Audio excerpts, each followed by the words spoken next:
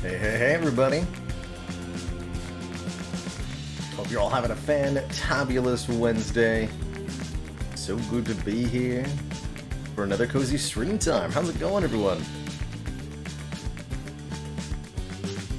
Hey there, Ivy Blade, Anasbana, B Jeff, Javona, Zissy Vivification.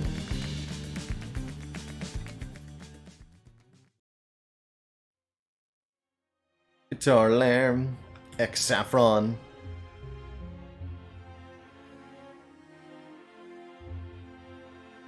Oop.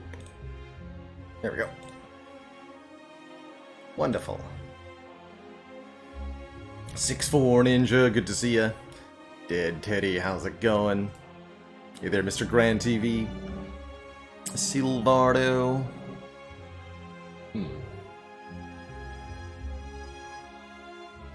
It's not the best time for a video, actually. if there's landscaping going on outside, it is not a time to record a YouTube video. So let me actually change the title. We'll do that later in the stream.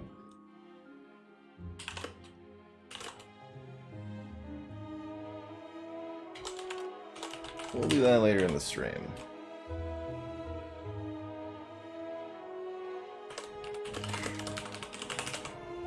Okay. Good morning, Ignis Lupus. Time-appropriate greetings, everybody. How's it going, Balthamos? Too Wet. This is a Vivification. Bailey. Fantasia, thank you so much for the 5 months of support. La Cucaracha, how's it going? Who needs daylight anyway? That's right, sleep is for later time. Spire is for now time. Spire it is. Spire it is. Played some unshackled, I'm gonna call them, A20 runs yesterday, playing without any challenge or restriction, and managed to bang out 3 in a row here with Defect, Watcher, Ironclad. Felt pretty good. We had some really crazy runs. Most notably, all 3 of these runs were Runic Pyramid as our second boss relic, and they were all equally fantastic. Yeah, lots of Runic Pyramids. 3 Runic Pyramid runs in a row. This Defect run was really notable for getting a lot of value out of this Reboot and the Fission, 2 rares that I don't find myself taking, I think, quite as often as I should. They're both really powerful card draw effects. And of course, a lot of powers. I still can't believe Astrolabe gave us Electrodynamics plus Static Discharge plus Storm. That was a lucky outcome if ever I've seen one. So cool. So cool.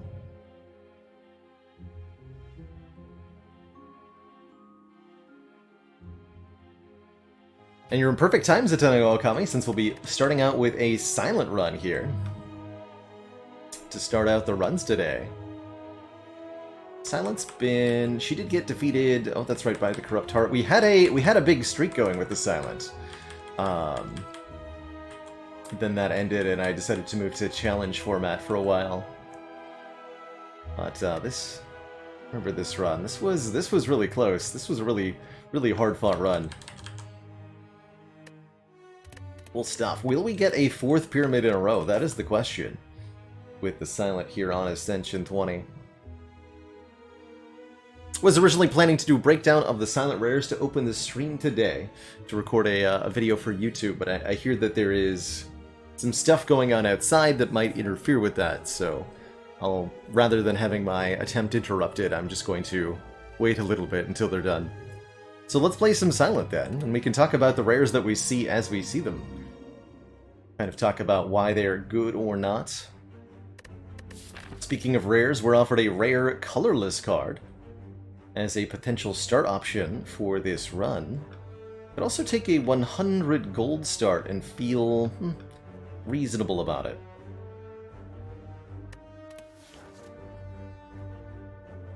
Interested in a turn-based game with the 4 STS characters. There is a Slay the Spire board game, I think, being made, right? Yes! Yes, there is a Slay the Spire board game that I think is still working its way through Kickstarter. Coming summer 21, they say. Well, you're running out of time. Sure. First rule about Silent, you don't talk about the rares. But what about... Storm of Steel? Okay, it looks like an interesting act layout here. We do notably have Slime Boss at the end of our Act 1 here to potentially ruin our day.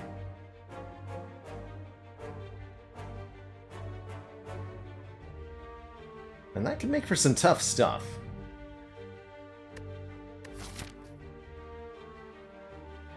Not a lot of rest sites that I get to go through. Not this path. Upgrade, upgrade, elite, elite. That feels more reasonable. There's definitely some power you can get from a rare colorless start. I'm also considering the boss swap here. Backstreet Skater says, are there any Silent Rares besides Adrenaline you'd love to see on Floor Zero? Definitely. You would love to see on Floor Zero Alchemize for the potion generation. Glass Knife and Unload are very good damage output. Even on Floor Zero, Wraithform is an excellent blocks solution, so I'm pretty happy with that. After Image is not too bad. It's a few block per turn. And it's a block power, which is always nice to have. Not as happy with Thousand Cuts, Nightmare, or Storm of Steel, or Tools the Trade. Tools is not too bad either, actually. It can enable some other pickups like a Sneaky Strike and such. But definitely the big ones are the attack cards. Die, Die, Die, Unload, and Glass Knife. And of course Alchemize for the potion generation. Vermuda would take a Floor Zero Unload but would grumble about it. Yeah, that's fair. Oh, and of course Corpse Explosion. Yes, Corpse Explosion is fantastic right away. How could I forget one of the best poison cards there is? I think I'm either taking 15 for a colorless card, looking for Apotheosis, or Hand of Greed, or even Bomb. Bomb to start against Slime Boss is pretty respectable. And you can end up with, say, a Master of Strategy as well. We're looking for a shop start. I don't think I ever gun for this Burning Elite. I think that's suicide to do. Okay, heck, give me a rare colorless card. I love rare colorless cards. And we do indeed get offered Master of Strategy for some card draw. Could also take a Secret Technique, letting us pick a particular skill from the draw pile.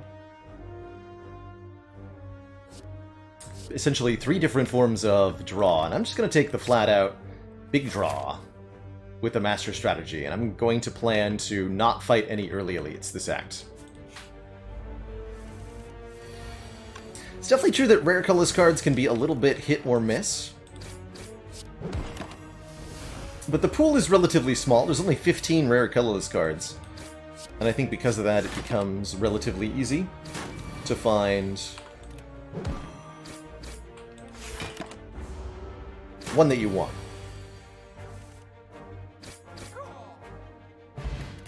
Gotta get a potion drop right away. Blade Dance versus Dagger Throw. 2 interesting damage options right away here.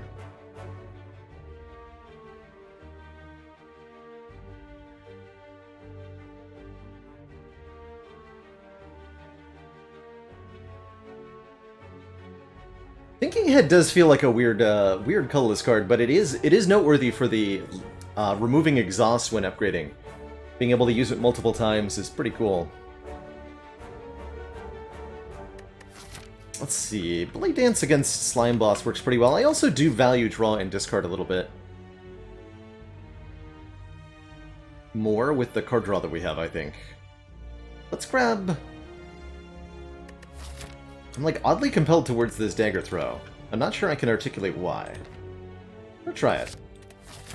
I suspect the Blade Dance is better. Suspect.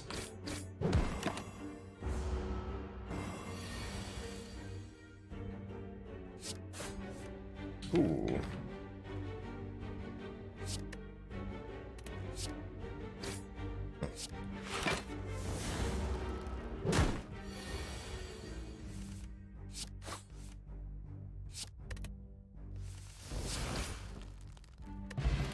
Bit unfortunate to take that much damage. Deadly versus Poison Stab. Two similar cards with similar features. Simply a question of which one we want. I think for Slime Boss, I'll take the Poison Stab. It's got more upfront, immediate value to it.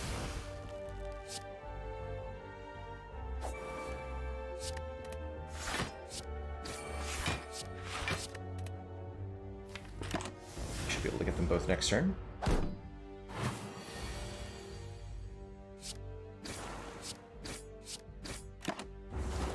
Okay, that fight went well, at least. Sucker Punch for a bit more weaken. Another artifact removing card, too. I get several more card rewards. Although we're into the hard pool fights now, and the first couple of hard pool fights are going to be nasty. I guess a Deflect would work really well, particularly so with the Master of Strategy. Not usually a card I'm that excited about, but yeah, I'll add one, because we have so much draw at the moment. And we're going to get absolutely dumpstered, unfortunately. I think this is probably going to be my Explosive Potion. Can I do 22 damage? Yes. Okay, yeah. I'm just going to use this. Don't want to die today. Not this early in the morning. No, thank you.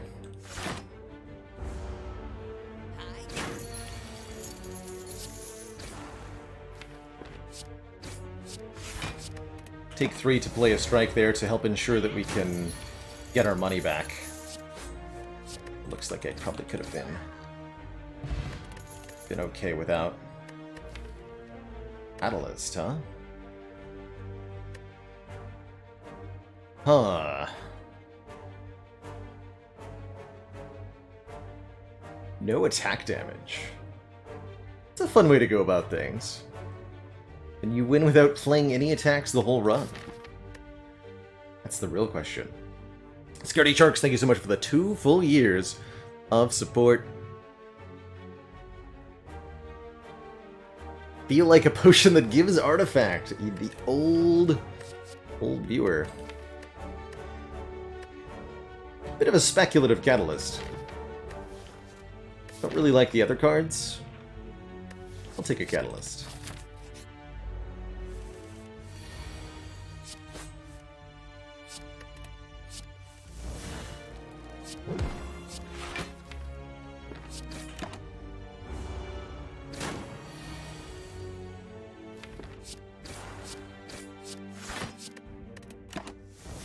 I have to rest at probably the second of the 2 fires.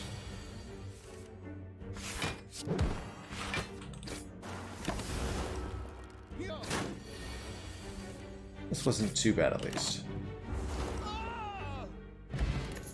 Get a useful potion, and we're definitely going to take the AoE attack option with Slime Boss coming up. I'll even upgrade that immediately for 12 damage to all enemies. As a way to deal with 4 gremlins or 5 slimes, neither of whom we've encountered yet. Still haven't. Instead, this. Wow, we've gotten some nasty combats so far.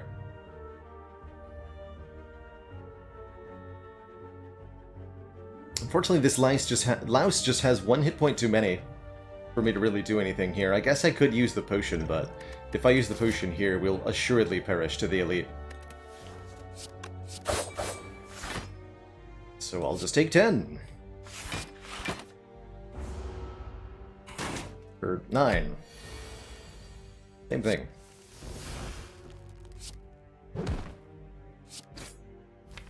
So this card. Please don't kill me next turn. Good.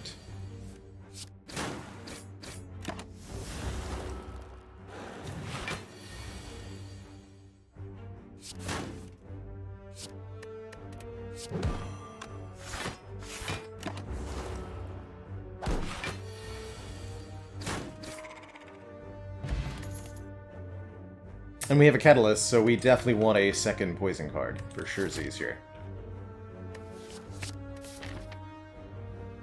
Okay, sleeping time is now.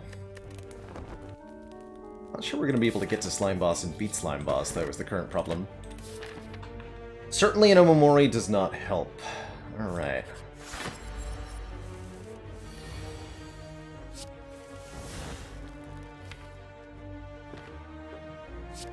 Not gonna get better than that.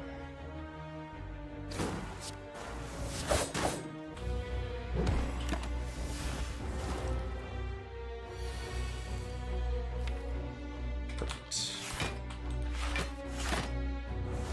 Probably have to do some more damage here.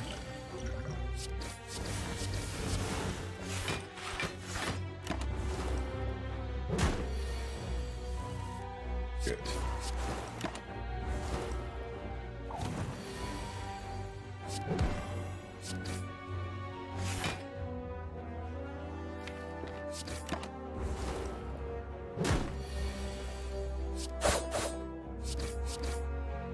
Saved the 3 on the previous turn. Not gonna take another poison stab. They all have 13 health. We are unfortunately not long for this world.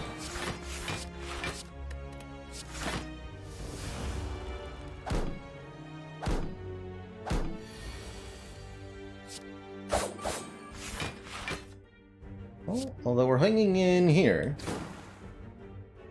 Just barely.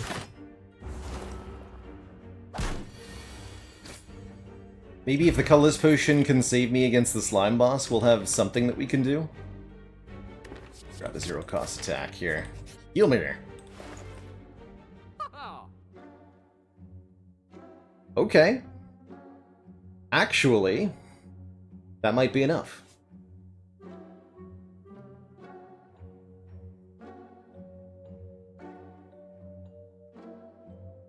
Membership card is here. Strawberry is here. Actually do appreciate the extra health. Shame we can't buy Helix, as that would be the easiest way to win the slime boss fight.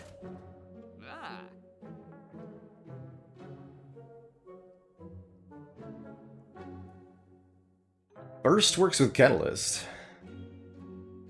I think we are buying this membership card, although I can't buy the membership card and the Burst or the Strawberry. Sadistic Nature could be interesting too, right? Damage whenever we apply a debuff. Debuff 2, 3, 4. Not quite enough. If I could buy Nature and Fumes, I think I would. We'll definitely buy the membership card. That leaves us with 62 gold. I could buy Fumes or Deadly Poison or both.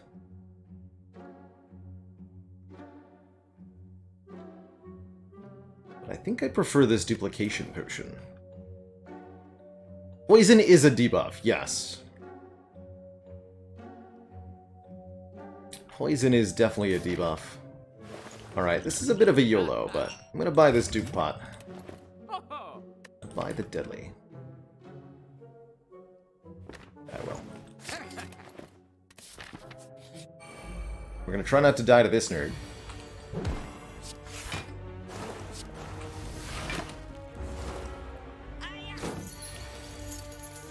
Good.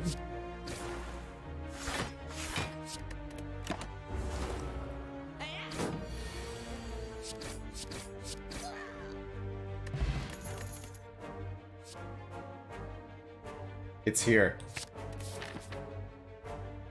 Okay, don't worry about the elite. We have 9 HP. Let's just go here. Take 275 gold with the membership card. Oh my goodness, we have to live. We have to live. And it means upgrading Catalyst. Alright, Slime Boy.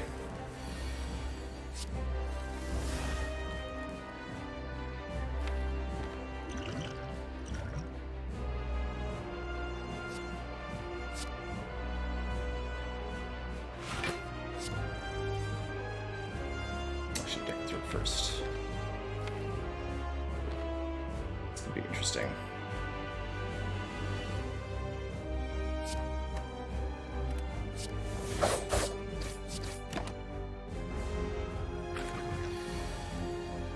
The plans.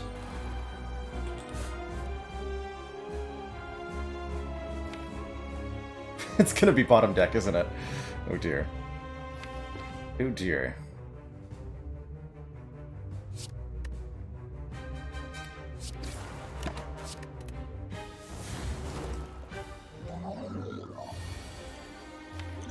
Okay, that's acceptable, right? We go to 7, 21, 60. Yeah, that's enough. Okay.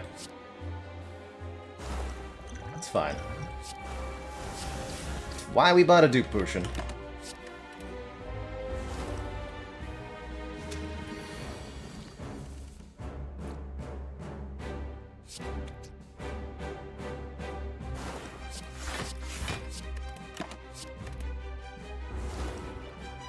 Just need the Dagger spray. Cool.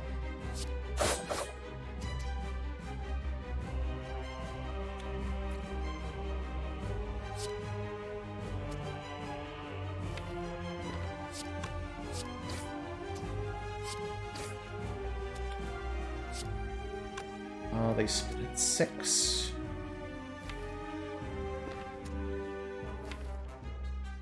Can't do less than 6, really.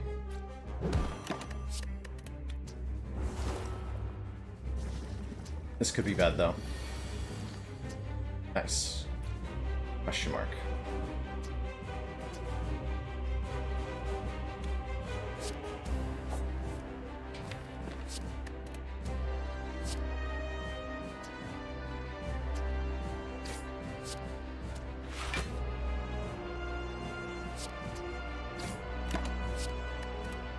Wait a minute. Or, yeah, that's the 8 one. Okay. I thought this was 12 for a second. No, we're good. We are, in fact, good.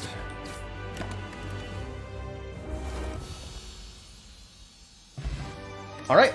The duplication potion, despite a really rough draw order, the duplication potion was barely enough to ensure that we survived with the catalyst upgrade, and now we are rich with membership card going into Act 2, and we have a Wraith form to go with our well-laid plans. Now show me the Runic Pyramid, baby. Easy.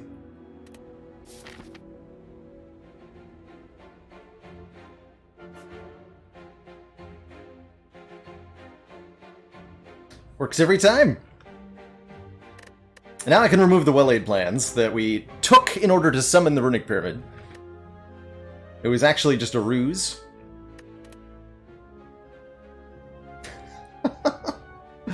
Good stuff. Okay, to the store, because, money. Give plans to the spirits, I like where your head's at. We're just gonna go here and upgrade Wraith Form, get some of the deadly poison stuff upgraded. We have so much card draw. It's gonna be good. I wanna do this.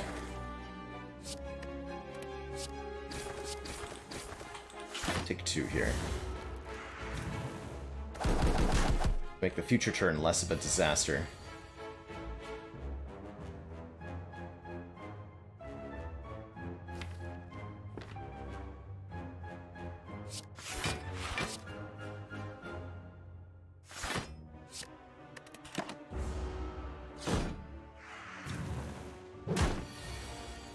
Right.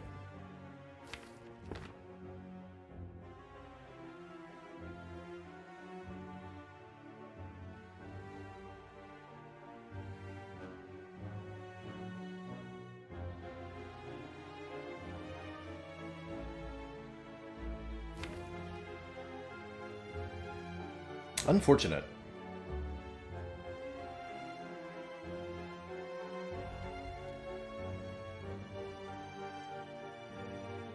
Looks like we have to pay a bit of a price for this fight.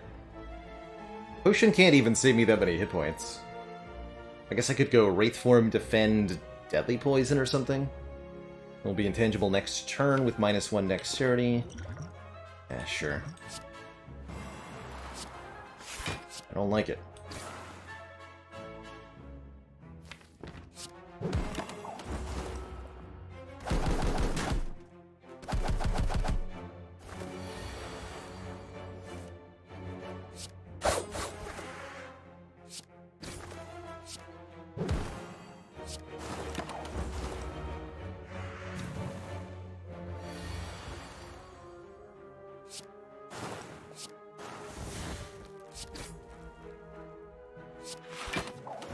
Okay, not that bad overall.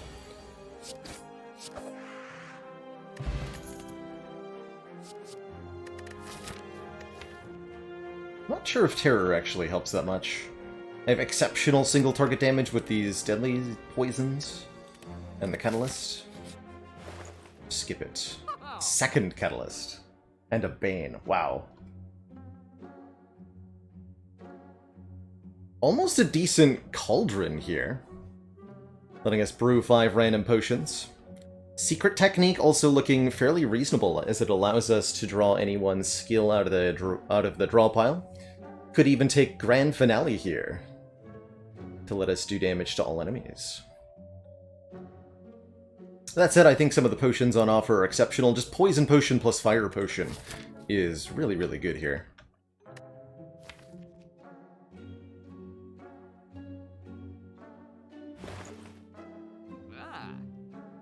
Definitely want to start removing cards.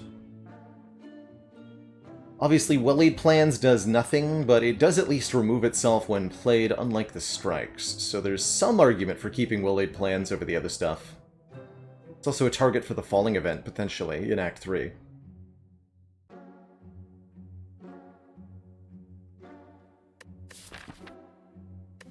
Prayer Wheel would let me look at more cards after each regular combat. That could be kind of interesting. I mean, this act alone, it's giving us 1... I'm going here, 2, 3... Am I doing this? I'm not sure if I'm going to do this, but we'll see what I can do. I'd need some Piercing Whales, and, you know, Prayer Wheel would help me find Piercing Whales. But at least 3 card rewards this act alone for the Prayer Wheel.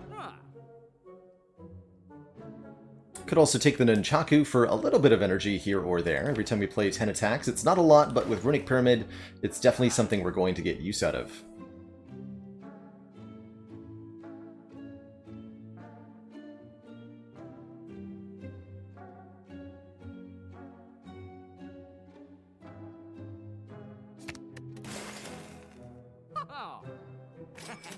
We'll pick it up. 182 remains. I can still buy the prayer... Wow, I can still buy the Prayer Wheel. Do I take both?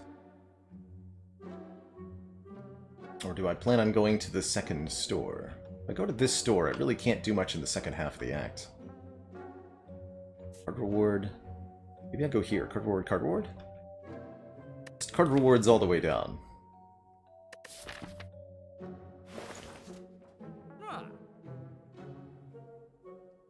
Okay. I'll buy it.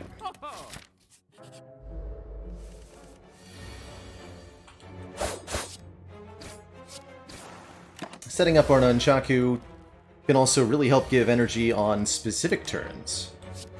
It's very greatly appreciated.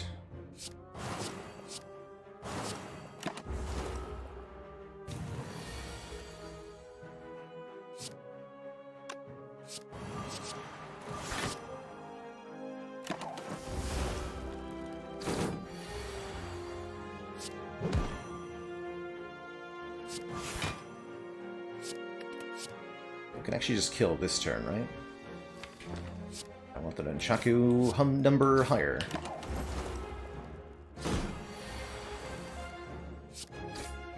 Fine. Okay.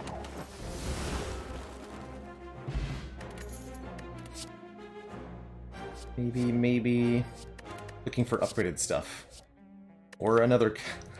Okay. Okay. Sure. Sure, why not?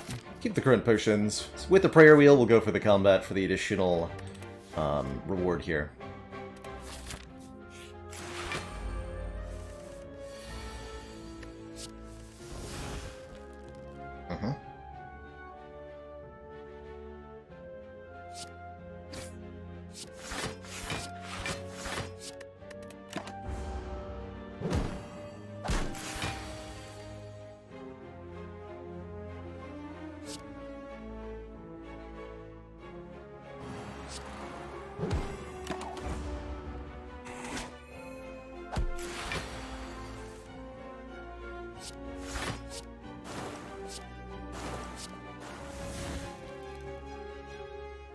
And then I don't need to use a potion to kill, we just get them both next turn.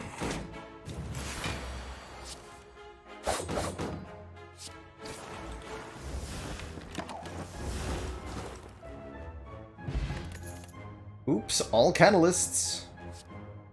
An unupgraded prepared with Runic Pyramid can actually be useful for letting us kind of cycle through the deck by just emptying cards out of hand. We get more cards at the start of the next turn, so I'll take that. Schnecko. Be a bit of a problem here.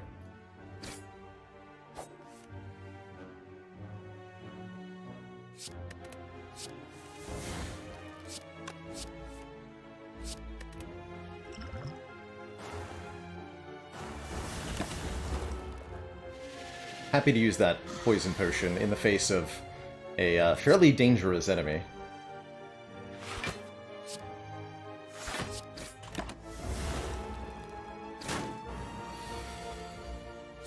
Although if I'd known I was going to roll zero cost Wraith form, I might have changed my mind there. All good. Lightning plus ain't bad. Crippling Cloud plus. That's incredible. Okay, there's our first really good card from the prayer wheel. 7 poison and 2 weak to all enemies. I actually really do like this Flying Knee plus as well. These free upgraded cards seem very exceptional. Now we finally get the upgrade on the Wraith form, so we have our 3rd turn of Intangibility, and this deck is well on its way to glorious, glorious success.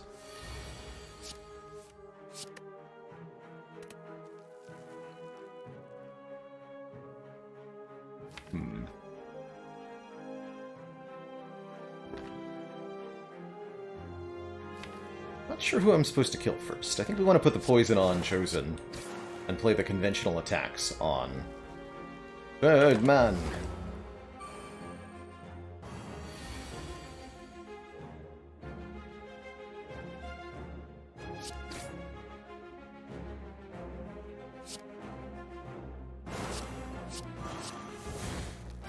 So you'll be dead next turn.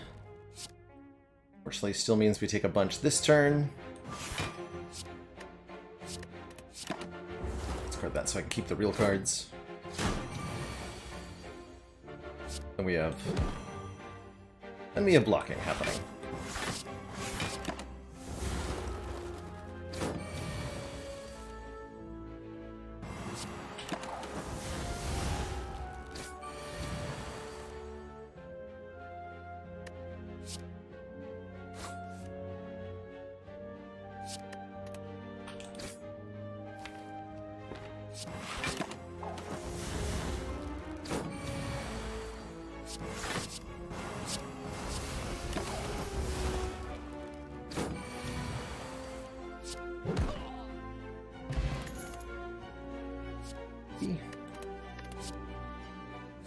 If this was upgraded, I would take it.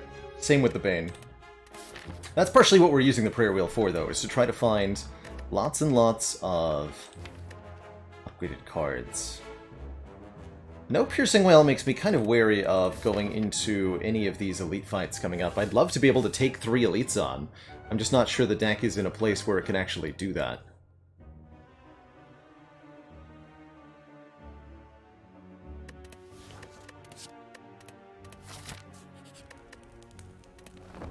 Opt to rest here. And boss is Champ. Champ at least is very easy to kill. Okay, we'll avoid this elite for the moment. Let's look at this relic. And we can decide money. Maybe it's an old coin or something. It's a pen nib. Pen nib's pretty good, making every 10th attack do double damage with a pyramid. I'll keep that. It's good with the dagger spray. And if I can get pen nib lined up to a decent number, I'll feel a lot better about going into an elite fight. This is perfect fight for lining up the pen nib, too.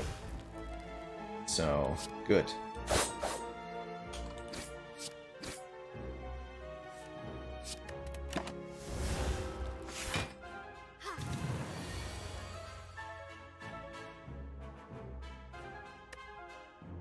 $5, $10, $30.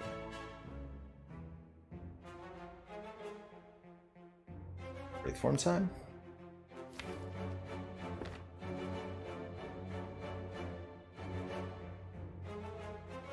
If I play the Wraith form, I'm not going to be able to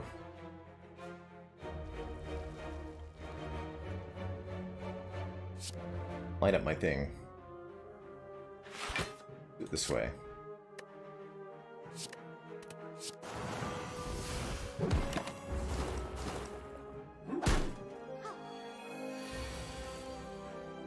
Oh, well, now I'm playing Wraith form. It's definitely tempting to focus on the healer first, and kind of all traditional video game logic will tell you to do so in this fight. But I find it often better to go for the Centurion first. The Centurion will switch to a nasty multi-attack once the Mystic is dead. Whereas the Mystic is very easy to kill on their own. Additionally, because the Centurion is always generating block for only the Mystic, while the Mystic is healing the both of them, it means that the Mystic actually has more effective HP than the Centurion does, and will be the easier target to kill.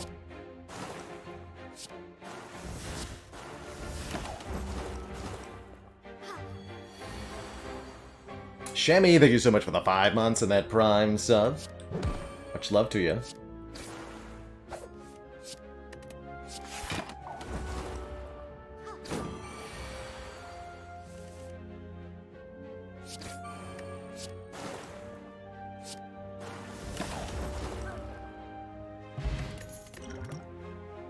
Ooh, and a die for a bit more AoE.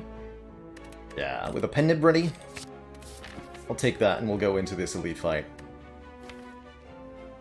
Going to upgrade a second catalyst here.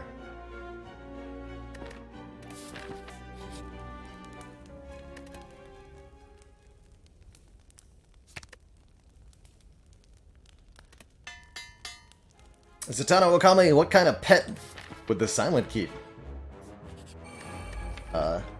Cat, a list. Kidding.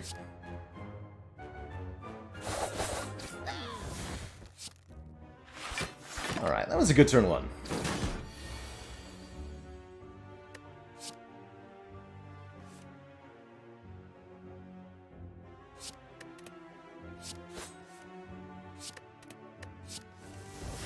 Ooh, yeah, let's get this in play.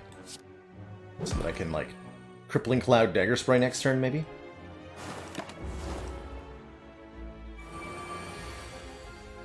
Which doesn't even kill these guys, but definitely helps.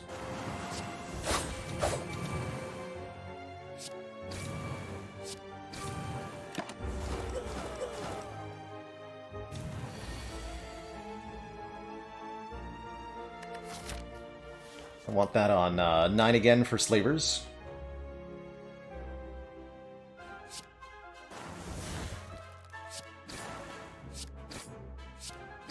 Could have killed this turn with the Catalyst, but I'm just trying to set up my Relic here.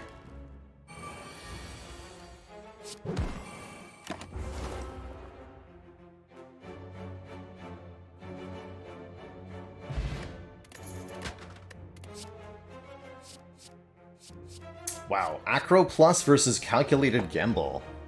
Calculated Gamble lets us discard our entire hand, drawing that many cards again. I tend to think Gamble and Pyramid are exceptional together. Especially in a deck with this many Catalysts.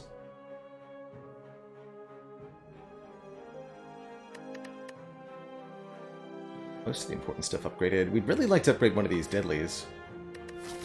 Ideally, I'd upgrade Deadly Poison, maybe both Deadlies. I'm a little bit worried about our hit point total, though. Surely this will be enough. Just barely enough. If we have to rest before Champ, we'll figure it out.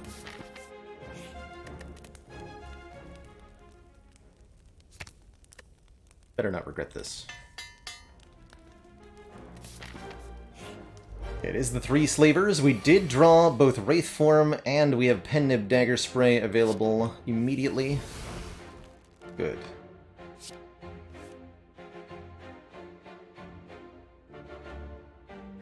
I think I'll just play the Wraith Form right away. We'll take 3 damage this turn. Sure, we get weakened, but it's not going to matter.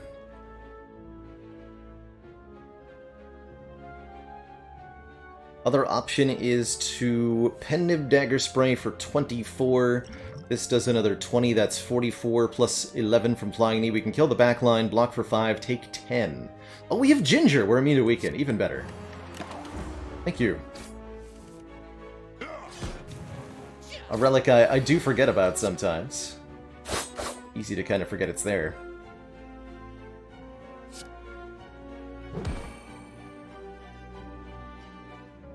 Take 3 more. I think I should.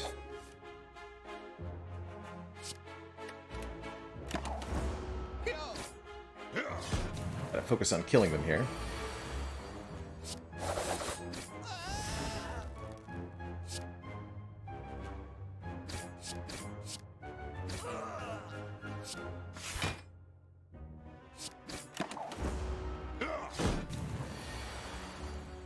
Beautiful.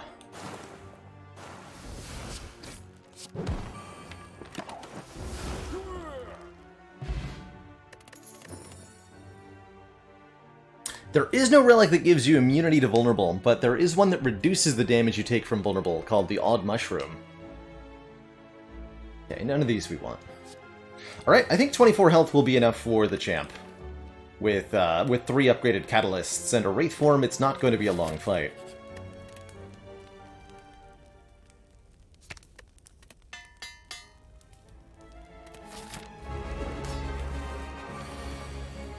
Even through the deadlies early. We do take a bit of a hit here on turn 1, but that's alright.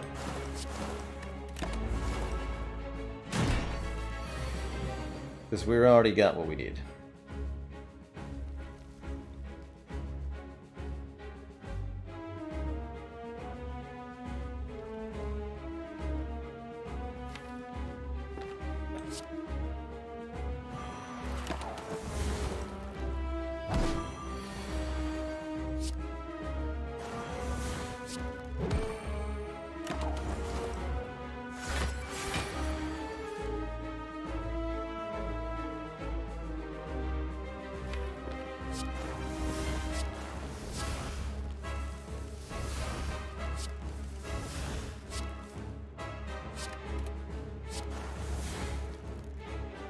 GG.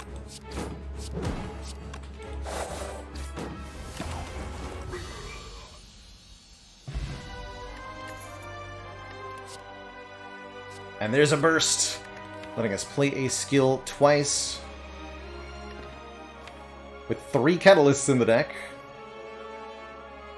I'm going to go ahead and say that's probably pretty good. That's probably pretty good.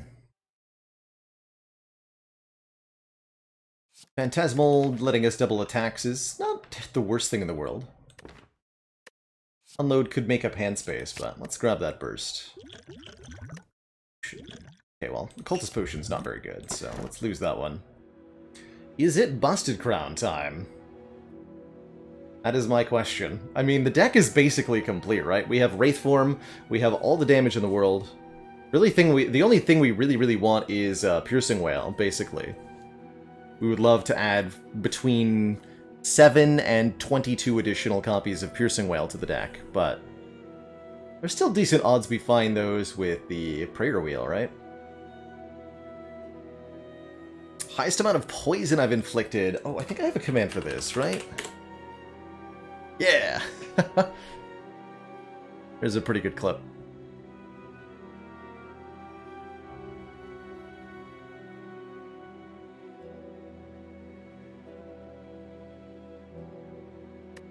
Nightmare would be decent.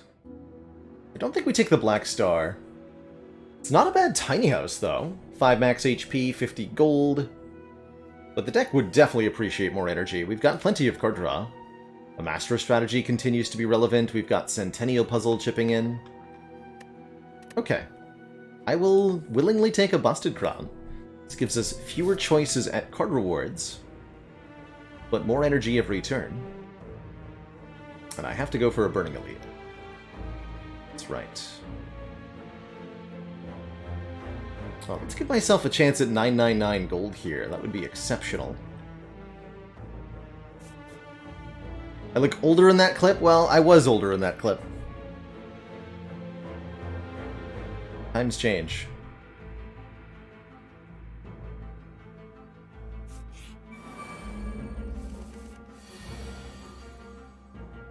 Uh-oh. Ah! Too many strikes. Way too many strikes. Ouch! I kill one.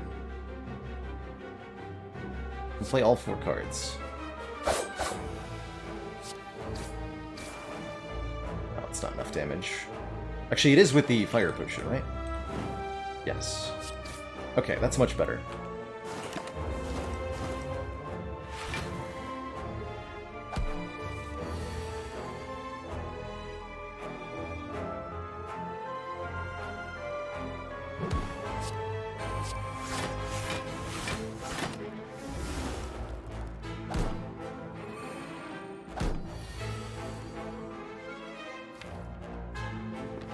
Can definitely see from how this fight has gone so far that the sheer quantity of starter cards that remain in the deck is a little overwhelming here.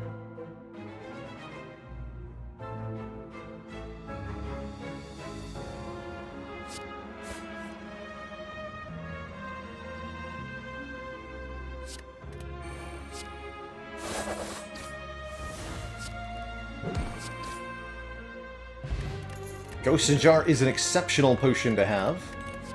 Actually, don't dislike a backflip. A little bit more card draw could help. But I would really prefer an upgraded one.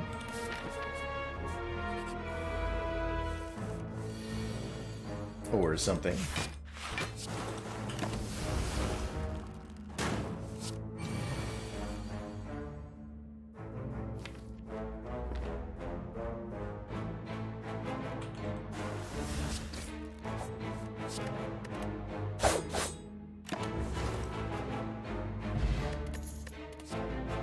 Set up a plus.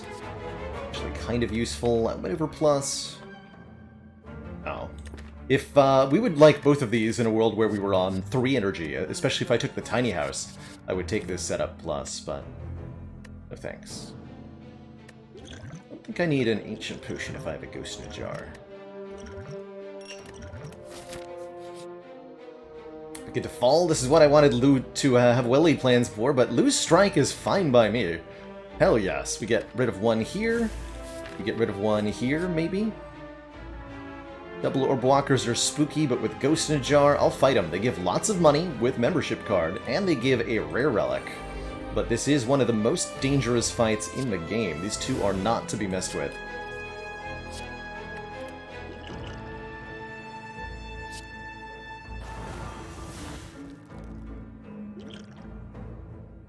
The one with more HP.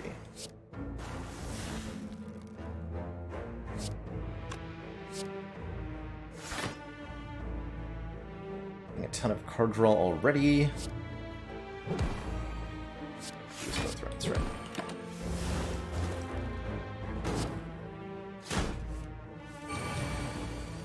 Definitely yeah, taking this too often is certainly a thing that's easy to do. If you really don't have exceptional front load, it's a certain death. Certain.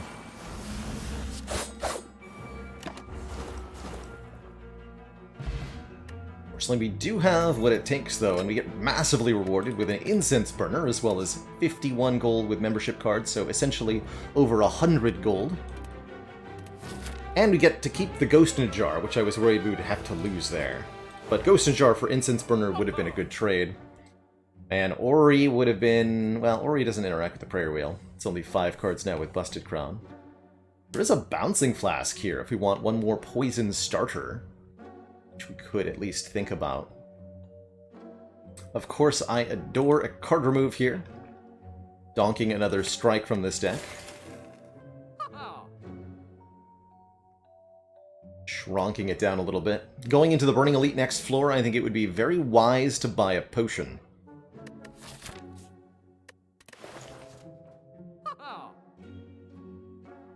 Exactly, Broken Ace. I agree that defense is currently the priority.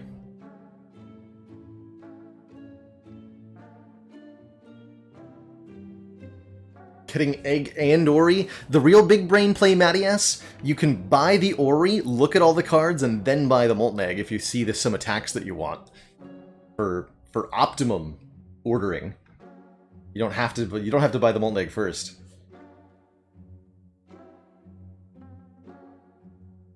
We could also not spend any of our money on that, which might even be better.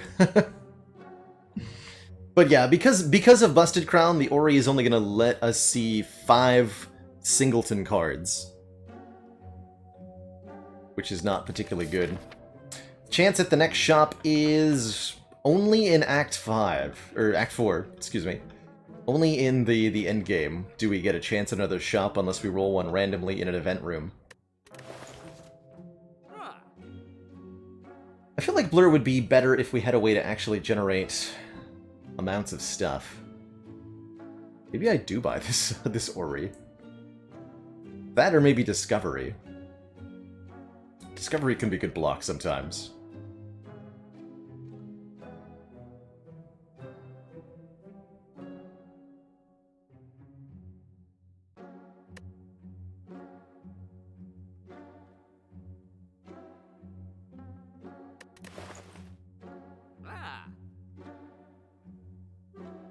take liquid memories for the upcoming elite fight. Discovery, mid-combat, Discovery will be a choice of 3. The Busted Crown only affects permanent card edition rewards. So things like attack potions, skill potions, Discovery, Nilri's Codex, all that give you 3 options still.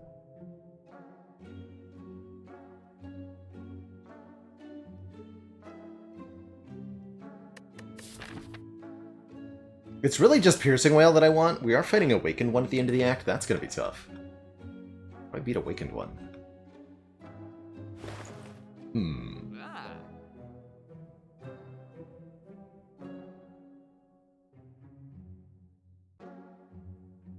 Yeah, ultimately, I think I have more gold than I need. I'm going to look at this. Sucker Punch, meh. Sucker Punch Plus, slightly better. Prepared minus. Corpse Explosion. Okay, I'll take that. And an Acrobatics. I'll also take that.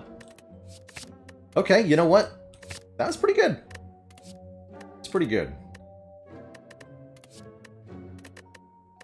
Not bad.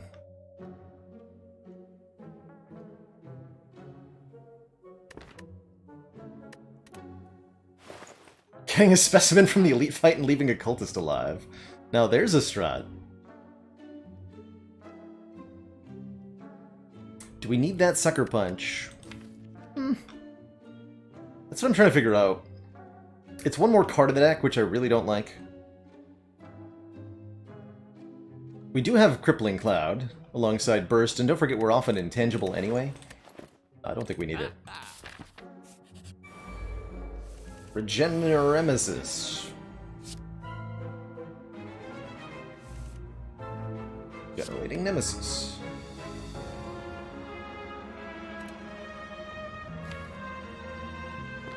What do I choose to believe?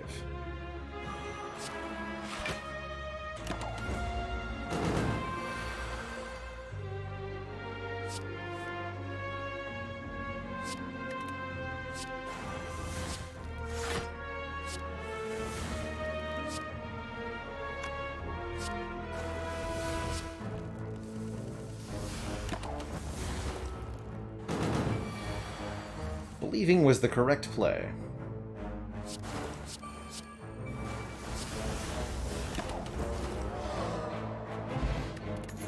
One more energy on turn 1 ain't too bad. Unupgraded dodge roll, no way.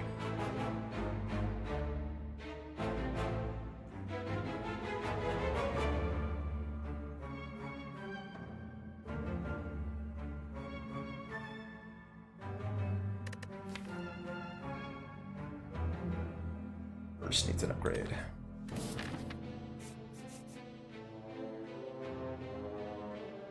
Need both the red key and the blue key still.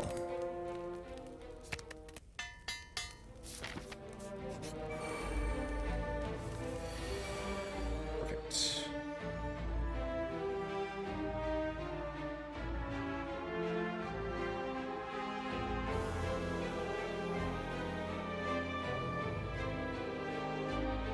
Same deal. I'm just going to Corpse Explosion immediately.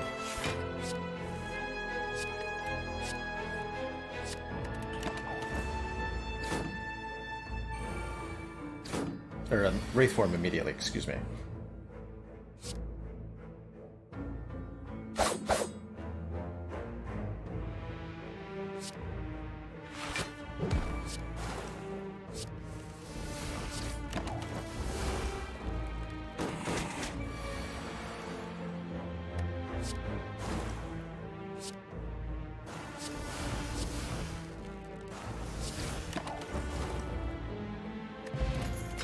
Too bad.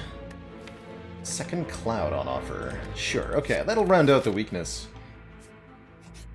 Might need an upgrade, but that's okay.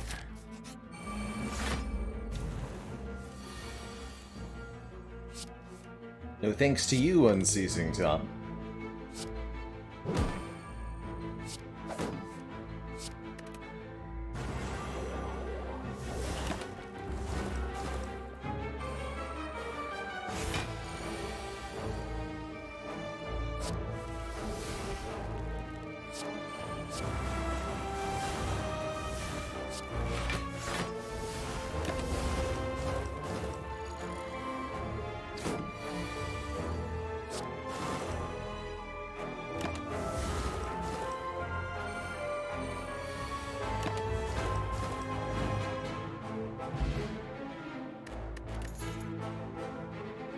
Oh, did I have lethal one turn earlier there, Jetta? I think I missed that, actually. How about a Fumes Plus?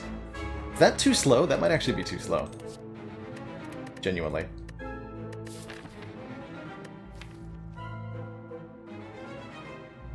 Might be too slow. Still trying to figure out how I beat Awakened One, though.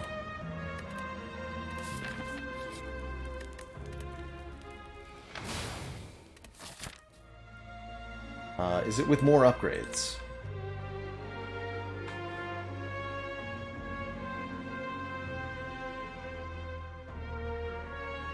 That doesn't exactly keep me alive, you know?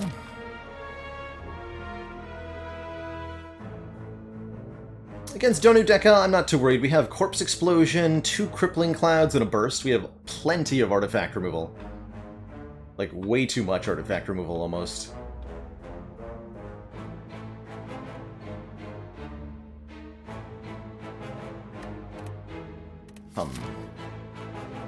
So it's a question of, do I take an event or a rest site? Guess I'll take the rest site. One way we can beat Awaken One is by resting and having hit points.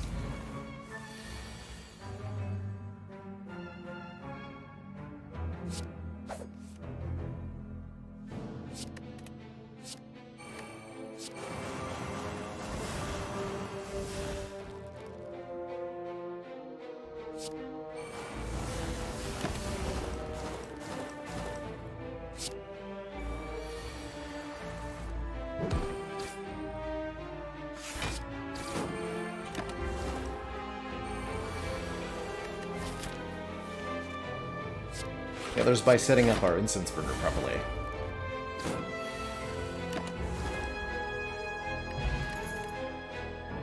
Atomic Pyramid. I think one of those is plenty.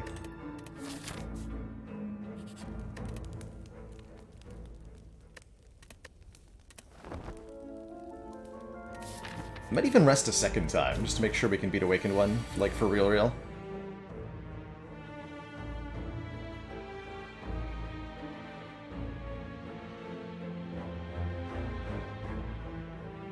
12 times 9 is not enough.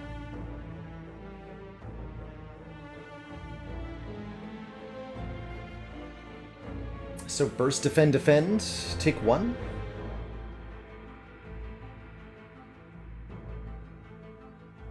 Ever a gamble upgrade? Probably in Act 4.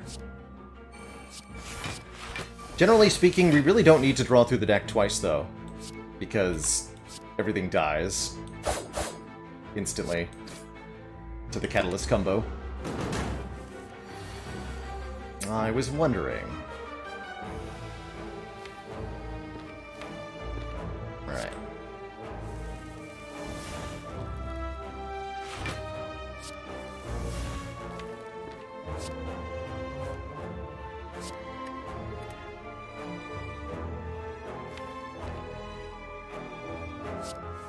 There it is.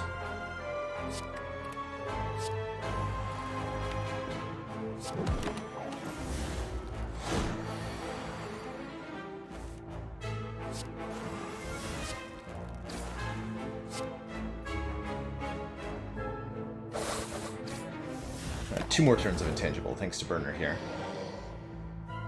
Fortunately, I'm not going to be able to set up the Burner to the value that I wanted, because this fight has to end, or we're going to die.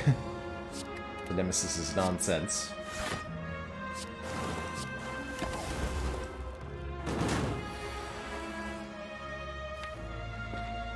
Yeah, I don't get a choice here. We have to win now.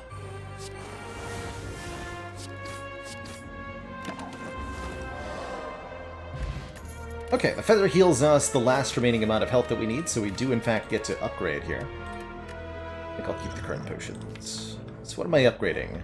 I think both Crippling Cloud and Corpse Explosion are reasonable upgrades. I think Calculated Gamble is a reasonable upgrade. I think the Prepared is a reasonable upgrade for 1 more draw, 1 more discard.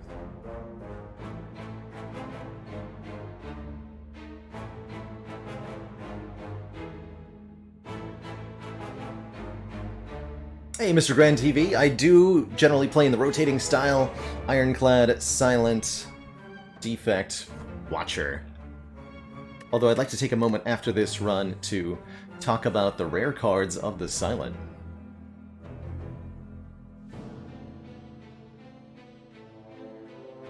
There's some truth to that idea, D20, that most of our cards don't go to the discard pile. Although we still can do things like use Prepared to discard the Wraith form, and then Liquid Memories it back to play it for free. Which is pretty nice. Or Liquid Memories are burst to come back. I think there's some very powerful things we can do with it still. And it's more consistent than the randomness of this skill potion. I would prefer a duplication potion, I would prefer a second Ghost in a Jar, I would prefer a Gambler's Brew. But it's a pretty good potion. Can even burst your burst, it's true. 66. So how do I kill Awakened One?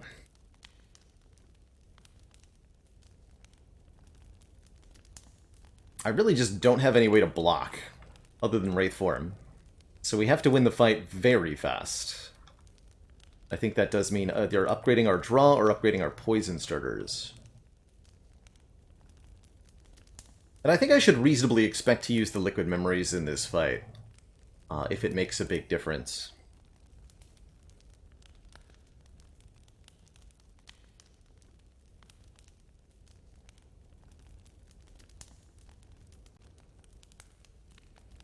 So I'm thinking maybe 2 catalysts in phase 1, 1 catalyst in phase 2.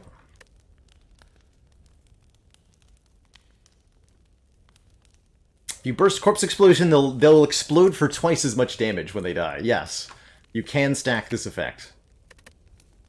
Pretty good. We'll upgrade the Corpse Explosion, I think. Alright, good luck to us. We did at least draw Wraith form nice and early here. Although I'm not going to play it here on turn 1, we are going to take the 12.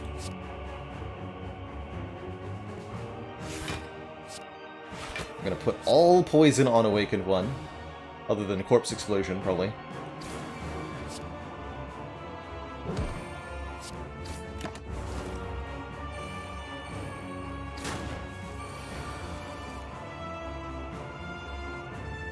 Okay, there's a burst.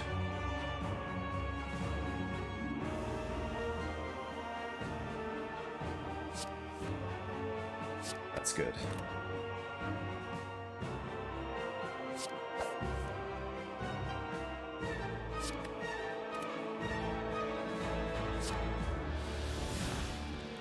There's Corpse Explosion. So Corpse Explosion die kills both birds. Then I block for 5, take 17, and next turn looks kind of spooky.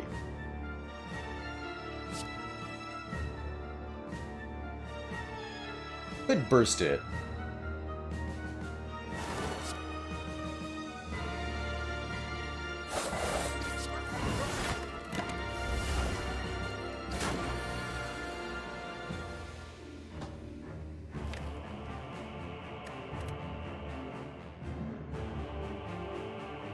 How much poison if I go Burst, Deadly Poison, Catalyst?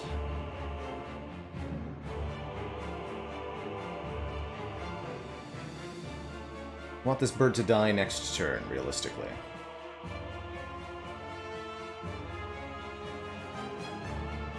$15 times 9. Yeah, that should be good enough, actually.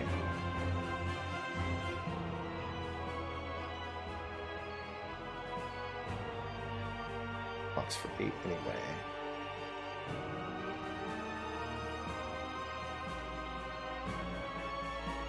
And the instance burners lined up, and we win pretty handily from there.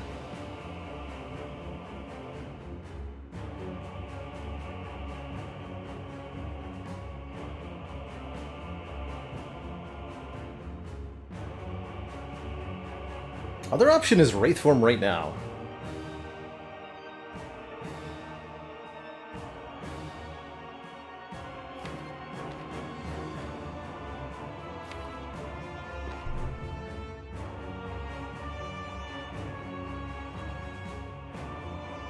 But these are the 2 lines that I think are good. Burst, Deadly, Catalyst, Deflect, Defend. Block for 9, eat all of this to the face.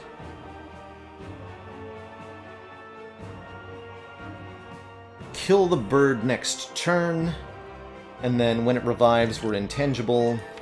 And that probably wins the fight without even needing to play the Wraith form at all.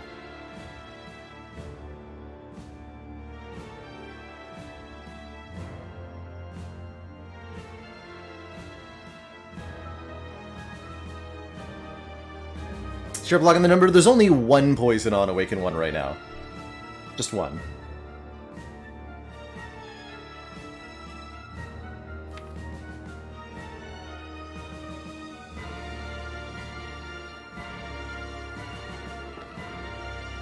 Let's see. So if I play Wraith form, then I don't kill 2 turns from now. Block this turn, block next turn, kill, revive. So we're immune to that, and we still have 1 more turn to kill. Okay.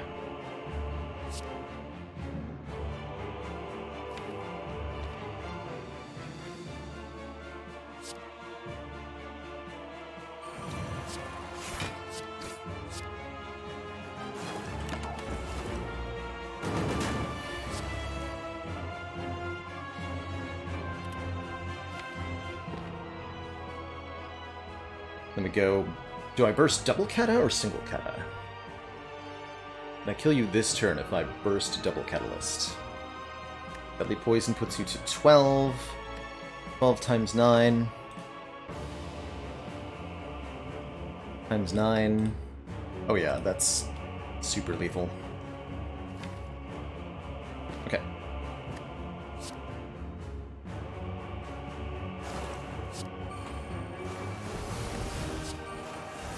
$972 poison. Seems like it's probably plenty.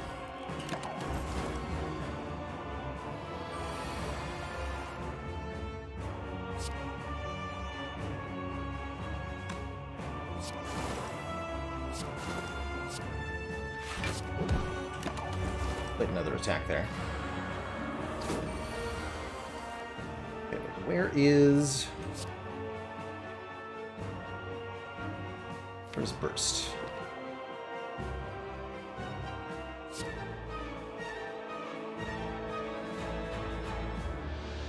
2 times 9 won't be enough.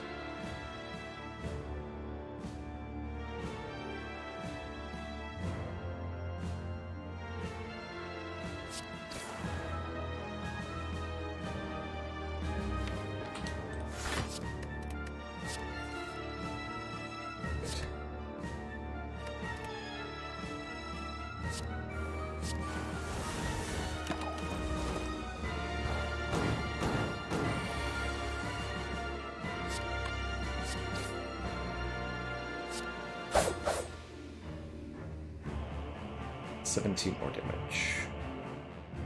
I do 17 more damage? No. No, I can't, actually. I can only do 14 more damage.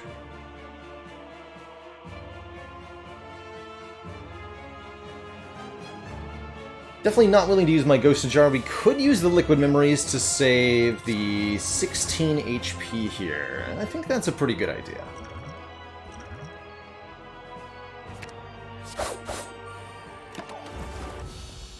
Okay.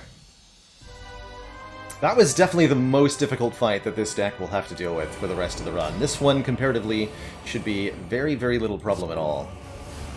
Especially with both Burst and Wraith form in the opening hand here.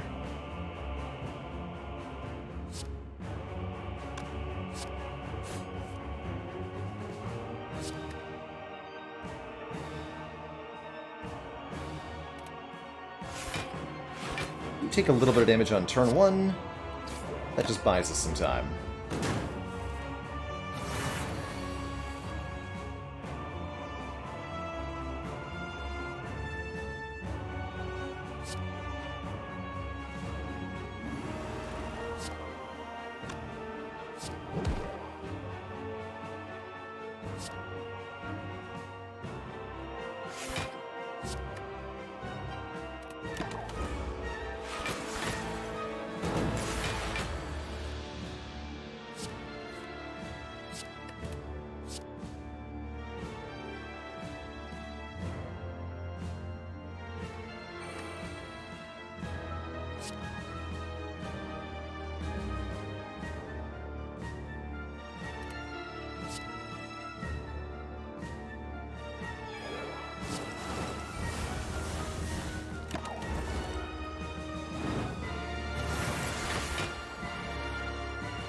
could win on this turn. I think I want to increment this at least a little bit, though.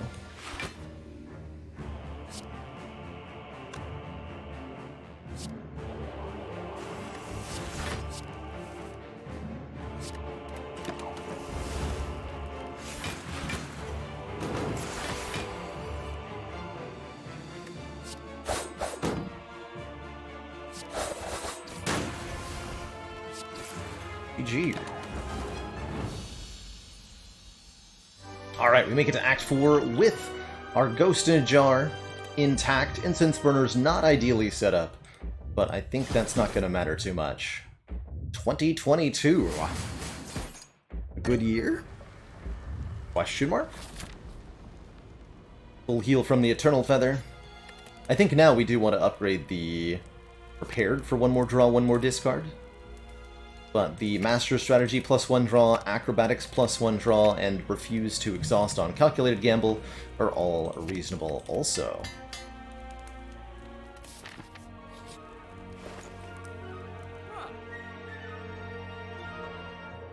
Well, Gambling Chip's kind of a big deal, letting us discard any number of cards on turn 1 to draw that many again. Orange Pellets are also here to let us purge debuffs by playing a power attack and a skill on the same turn.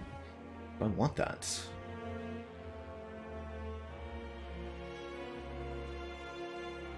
I only have one power, the Wraith Form. Can't afford the Power Potion alongside. I think what I'm going to do instead is just dunk a strike and purchase this Poison Potion.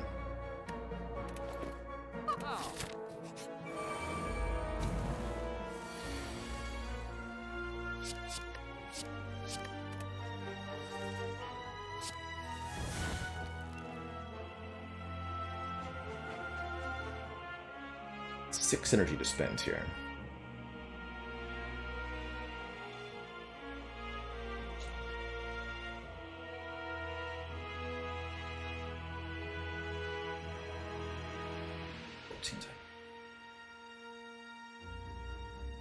$126. Okay. Beautiful. Double beautiful. Okay, perfect. I think I just play that then, yeah? Yeah.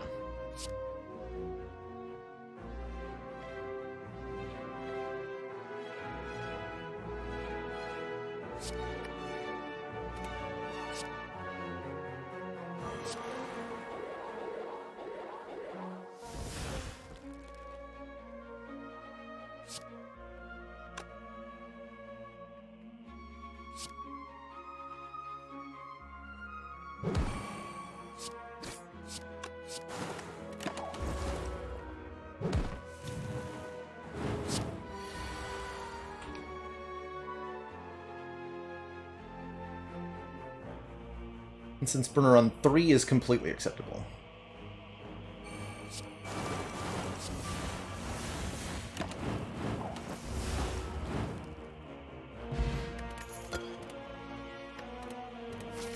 Alright, 61 health going into the heart. Looks like an ideal turn 1 here.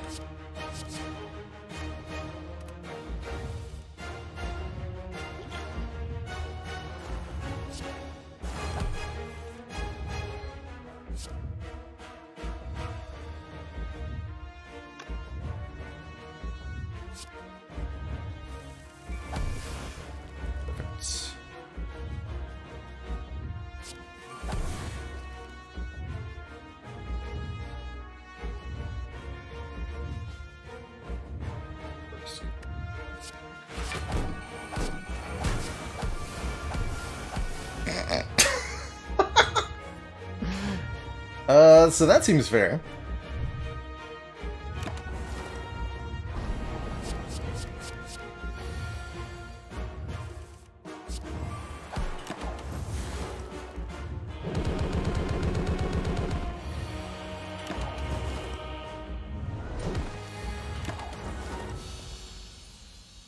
My hand is full.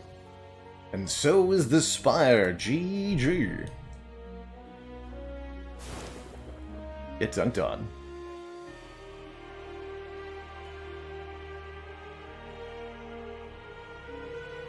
GG.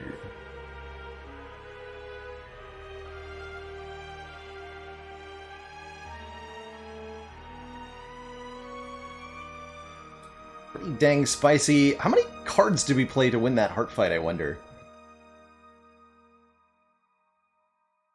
Deadly Poison. There was a couple blocks in there too, but it was mostly just Deadly Burst, kinda. Wraith form. Not many. GG. Really, really GG. That makes 4 in a row here. 4 Runic Pyramids in a row, more accurately. Crazy. Hey, congrats on hitting A20 with Defect yesterday, Princess Aram.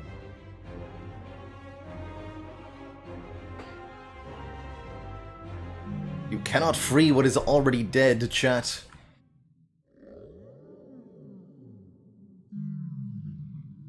Our companion never had a ghost of a chance. GG. GG.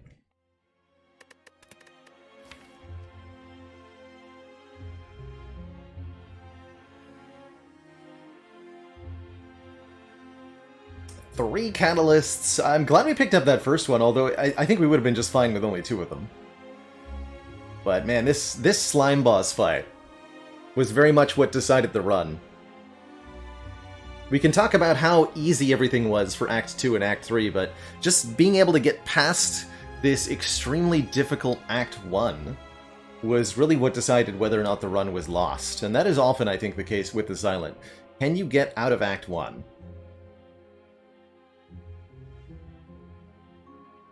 And it was only because of that duplication potion and the catalyst upgrade that we were able to do it. I'm not sure that if we had rested, it would have gone as well. GG. GG. And thank you so much for those 100 bits, Valor. Tend to shy away from doing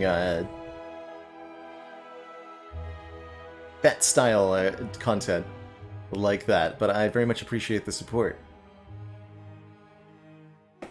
Alright, next up, I want to talk about the rares of the Silent.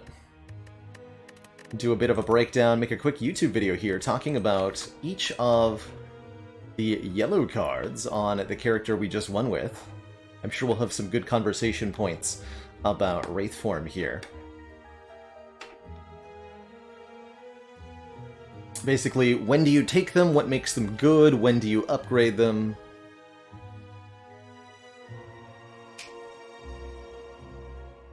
That kind of jazz.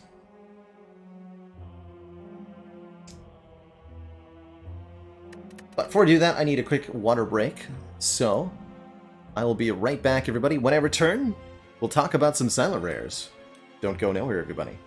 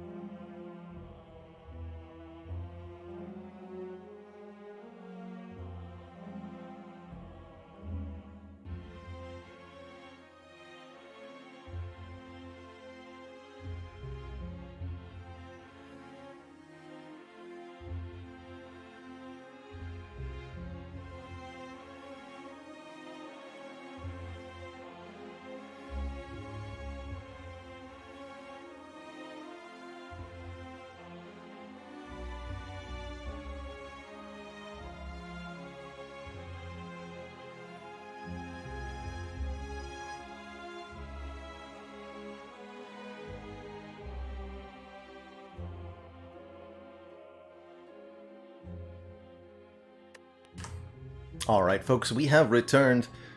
Very much appreciate your patience during that quick break there. Favorite class to play with? For me, it's either the Ironclad for his really wacky combos and exceptionally powerful synergies like Dead Branch Corruption, or the Defect, because I think the Defect has the most interesting, complicated, and diverse ways to win. So I'm a big fan of the red and the blue. That said, I enjoy all four characters a whole lot in this game.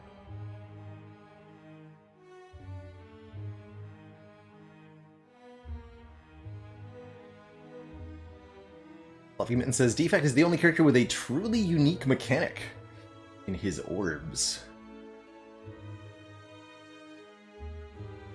I suppose that is somewhat true. Everybody else has like some kind of cross interaction. You could maybe make the argument that stances are Watcher's thing alone, but not quite in the same way that orbs are. Perhaps.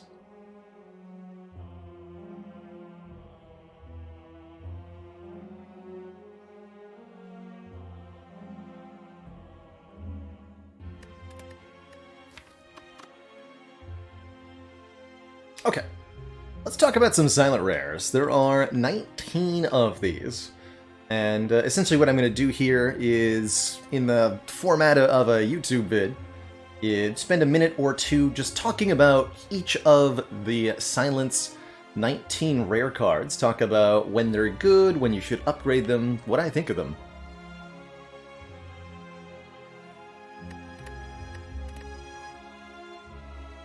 Let's see, I've got a special scene for that, right? That's right. We lose all the usual stuff.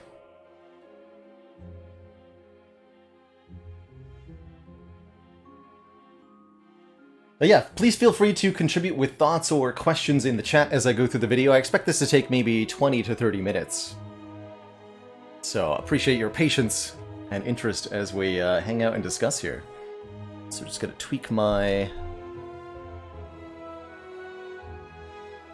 I see you, microphone shadow. You're getting out of there. Change the profile? Sure, we'll just have it say Baylor. Rather than YouTube. Rather than Baylor 820. And that'll work too. Alright, and without further ado, I guess let's get started here. Hey YouTube, Baylor here in the big cozy chair, and today I want to talk about Silence rare cards. That elusive green Huntress. She's got 19 different rare cards, and the focus of today's video is going to be to talk about each of these, when they're a good card to pick up, when you should upgrade them, and what kind of relics you should look out for when considering whether to pick these up. Without further ado, let's take a look at them. Starting with A Thousand Cuts. You get to be alphabetically first because of that A, but that doesn't mean you're first in my heart, Thousand Cuts. I do like the design of this card. 1 damage to all enemies, or 2 with the upgrade. If you have 1,000 Cuts, you really do want to get it upgraded, making it twice as powerful, particularly when you're doubling the numerical effect of a 2-cost card. You can kind of think of this upgrade as being play an entire another copy of 1,000 Cuts. For the most part, 1,000 Cuts just isn't enough damage to be worth paying 2 energy for. You have to really be playing a lot of cards per turn, and cards that can really support that include things like, of course, Blade Dance, giving you lots and lots of shivs. Cloak and Daggers also creating shivs can be pretty good too. Things like Endless Agony or Distraction, any card that's 2 cards in 1 really helps with the 1,000 Cuts. Also a lot better if you have a relic like the Mummified Hand, which makes cards in your hand free when you play a power, or if you're otherwise able to get this in play for cheap, such as with a Snecko Eye, can also make 1,000 Cuts pretty good. Don't really like 1,000 Cuts much in the early game, although I'll say if you're facing Slime Boss, this can be a really good floor 1 take, as it's one of the few really good answers Silent has to that combat in Act 1. For the most part, though, it's just a little bit too slow to be useful in the Act 1 fights, and you won't find it that useful against your elites.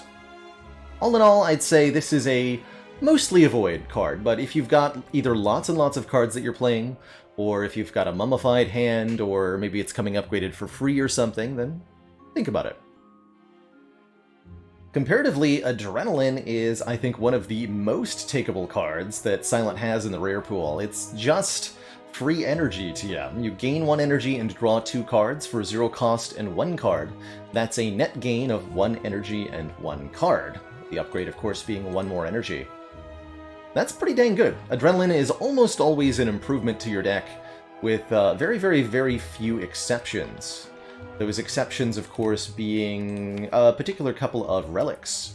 Notably the boss relic Velvet Choker, which limits you to playing fewer than 6 cards per turn, or if you're using the Pocket Watch, which gives you additional draw for playing 3 or fewer cards during your turn. These can both be reasons not to want an Adrenaline.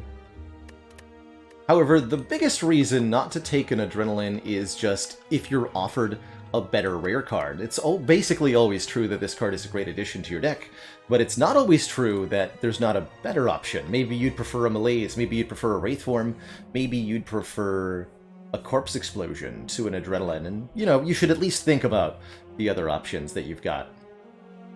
As noted by Chad, it also does relatively poorly with Snecko Eye, although can still be worth it, since it does give some energy back, and does draw some more cards for you.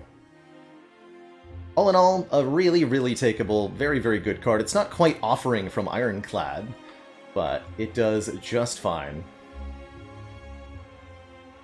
And pairing well with Adrenaline is a card like Afterimage. This is the block version of Thousand Cuts, 1 block per card you play, but I tend to think Afterimage is a lot more generically useful than the Thousand Cuts. That's partially because it's a 1-cost power compared to the 2-cost of the Thousand Cuts, but also because I think the block effect is more useful than the area effect damage of the Thousand Cuts, at least at the 1-to-1 basis. This card is very notable for helping Silent block against the Beat of Death effect of Hearts. Hearts' Beat of Death says you take damage every time you play a card, and this, well, perfectly counteracts that with the right amount of block. Although if you're playing on Ascension 20, you're going to need 2 copies to fully counteract Beat of Death. And that's a really helpful way to get decks that have lots of card spam as their strategy to survive in those fights. If you're playing lots of Shivs with Blade Dance, or if you're doing some kind of discard comboing, maybe you're cycling Prepareds and Tacticians, these are all situations where the Afterimage becomes really, really good. It's also, of course, another great one with Mummified Hands, making powers free. And can be a particularly fun one in cross-class synergies, maybe with Prismatic Shard. Overall, pretty solid. It's not typically all that much block per turn. You can think of Afterimage as probably 3 block per turn if you're in Act 1. And then, depending on the cards in your deck or your energy output, it can go up to more than that. But at least at the very start, I tend to think Footwork is a little bit better in terms of defense. But only a little bit, and it's pretty easy to make Afterimage the better block card. Alchemize. This one's a personal favorite of mine. Alchemize lets you obtain a random potion and then removes itself from play for the rest of combat with that exhaust. The whole point of Alchemize is to enable you to either constantly use potions, and that can be particularly useful if you have any of the potion relics, which are really the relics that will encourage you to pick up an Alchemize. So those are, of course, the Potion Belt for more potion slots. Where are you, Potion Belt? There you are. More potion slots from the Potion Belt. If you can hold more potions, then there's more value to generating them. If you heal from your potions with a Toy Ornithopter, then generating a potion every combat is going to be really, really useful. There's the Sacred Bark Boss Relic that makes potions more powerful, and that can also be a really good reason to take an Alchemize. Overall, what Alchemize really lets you do is spend a little bit of your resource, 1 card and 1 energy, or upgraded no energy, and turn that into a resource that you can take into the next combat. So I like to think of Alchemize as take a small penalty during regular combats, and then have more options available to you during boss and elite combats. That's where Alchemize really shines.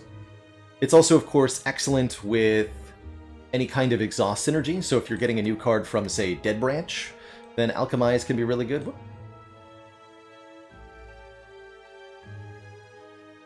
Also worth noting that the Ghost in a Jar potion is the silent exclusive rare potion, and can be a really big impact on whether your run wins or not if you've got a Ghost in a Jar.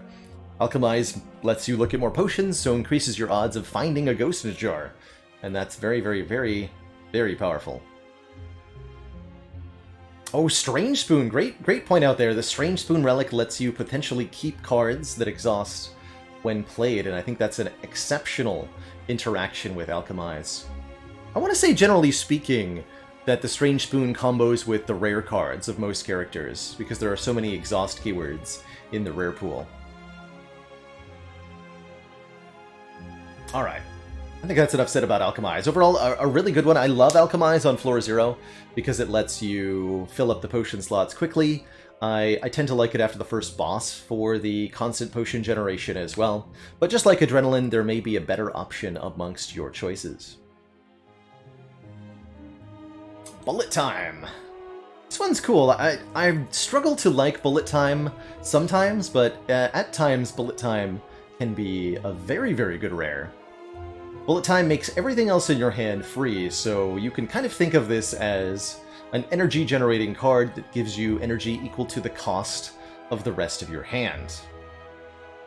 Now, that can be an awful lot. The obvious and powerful synergies with Bullet Time are Runic Pyramid, since you accumulate cards into your hand over time, and Bullet Time makes them all free, so you can play all 10 cards. And Snekowai, which draws you a large hand of randomly costed cards. Bullet Time also just makes that entire hand free and lets you play it consistently. The other situations where Bullet Time can be good is if you can get a lot of cards into your hand with some card draw. The Bullet Time upgrade makes it go down to 2 costs, so the strategy then becomes use all but 2 of your energy to draw as many cards as possible, with cards like Expertise or Acrobatics to get lots, or Backflip to get lots of cards in hand, and then make everything that remains free with the Bullet Time. So Bullet Time is, I think, more useful as you have more card draw, although of course note that once you play it, you cannot draw additional cards this turn. That's applied as a debuff, so you can block it with Artifact or remove it with Orange Pellets, and continue to draw cards, but note that only the cards that are in your hand when Bullet Time is played are made free. If you play Bullet Time and then figure out a way to draw more cards, those new cards will be at their regular cost. Overall, a bit of a niche card. You do need lots of card draw in order for this to be really good, I think. Yeah, well-laid plans can also get you more cards in hand in the same way, and you may even get some real fanciness by, for example, stacking multiple copies of well-laid plans to allow you to retain 4 cards so that you can play them all for free with Bullet Time. Burst!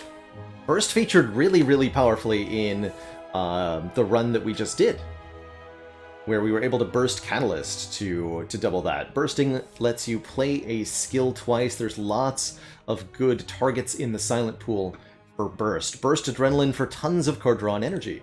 Burst Alchemize for 2 potions. Burst Malaise for tons of negative strength on an enemy. Burst Nightmare to make 6 copies of a card.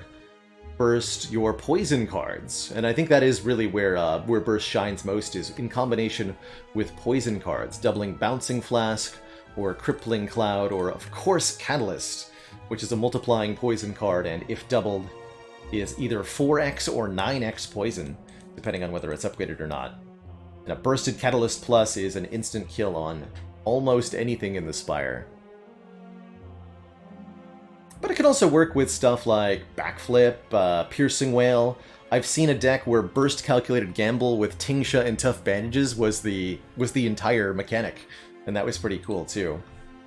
But any silent deck where you're reliant on skills for either your offense or your defense or even your utility, Burst can serve you really, really well. One good target for the Burst is, of course, Corpse Explosion. Corpse Explosion's a cool silent rare. It's like I almost want to call it a hybrid card. Because yes, it applies poison, but this secondary effect of doing area effect damage when the poisoned enemy dies is not dependent on having poison at all, or doing any specific amount of damage with the poison. So you're allowed to play Corpse Explosion on, for example, one of the 3 slavers in Act 2, and then kill that slaver with your deadly, deadly knives, your upgraded glass knife, your upgraded die, your dagger spray, what have you. And the explode effect of the Corpse Explosion will happily take out the remaining minions on the field. This is all about taking a multi-enemy fight and essentially turning it into a single enemy fight. All you have to do is kill the enemy with the highest HP and all of them will die. You can also do fun things like stack this card, multiple copies, on a low HP enemy and use that to deal lots of damage to a larger opponent. That's a fun use against the Orbs of Bronze Automaton or against the Torch Heads of Collector in particular. Really like this card. It's great with poison, it's great without poison, although the 2 costs can be a little bit difficult. One final note on this card. Both the apply 6 poison and the following statement, when the enemy dies, deal damage equal to its max HP to all enemies, both of those are debuffs, so Corpse Explosion as a card is applying 2 debuffs to the enemy, and will therefore consume 2 stacks of artifacts, making it a really useful way to remove those artifact charges from the Spheric Guardian, Donu and Deka, Spire Shield and Spire Spear, and so forth. A very, very good card in particular for Donu and Deka. That's a fairly challenging boss fight that gets like really trivialized by this card. The 2 effects occur in the order that they're listed on the card. So poison first, then the explosion effect second. That's true for any card in Spire that has multiple effects. They'll always resolve in the order of the card text. So for example, Crippling Cloud is poison first, then weak to all enemies. Die. This one's pretty straightforward. 13 damage to all enemies, upgrades to 17. Corpse Explosion has a great upgrade, by the way. Plus 3 poison on a 2-cost card is really significant, being more damage than the upgrade on Deadly Poison. Where's Deadly Poison? Here. This only gets plus 2. And notably doing the damage to the one enemy that you need the damage on, since they'll kill everything else when they die. Die is a great straightforward front-loaded AoE card. Silent can really struggle in fights that require you to take down one enemy quickly, like 3 Slavers, like Reptomancer, like Gremlin Leader, and the amount of damage this card does is high enough that it's a very solid answer to those particular combats. I really like it as an early game pickup, but it's also just a really nice thing to have going into Act 2. So if you see it after your first boss and there's not many other better options, I really do like it. Die gets a lot better, of course, with any kind of attack boost. Particularly good with Pen Nib, letting you double its damage, but also maybe Bag of Marbles, any source of vulnerable. Or if you're able to multiply it otherwise, such as with Phantasmal Killer, then it can be pretty good. It's hardly exceptional, it's not quite as overwhelming as Immolate on Ironclad, but it is the most damaging AoE attack that Silent has access to, and that's definitely noteworthy. It does struggle a little bit to scale, yes. Where Die does suffer is that it really doesn't play a big role in your late game, since there are relatively few ways to multiply this card. You can do it with Vulnerable and Phantasmal Killer, but that's pretty hard to do. That said, an upgraded Die is still useful right up all the way to the end of the game in Act 4, helping you kill Spire Spear and Spire Shield that much more quickly. Don't negate the value of such cards in that combat.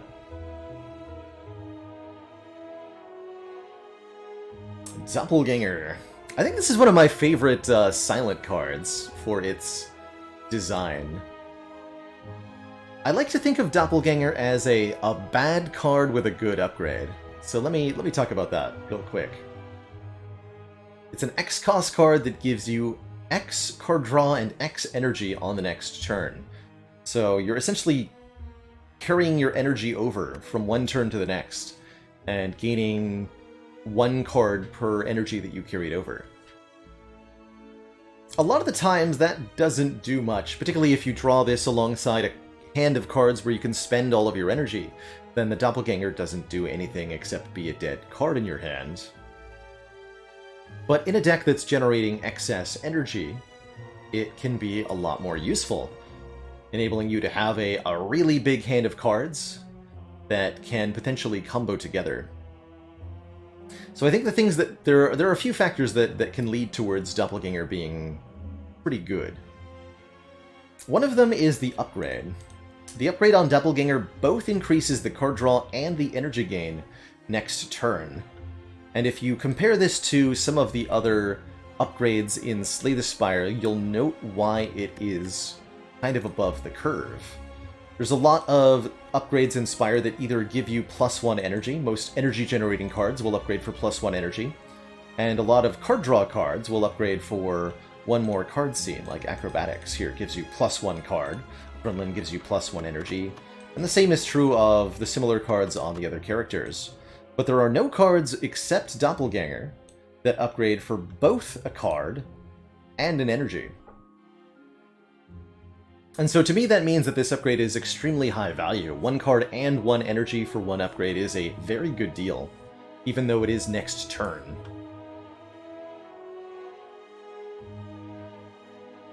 Doppelganger is of course also an X cost card, so it benefits from the Chemical X Shop Relic, increasing the effective X cost cards by 2. With a Chemical X, which Silent already wants because she has 3 X cost cards. With a Chemical X, Doppelganger becomes insane, being +2 draw and +2 energy, even if played for 0 unupgraded.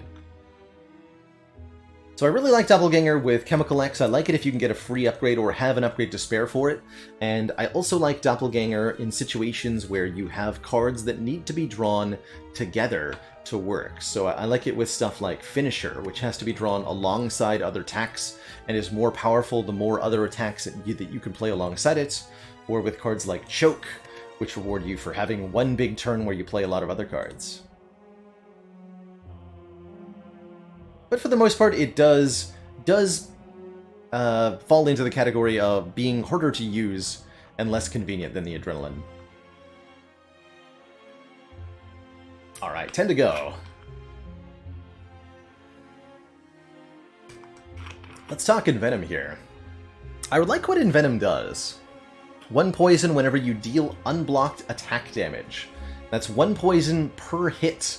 So a card like Riddle with Holes here, which hits 5 times, will apply poison 5 times. And if you have the Snecko Skull Relic that increases poison by 1 whenever it's applied, then Envenom will be 2 poison instead. At 2 cost, I think Envenom often struggles to compete with the likes of Bouncing Flask and Crippling Cloud in terms of the amount of total poison that you can do. Both Crippling Cloud and Bouncing Flask do a ton of poison right away, whereas Envenom is slowly doing damage over time. It's really just kind of a slow way to get your poison, I find. But it can be a really nice way to scale up your damage over time for the endgame, and it does have a few nice little interactions. You really do want the upgrade. Making it 1 cost is so much easier to put it in play so that you can get that poison ticking that much faster. A lot more viable with a mummified hand as well. And of course, as aforementioned, the Snecko Skull really makes it exceptional. Chat also points out, I think, a really cool interaction here. Envenom plus the rare colorless card Sadistic Nature. Sadistic Nature does damage every time you apply a debuff to an enemy. And poison is a debuff, so if you combine the Sadistic Nature and the Envenom, you'll be doing bonus damage with every single attack that you play, in addition to the poison, and that's pretty good. That's pretty good. Other than that, Venom, of course, is pretty good with multi-attacking cards like the Glass Knife, like Shivs, etc. And Venom is my favorite way to take a silent deck that kind of has two separate halves.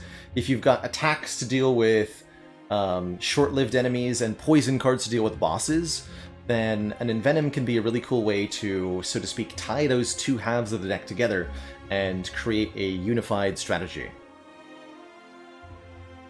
But again, it is one of the slower poison cards. Not a good card at the start of the game, I don't think.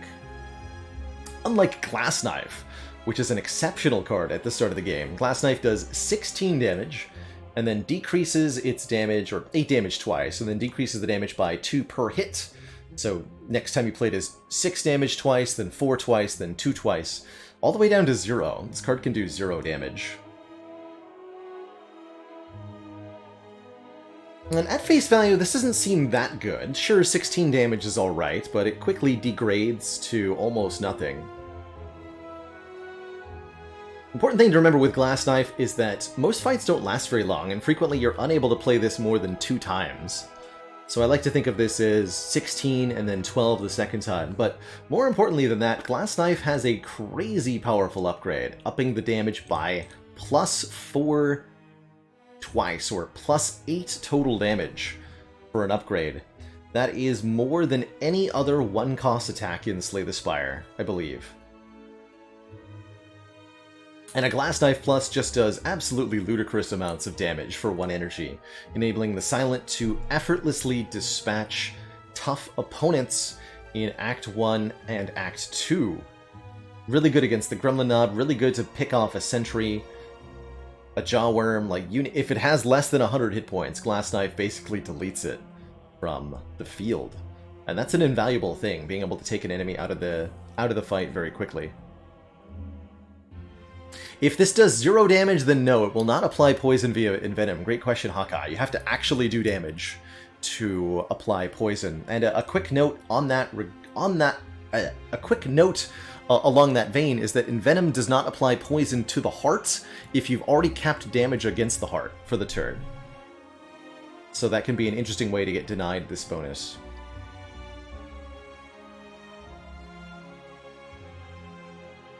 I really like Glass Knife as a starter card, or even just as a pick this up going into Act 2 kind of thing. The value of the Glass Knife is really dependent on whether you can upgrade it or not, and I consider this an exceedingly high priority upgrade.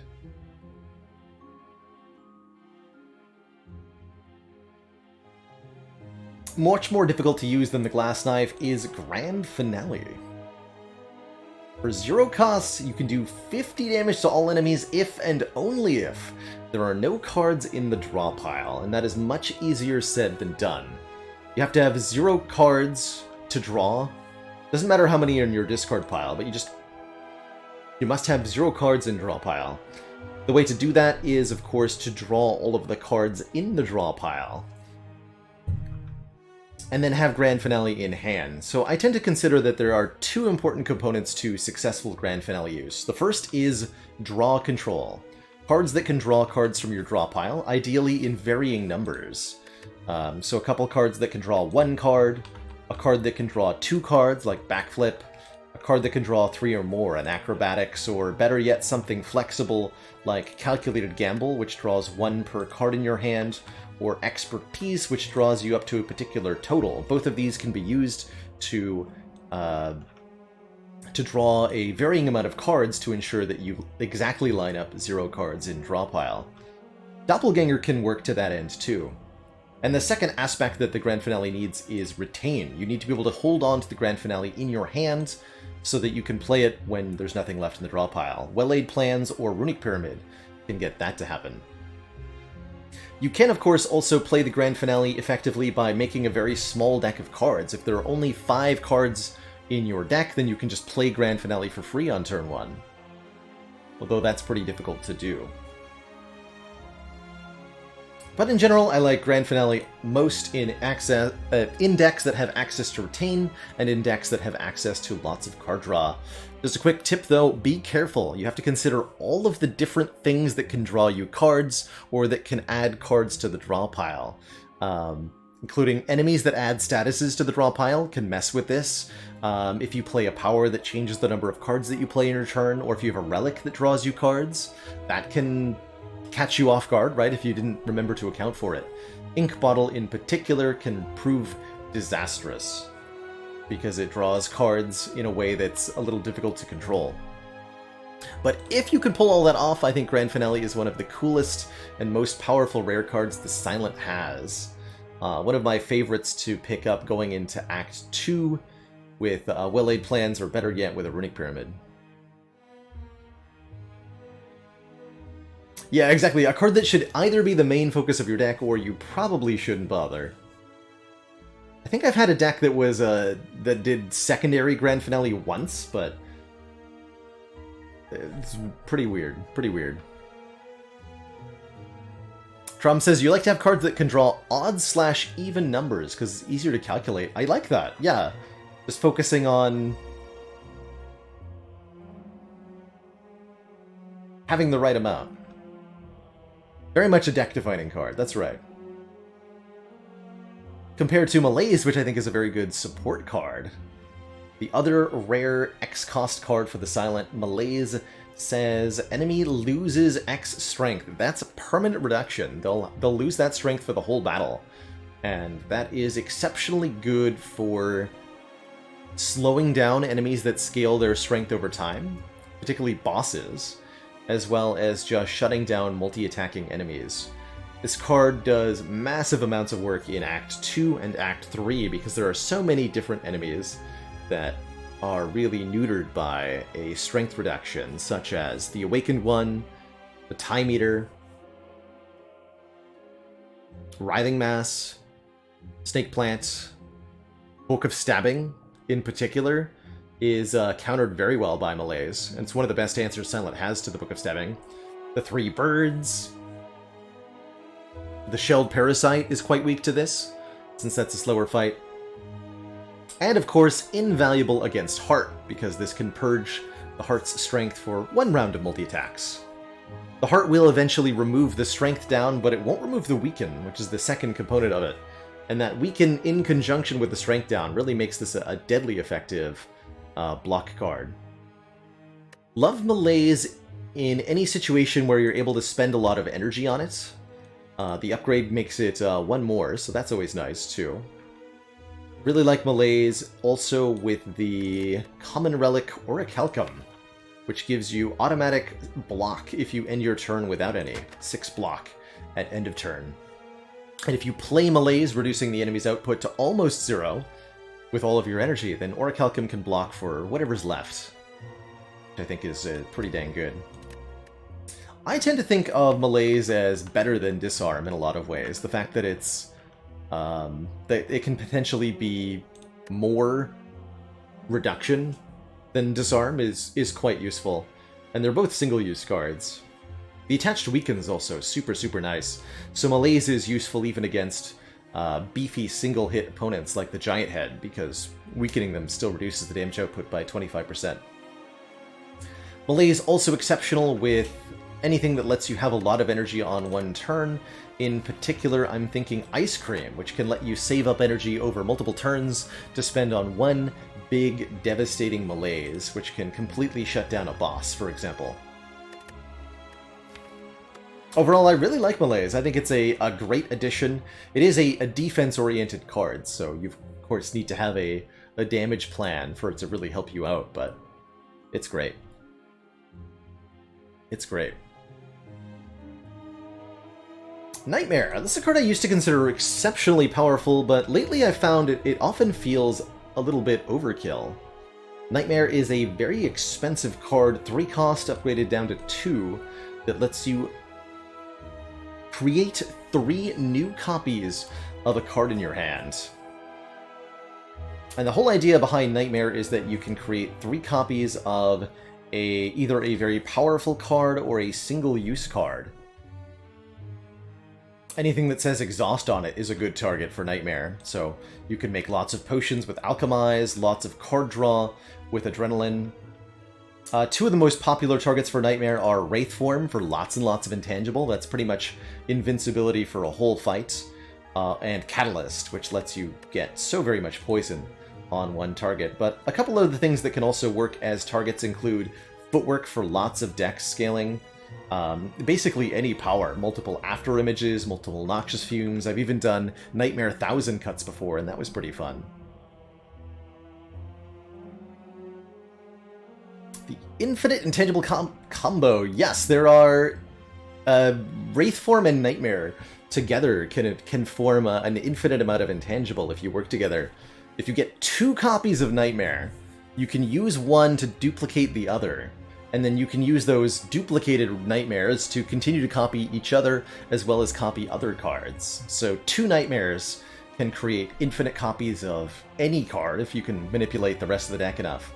And that can be infinite Intangible, that can be infinite potions, that can be infinite money if you can get your hands on Wish from Watcher. That would probably be the most powerful thing you could do with 2 Nightmares. But even just within the silent cards, there's lots of fun targets for that. Nightmare Malaise has been an answer to many an Act 3 boss for me as well. But a lot of the time, I find that you're often able to win the fight with just the one copy of the card. Especially when it comes to something like Wraith Form or Catalyst. Oftentimes for me, the one Wraith Form or the one Catalyst is fine, and I don't need the 3 extra copies.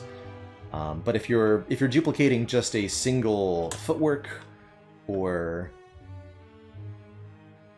something like that, that can be pretty useful.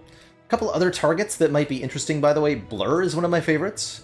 Lots of copies of Blur can result in being able to retain your block for an entire combat. Lots of copies of something like Tactician or Reflex could enable a discard deck to really pop off. Or 3 copies of, heck, Grand Finale on the turn before you draw your last card.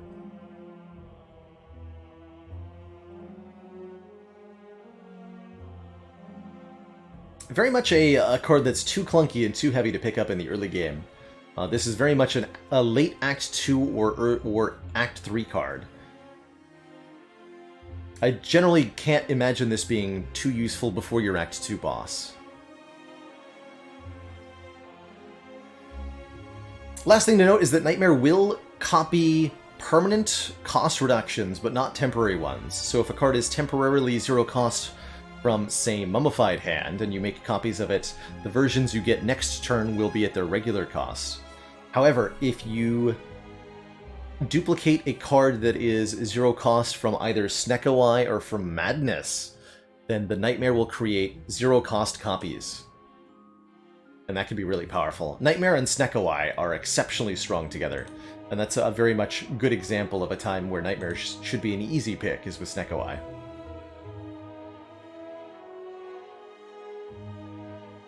Alright, Phantasmal Killer. This is one of the cards that got a buff in the 2.2 patch, wow, nearly a year ago now. It's now a 1-cost card with an upgrade down to 0 cost of next turn your attacks deal double damage. You can kind of think of it as 1 turn of Wrath, but there's also no downside to it, right? You don't take double damage, which is kind of cool. Or yeah, or 2 weeks ago on iOS, that's true, so it's still a new change for some players. That's pretty exciting. Phantasmal Killer is a little bit awkward, but if you can get it to work, I think it's a really powerful way to scale the silence physical attacks. Being exceptional with stuff like Glass Knife, with Grand Finale, with Die, with Skewer.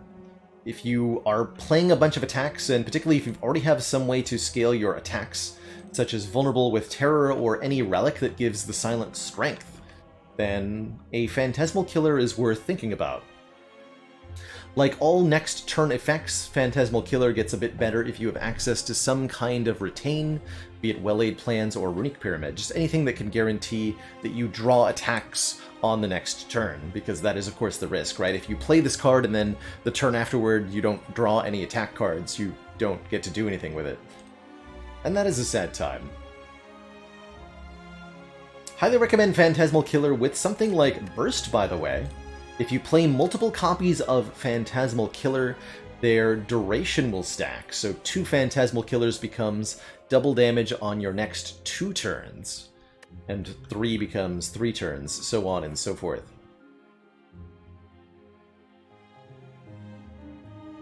I think it's a surprisingly good early game pickup. Right at the start of the game, the Silent is entirely dependent on physical attacks, and a Phantasmal Killer fits in pretty well now that it's only 1 cost.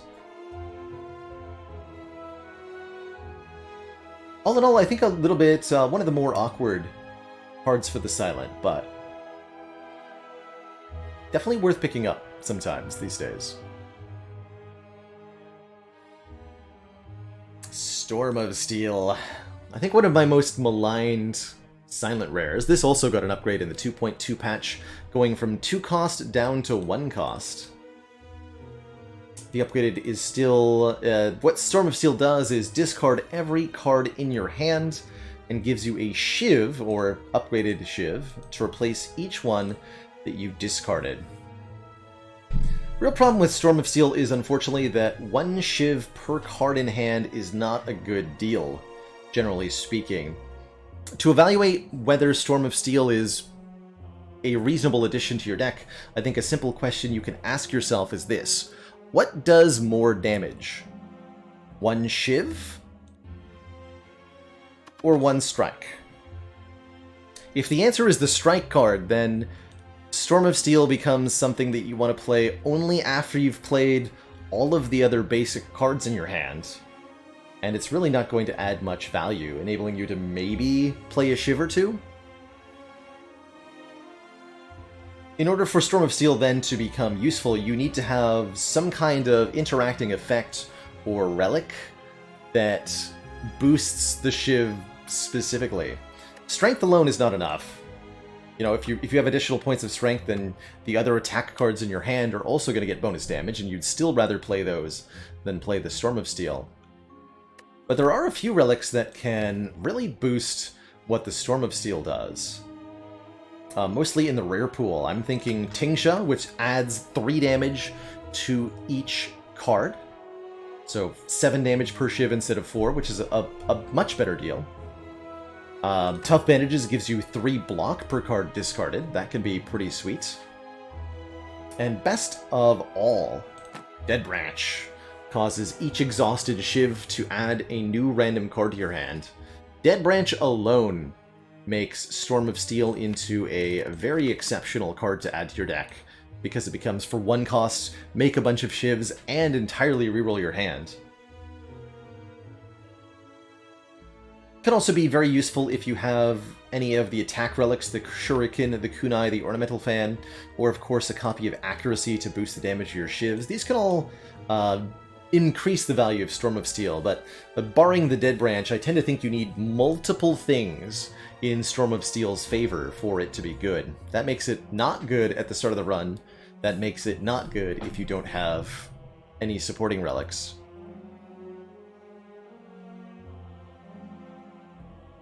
And that's right, the Wristblade, which boosts the damage of 0 cost attacks, can also help quite a bit too. Well pointed out there. The upgrade really doesn't feel like that much. 2 damage per card. I think a good comparison for Storm of Steel is the Ironclad card Fiendfire. And looking at the 2 side by side, I think it becomes really apparent why Storm of Steel kind of gets the short stick.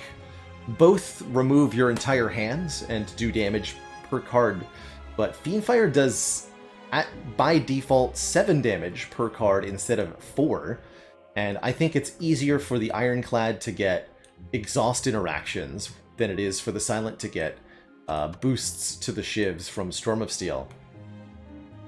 It's just kind of behind the curve.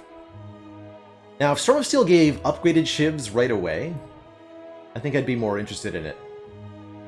But it just doesn't do enough damage per card, really, to be a good deal currently. There are some kind of wonky interactions you could maybe do by discarding Tactician or Reflex. In practice, I think those are very difficult to make happen with a Storm of Steel, because you have to discard everything, right? You can't just discard 1 or 2 cards. And for that same reason, it doesn't work with some other cards you'd like it to work with, like Finisher, for example. Dealing 6 damage for each attack played this turn. If only you could keep this in your hand. If only. One other kind of cool interaction is the Unceasing Top Rare Relic, which rewards you with card draw for emptying your hand, although this is a little unreliable too, because what if you draw a card that you can't play, like Ascender's Bane, or a Wound, or who knows what. Still, it's worth thinking about. So there's some reasons you might want to take Storm of Steel. There's lots of reasons you don't want to take Storm of Steel, but it's got at least some utility. Alright, last 3 real quick here. Tools of the Trade. It's the silent card draw power. Everybody's got one. Silence 1 gives you draw 1 and discard 1 each turn. You don't actually get any more cards in your hand, but you get to look at 1 more card each turn. And that's pretty useful, especially if you have other cards that interact with discard effects, like a Tactician, like a Reflex, like a Sneaky Strike, or like an Eviscerate. The Tools of the Trade could be really, really useful. It's also probably the best way to activate the Hovering Kite unique boss relic for the Silent, which is 1 energy each time you discard the first time you discard a card. Discarding 1 card right at the start of every turn is optimal for lining that up. I really like that Tools of the Trade is a power that upgrades to be free. These are relatively few and far between in Spire, and shouldn't be disregarded. Being able to make a power 1 cost cheaper is very, very useful for getting set up more quickly. This of course becomes great with, say, a Mummified Hand or with either of the discard relics, but often gets, I think, a little overshadowed by some of the other rare cards on offer. Tools of the Trade also worth noting as a discard card that's quite useful with the Runic Pyramid, since it allows you to discard a card each turn, enabling you to get rid of otherwise unplayable cards that would clog your hand.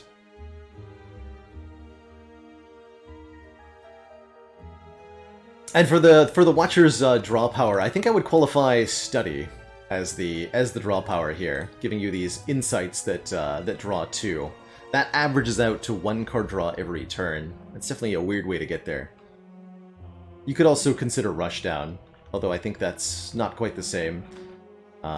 Comparing to, say, Brutality on Ironclad, as opposed to Dark Embrace, right? 1 card per turn, not 1 card whenever you want from Dark Embrace. Anyway, I'm here to talk about silent cards. Unload. Unload's weird. Unload seems like a card that's trying to do 2 things pretty well, but it does neither of them usefully. 14 or upgraded 18 damage is pretty decent. You know, there's not a lot of attacks that can do that much. Unfortunately, it gets overshadowed in this regard by Glass Knife, which does just way more damage for the same price as the Unload. And the Unload also discards all your non-attack cards. In theory, this allows you to discard things like Reflex and Tactician, enables you to set up an Eviscerate play, or maybe enables you to create hand space, but in practice I often find that Unload is discarding cards that I want to retain with my Well-Laid Plans or my Runic Pyramid, such as my Apparitions, my Wraith Form, my Catalyst, my block cards, any of that. And because you're not allowed to pick and choose which cards you discard, Unload will often end up getting rid of stuff that you wanted.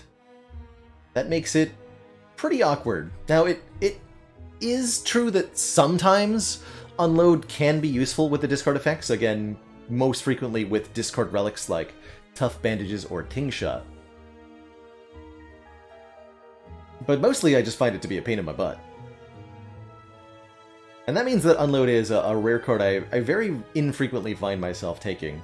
It is totally fine on floor 1, just for the front-loaded damage that it provides, but again, outclassed by the Glass Knife and the Die in this regard. So unless you don't have a better damage option, or you do somehow benefit from this discard all non-attack cards in your hand effect, then you probably don't want the Unload. What you probably do want is good old Wraith Form. This card used to be 4 Intangible with the upgrade. Currently 2 Intangible upgrades to 3. That's 2 or 3 turns of outright invulnerability. Wraith Form is one of the most powerful defensive cards in the whole dang game, I think, and probably the most widely useful of Silence Rare Pool. Basically allows you to completely ignore what your opponents are doing and focus on your own plan for a couple of turns. And I think that Wraith Form is most effective in decks where you can use those couple of free turns to maximal effect. That means either doing tons and tons of damage, often with poison. Catalyst and Wraith Form are best of buds. You can also spam attacks during those free turns, or playing a bunch of other powers and getting set up in some fashion. For example, nightmaring a block footwork or a fumes or something.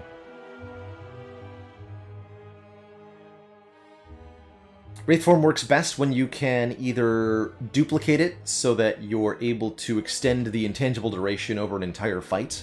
Really good with, say, Duplication Potion. Or with Nightmare. And of course best when you can hold on to it, when you can retain it until the latest possible moment to make the best use of the intangible. That's great with, of course, well-laid plans and with the Runic Pyramid boss relic. Worth noting that this dexterity loss, which is a pretty hefty penalty, right? You quickly lose the ability to block once you've played the Wraith Form. So once you play Wraith Form, you need to end the fight fairly quickly. Again, doing damage is going to be the best way to make that happen. But you can also prevent this debuff by having an artifact on your character when you play the Wraith Form from an Ancient Potion or the Clockwork Souvenir. You can also use the Orange Pellet's Shop Relic by playing a power attack and a skill to remove the dexterity loss each turn. I think Intangible combos with itself really well, so if you can get other sources of Intangible like Apparitions or like the Incense Burner, which our previous run made use of, then that can stack together for even more effects. I do think intangibility is much better when masked, so to speak. The more you have, the better it is.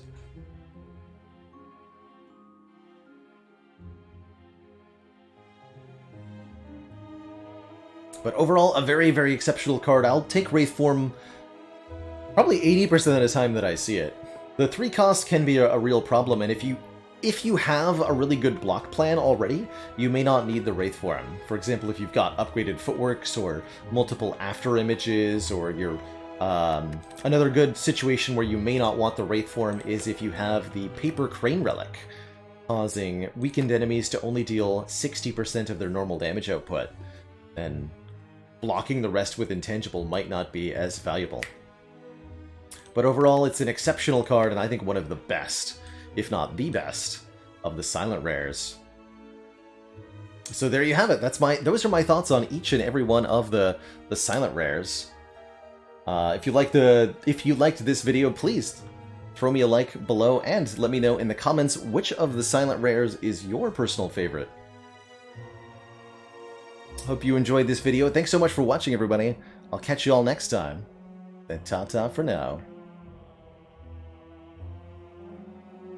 Alright, that was perfect. That ended up being a little bit longer than I wanted to. That was actually 50 minutes of yammering. But it worked out well. Appreciate y'all hanging out while we broke those down. Let's see, any closing thoughts on these? I think I talked about almost everything that I wanted to mention here. Looking at the Silent Rares overall, I think there's enough ones that are good on floor 1 to make pick a rare a pretty acceptable start bonus for the Silent, but just like with every character, I don't really think that random rare is a particularly good idea to start with. But there's plenty of ones that are great on floor 1. Wraith Form, Unload, Tools, Phantasmal, Malaise, Glass Knife, Die, Corpse Explosion, Alchemize, Afterimage, and Adrenaline, I would all call pretty good floor 1. Or very good floor 1. And then some of them are acceptable, like Thousand Cuts, Doppelganger, and Venom. They're not terrible.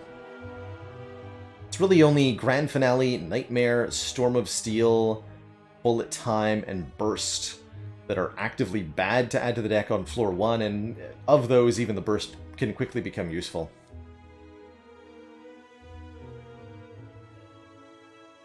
Watcher can random rare. I think of the random rare potential characters, Watcher's probably one of the best.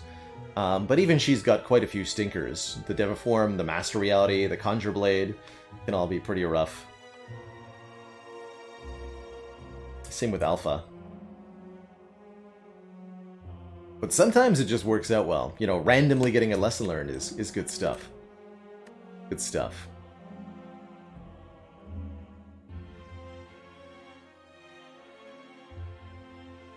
And zero cost. Oh, that's an interesting revision to Wraith Form Tachanka. I think that would be a very good card. 1 or 2 turns of Intangible at 0 cost. I think you could reasonably make it even like 1 or 2 cost, and it would still be very good there. Josh Prox keeps trusting floor 1 Conjure Blade. Has that been a good idea for you? Has it worked out? And will we get offered a floor 1 rare on the defect here? Alright, let me update the title. We are done with the video. Thank you so much, everybody, for hanging out while I did that. Kind of a pleasurable way to take a break in the middle of stream.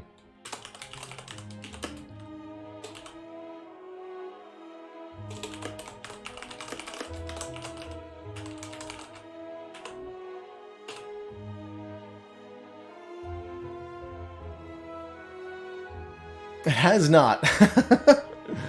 Well, maybe someday, right? Maybe someday.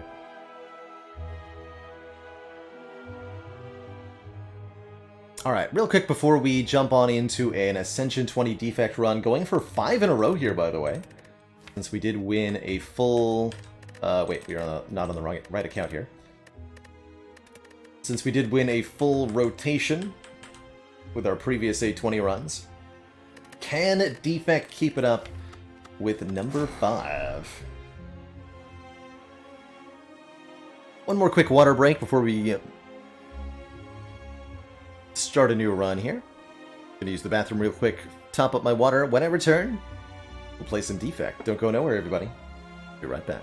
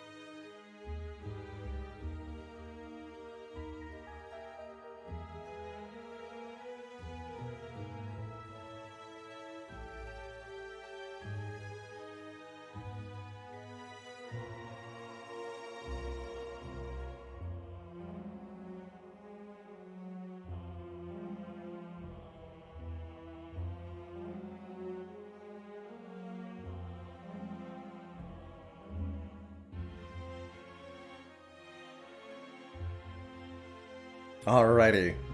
We're back, and I'm ready for some action here. Let's go. Little defect. Let's go.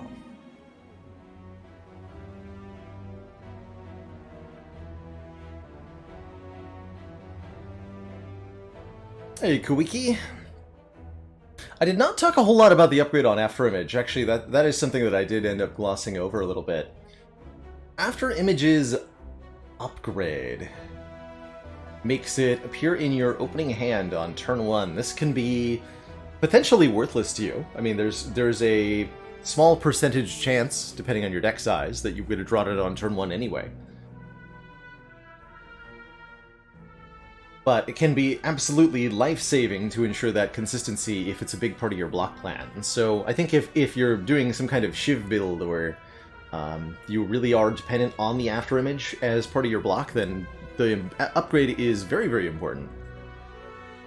You don't generally need to worry about this when you're picking an Afterimage, because you'll never see Afterimage upgraded unless you have the blue egg, the frozen egg that upgrades powers.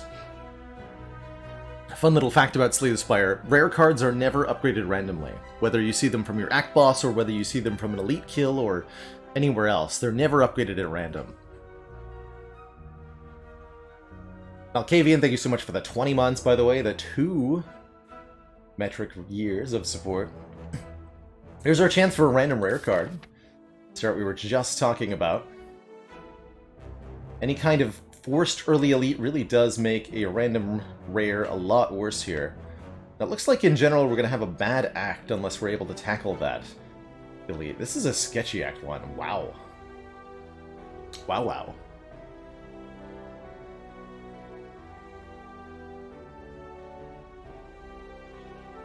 The better question is, would you ever upgrade more than one Afterimage to clog the opening hand with Afterimages? Sometimes, yes. I can recall having done that at least one time. I can't remember if Mummified Hand was involved or not.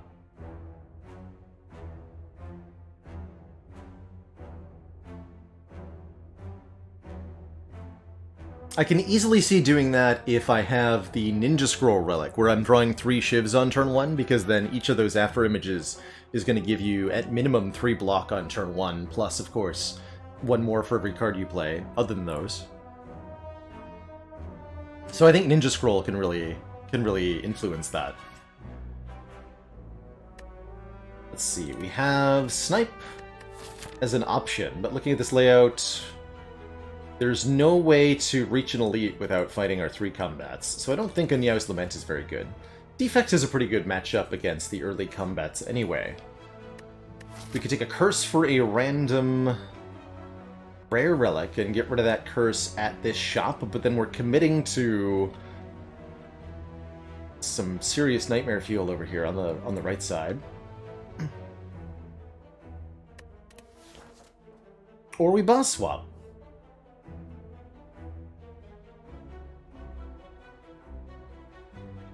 So if I'm reading this correctly, my choices are add a card to the deck that might be a curse, add a card to the deck that is a curse, do nothing, and boss swap. I'm gonna boss swap. I'm gonna get Ectoplasm, which is definitely not one of my favorite, starting relic options, but might just do us fine here. We did have a Prismatic Shard Ectoplasm swap win recently, of all things.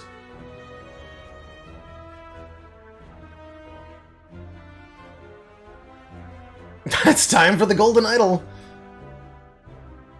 That's right. Perhaps Slime Boss will show solidarity with us. We are sufficiently green and wiggly at him.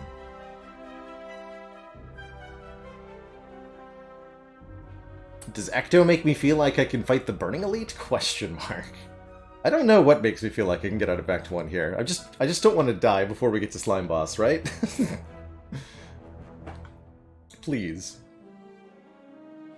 Yeah, non-challenge run that already feels like a challenge run. With an Ecto start and this map layout, I think we're in for a tough time. Just trying to figure out what's got the highest chance to not die. It's gotta be starting here, right? And then we can Then we at least have the option to not elite if it really goes badly. And then the best case scenario, we do get 2 elite kills. If things go well. Okay. So I'll start here. We will draw reasonably well on turn 1, which is to say we drew Zap before the dual cast. Bop you.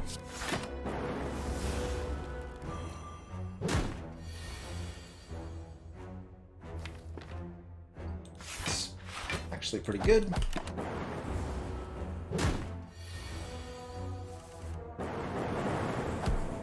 A wonderful first fight, by all standards. We get a potion, which is already pretty good, and we're offered 3 attack cards. The attack cards I'm pretty happy to see. Melter removes block from the enemy and does damage. Rebound puts a card back on top. I am a really big fan of early Rebound, in particular, actually. And Blizzard, which scales with Frost Orbs. It's very hard to want to take this card. I don't think you can ever take this on the first floor and have it be a good idea.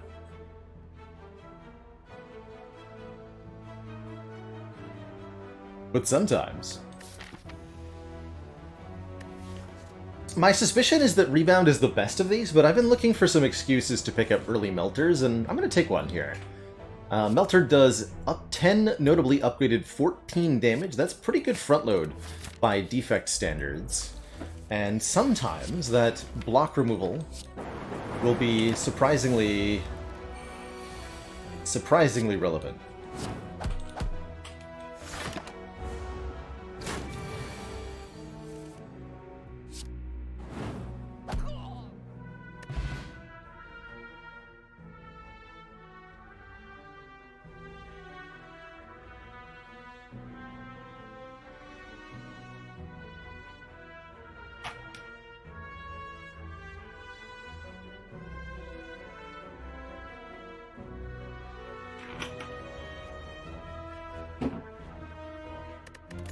Second potion, by the way. Oh, and there's the card that goes with Blizzard! That's actually very amusing to me. Of all the cards that can make a Blizzard start takeable, Chill is, I think, the most important. For 2 reasons. One, because in order for Blizzard to do any damage, you have to play multiple Frost Orbs before you play it. And Chill is a Frost Orb generator that upgrades to show up in the opening hand and gives you 1 Frost Orb per enemy. So in fights where you need the area effect damage of Blizzard, Chill will always generate multiple Frost Orbs on turn 1. That's pretty cool.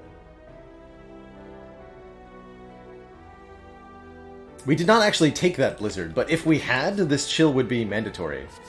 As it is, I think it's actually still the best card here. As the first Frost Orb card we see, and one of my favorite ways to get Frost Orbs. I'm gonna pick it up.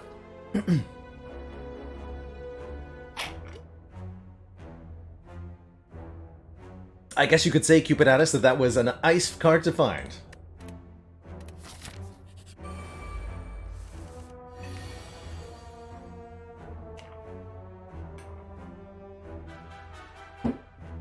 Oh, shoot.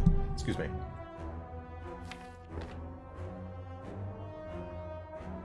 I gotta move that cord.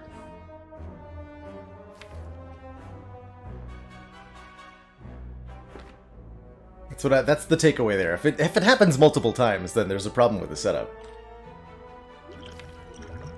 Do I use a potion here? This is actually a pretty intimidating turn 1, right? We're currently taking 10 damage. Our potion chance is quite low because of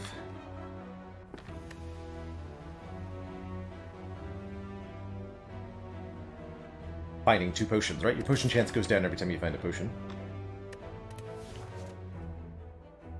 But at the same time, we're saving up to 10 HP.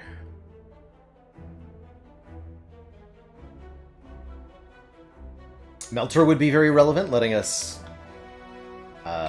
save quite a bit right now. Dual cast would be a good hit too. Chill is 4 block. The upgrade potion does guaranteed give us the 10 HP, but the upgrade potion, I think, is too valuable to use here. It's definitely the better of the two potions. And we really want this upgrade potion to be used in an elite combat, where we're going to redraw the upgraded cards. The upgrade potion is probably the only thing that is going to allow us to try to take on one of these combats, notably.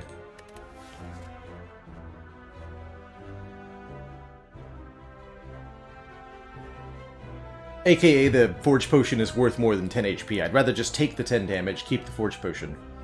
Potentially what I meant to do is use the two of them together, right? I can draw 3 and then upgrade 8 cards.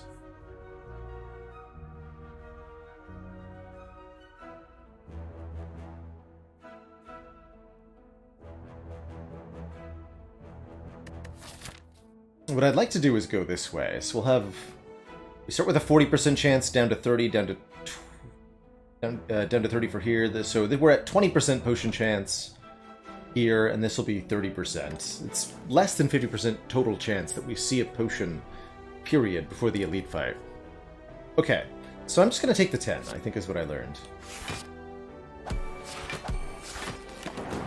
Then we're going to get a potion, now that I've said that, of course.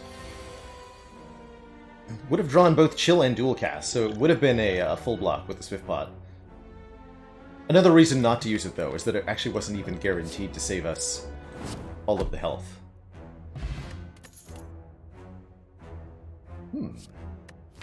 The Chill makes an early barrage less unreasonable. Streamline is a great way to help us deal with that first elite. Actually, I really like early Streamline. It's comparatively big damage, and gets cheaper each time you draw it. Although we'd prefer a Sunder here. You generally do, when it comes to Sunder.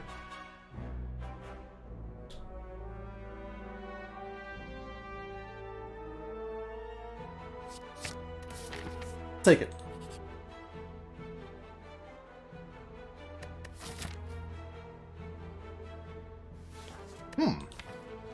Well, now that's an interesting option.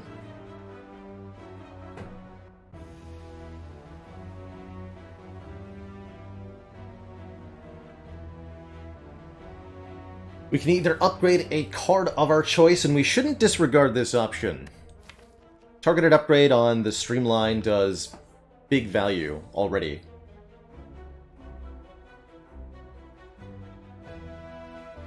And enables us to avoid the store, taking a combat,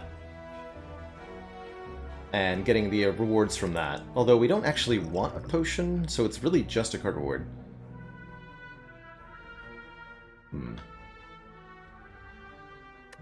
Or, of course, the Warped Tongs, which upgrade a random card in our hand every turn for the entire game. I guess we can also leave. Yes, that's an option too.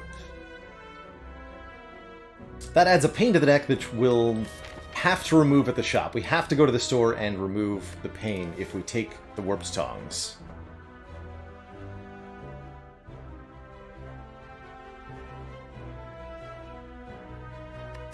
Which I'm relatively okay with doing. That does sound pretty good, honestly.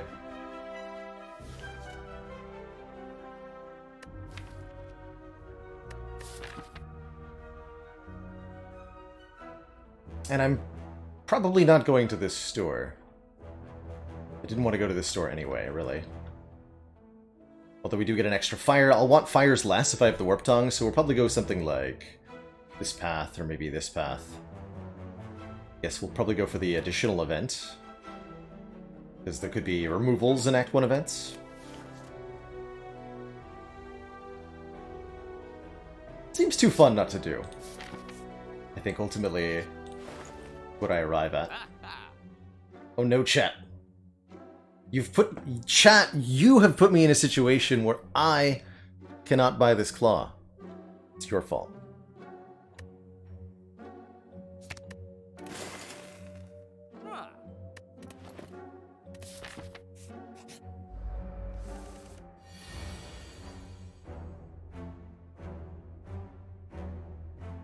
And I'm thinking this is definitely going to be where I'm very happy that we did not use the draw potion earlier in the run.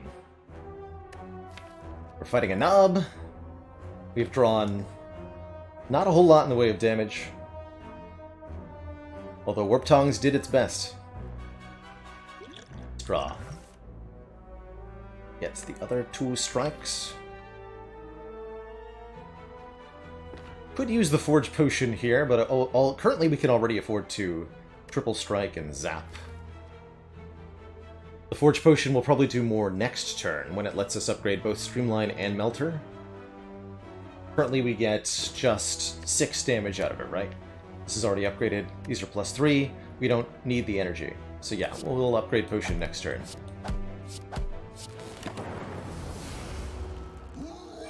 This looks on track to be a 3-turn kill, easy peasy. It's getting played no matter what. If I dual cast Melter, he goes to 30 HP. Forge Pot would also let me play Defend Plus, which is likely saving me health and does 4 more damage. 20 HP. Wait, what did I say? Dual cast Melter brings him down to 20. We need to do 20 damage next turn. That's relatively easy. Although not guaranteed.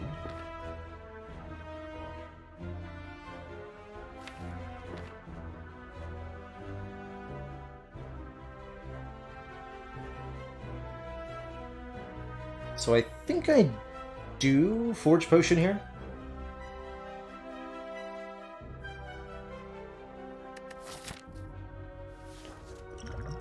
Yeah, I think I do.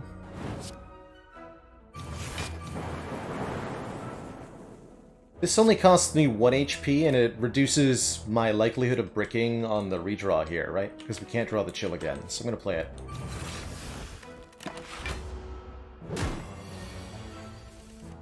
And we super duper kill.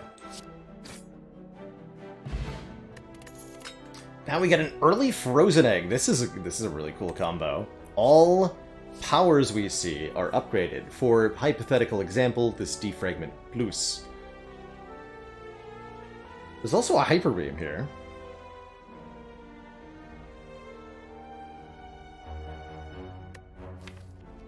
But it says plus on it. And I already have Frost Orbs. Give me that. This Defragment Plus is also going to trivialize our second elite of the act. We can't fight the Gremlin Knob again. It's only going to be either Sentries or Lagavulin, and this card will dumpster both of them. Without any potion use at all, really. It'll also be very good against Slime Boss.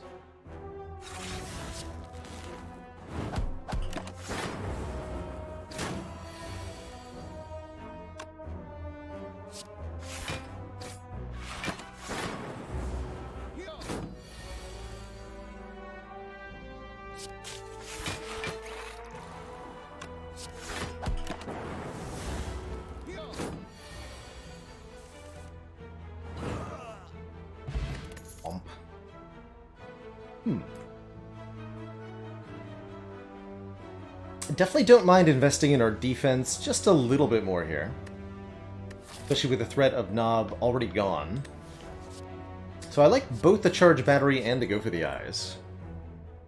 Not this double energy. We don't have a use for the additional energy, although it is a lot of energy.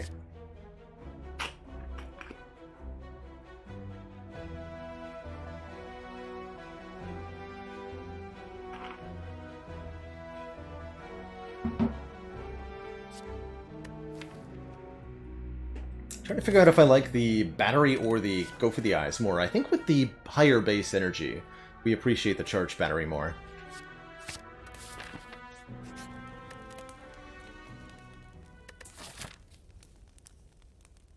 Is this ever resting? I don't think so.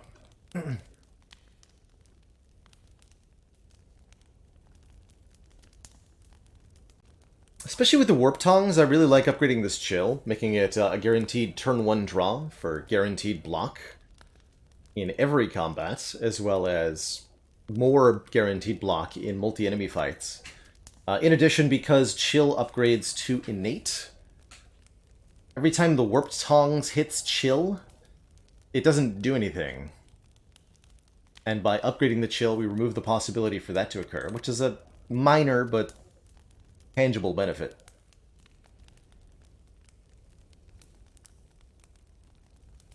Is that what's correct for right now? We'd love it all against the 3 sentries. Fine against Lagavulin, and if we get into any hard pool fights against 5 to 20 angry slimes, we'd certainly appreciate it as well. Let's do it. Meat on the bone. Oh, that's just as good. Boat Thingy is here for guaranteed turn 2 block. That means I am very confident in getting pretty aggro here. Can use this act then to refill these potion slots, ideally. I think we'll take 2 events. We'll go Elite, event. This should be an easy Elite fight. No matter what happens.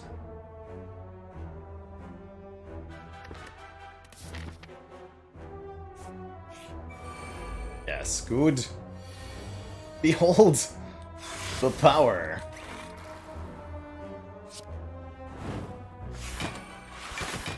Good luck, boys.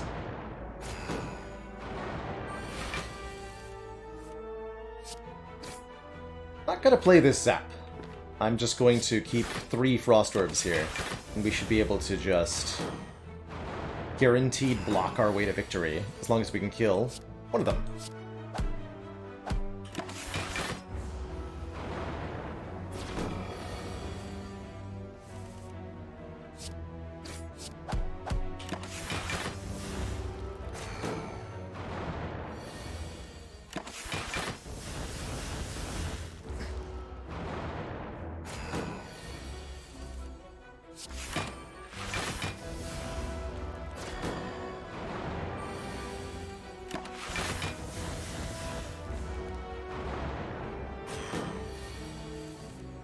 Dum-de-dum. One could say this fight was pretty chill.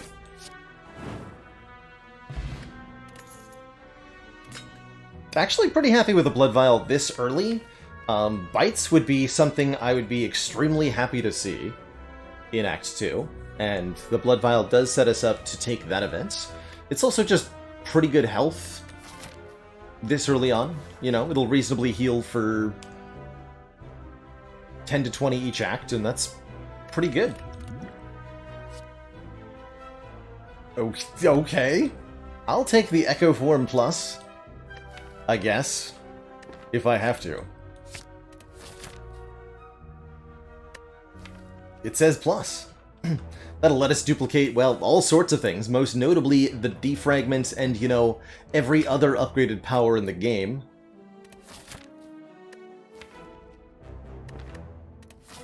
But don't forget, we still have an ectoplasm, so life's gonna be tough. Bag of marbles. Turn 1 Vuln. Interesting. Given that we have 1 guaranteed draw that's always chill, not sure how I feel. It'll definitely be nice sometimes. And it'll be useful in Act 2. And it removes artifacts later, although that may not be valuable. I think just because of Act 2, I'm gonna pick it up here.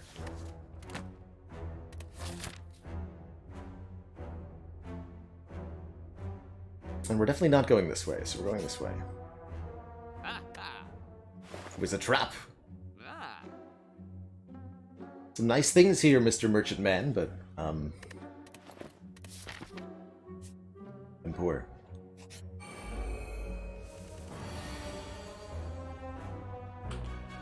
I can actually just play the Echo Form? Oh yeah. Get him. Took the rest of my money, you jerk. Not that I could have done anything with the 24.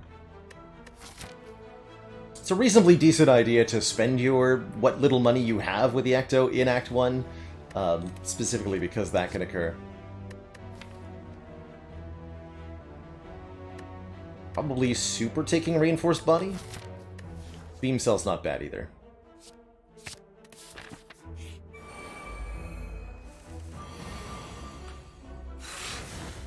Good job, Chill Plus.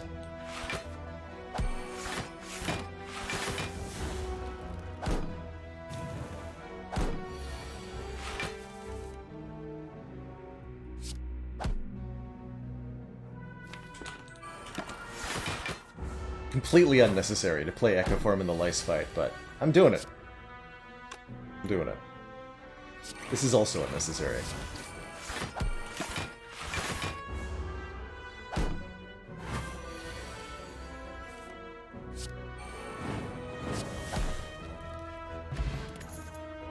Too many potions now. Surprisingly interesting option with Reinforced Body and with an Echo Form, but I think totally unnecessary with Defragment to take a reprogram here. Don't want a Beam Cell unupgraded either. Take the Swift Potion over the Flex Pot. Feeling really good about our current position. Like, really good. We have enough to survive a Slime Crush, so I feel very confident upgrading a card here.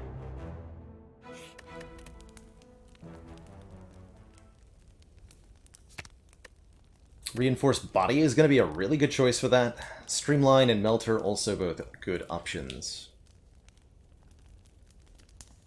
Yes, Slimcat. Bag of Marbles and Beam Cell do work together, because if you draw the Beam Cell on turn 1, you then have the Vulnerable extended until turn 2.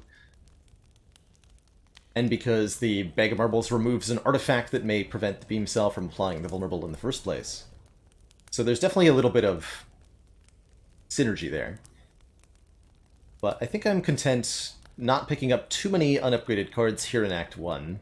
We do have very limited removal ability, don't forget.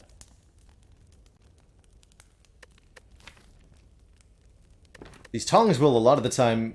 I'm hoping... We're going to look for events in Act 2 here. I'm hoping that we'll either find Bites or can upgrade all Strikes and Defends from an event space. Yeah, let's upgrade this, this Reinforced. Really like the look of this card with a plus on it. And I like getting ahead of the block game for Act 2 here. This is a card that can still full block when we're frail, which is quite nice.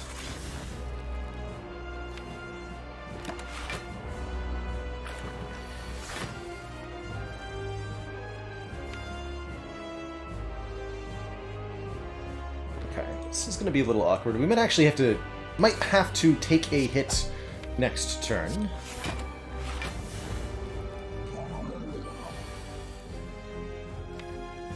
Oof. Yes, indeed.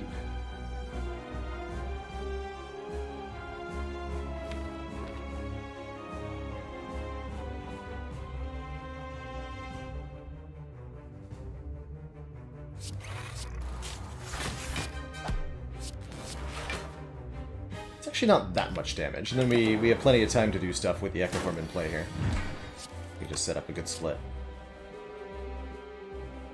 Not willing to use my potions right now.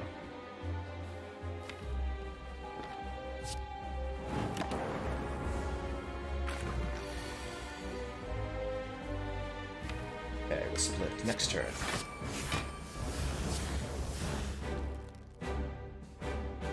That's 75.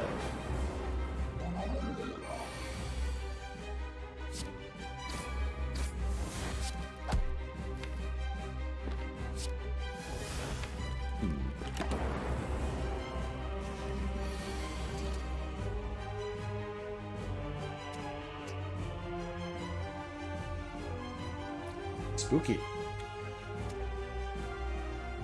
Yes, Echo Form will duplicate Slimed, although there's really no effect to this. For the most part, other than using up your duplication for the turn.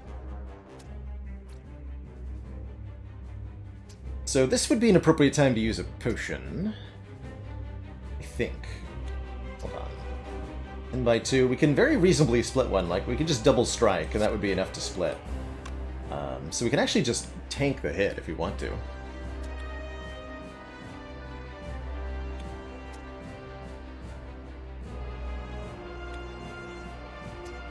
Okay, so it's not even... No, it's not even worth using a potion here.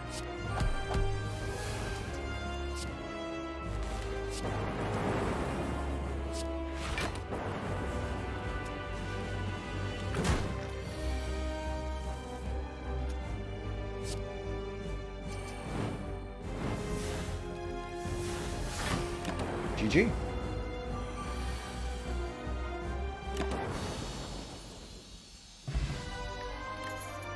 And we get to keep, I think, the 2 better potions here as a result. With some very interesting rare options. Creative AI Plus to generate powers that Echo Form will duplicate. Although I think we're probably a lot better served with a Seek here to get the Echo Form in play in the first place. There's also a Meteor Strike here as an option. It's playable if we go to 5 energy or if we find a Snecko-Eye. This deck would super take a Snecko-Eye.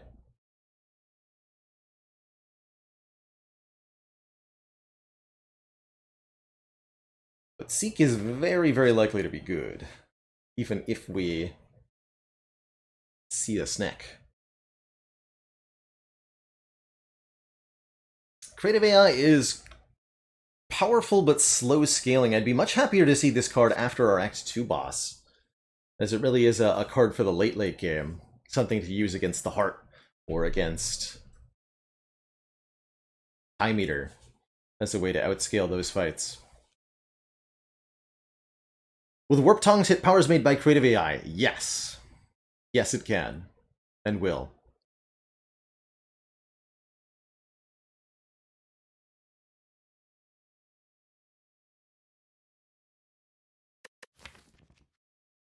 With Focus, this is not the kind of orb I want, even. Okay, yeah, I'll take a Seek here. And keep these 2 potions. Oh, Empty Cage. Very interesting. Definitely not about this Velvet Choker, and definitely not about this Calling Bell. Yeah, given these relics, I'm really happy with choosing the Seek.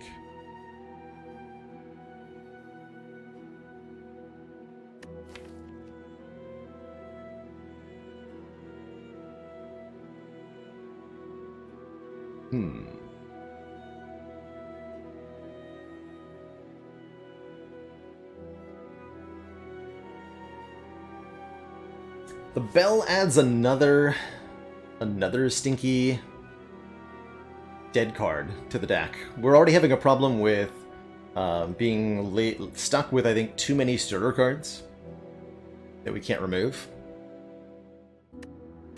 Being able to get rid of 2 of them with the Empty Cage, I think, will be fairly exceptional. Gonna make a weird choice here, though. 2 defends. That's partially because we have some really good block otherwise, the guaranteed chill with Focus, the charge battery, the reinforced body.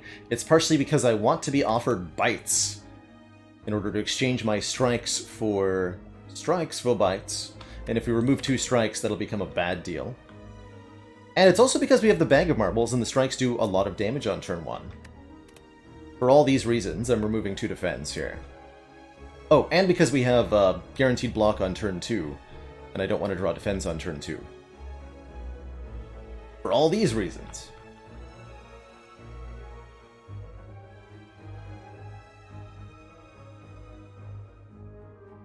Okay, I'm starting to see a reasonable path here. We want to hit a number of events.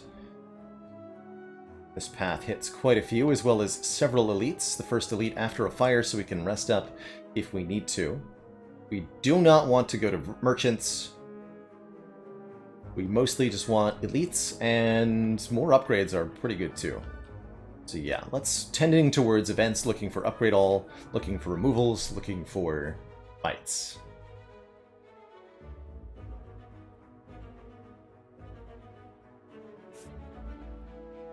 There's also this interesting option. It's quite a lot of events, only 2 elites. Actually, wait, that's only 1 elite. No. I much prefer this path up the middle here. We get 2 early events, 2 rest sites, and an elite, 2 late events, with potentially 2 more elites. So 4 total events, but many rest, many elite also. Spooky Ghosts with the Warp Tongs, with the Echo Form, with Seek. Yeah, I think I would have to acknowledge that Spooky Ghosts would be very good overall.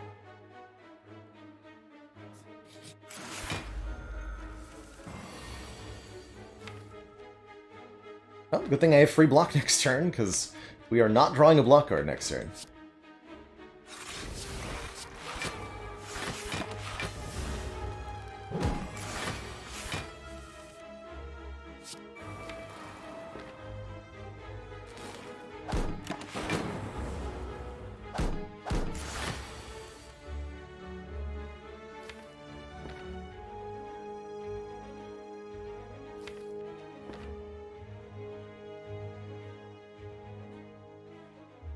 So we take 4.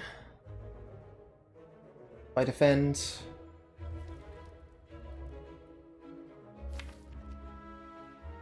I could full block by using the Swift Potion. That does not seem like it's worth it. Do this.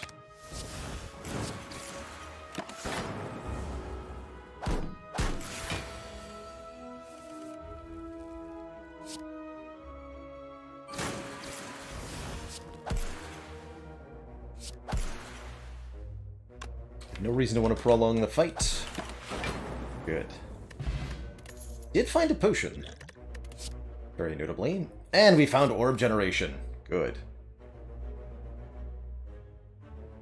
Thank goodness. I think I really would like some Orb Generation that is also card draw. Cool-headed seems pretty exceptional here, in that regard. Especially now that we removed 2 defends. Less inclined towards this Ball Lightning. How do I feel about Swift Pot versus Weak Pot? I think I prefer the draw, with the quality of the cards in this deck. Long line of hooded figures offer us a Ritual Dagger.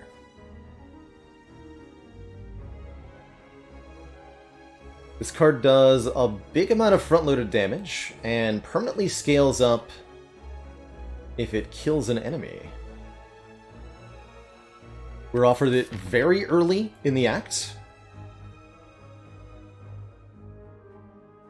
We have a bag of marbles that can make it do more damage. The Warped Tongs can upgrade it during combat, and we can't even get the money if we refuse. So I think this is a very good Ritual Dagger.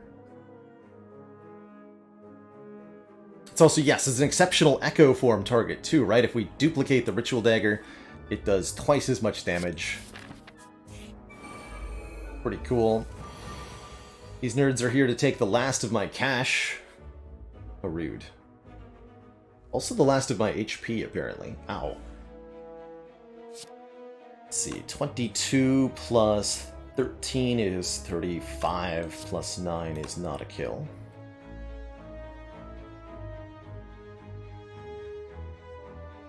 Looks like I probably want a Swift Potion then.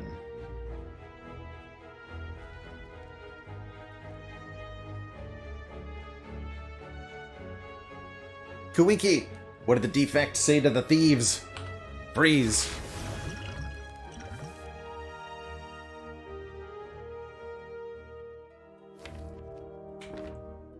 Yeah, we actually don't even care if we kill them both. Or one of them. There's literally no difference. Because you gotta... Actually, do we even need to kill any of them? Can't get our money back.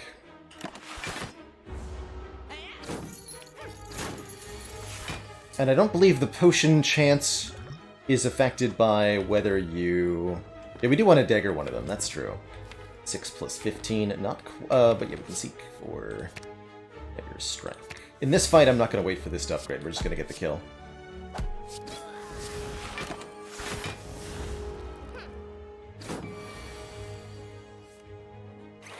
But I don't think it matters at all whether we kill this guy or not. It won't change the amount of money we have, it won't change the card reward, it won't change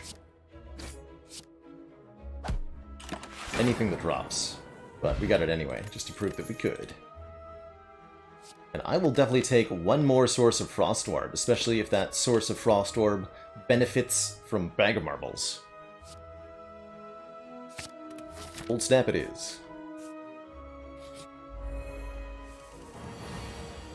Okay, this is a fight where I should be able to wait for an upgrade on the Ritual Dagger. As we've mentioned many times before, we like to go for the Centurion first. The fact that Centurion blocks on the Mystic can make the Mystic comparatively tougher to kill. And the Centurion also gets real mad if you kill that Mystic. Notable exception to the rule, though, if you can kill the Mystic on turn 1 and prevent any strength buff from occurring, it can be well worth doing that.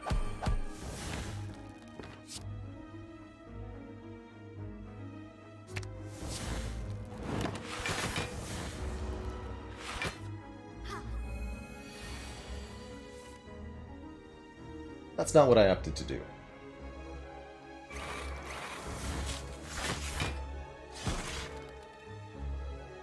Actually take one here? No, I don't. Okay. Can't math. As usual. Yeah, we'll look to kill the Mystic with a super-powered Ritual Dagger Plus. Which may take a few turns. For the Warp Tongues to work on it.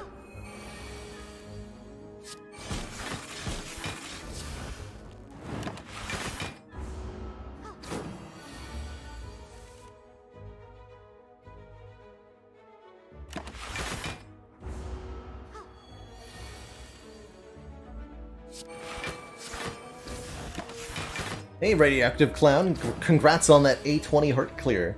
So happy to hear that the stream was part of what made that successful for you.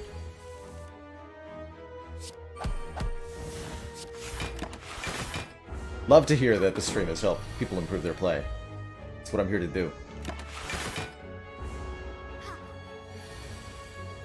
Ah, come on. Is that the last card? Yes, every single other card has been upgraded except for the Dagger.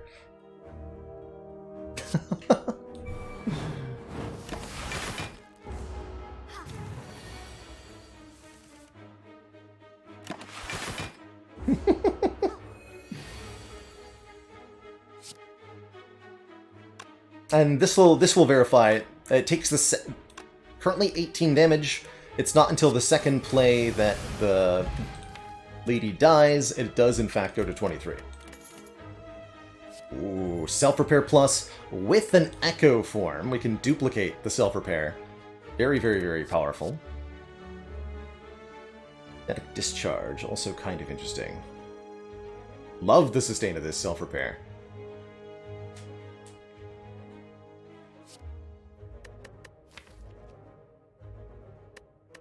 Yeah, I'm going to take the Self-Repair.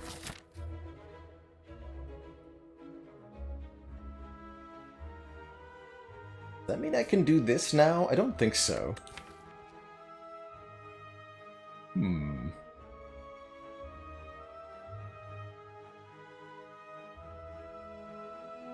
Contemplates life.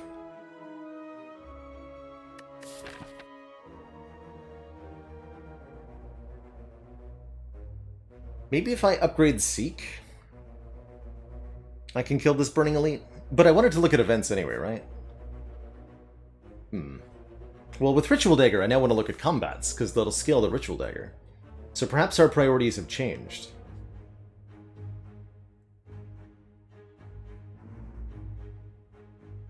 Do I actually just deliberately now that we have a self-repair for sustain in particular, do we now deliberately just take as many combats as possible, get to look at a ton of cards, finding upgraded powers the whole way, getting massive sustain, and growing the Ritual Dagger in power?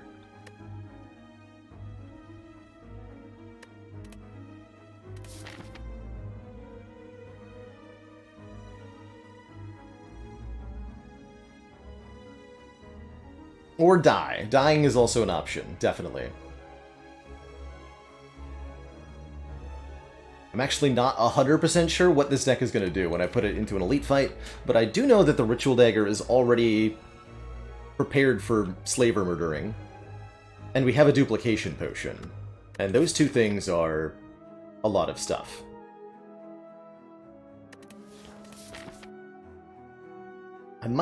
I think I'm going to avoid this one, and we're going to upgrade the Seek before we go for the Burning Elite, but I really would like to get another couple combats here. Yes, turn 1 Echo form. So happy to have you. We're very good at combats because of the boat thingy here. We're not going to get to upgrade Ritual Dagger in this fight. Just kill one now.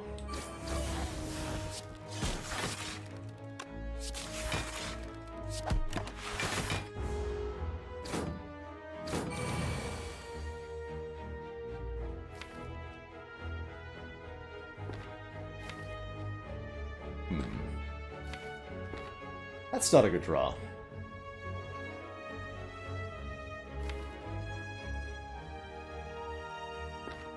Although next turn they're doing double 16s. Okay, yeah, let's just...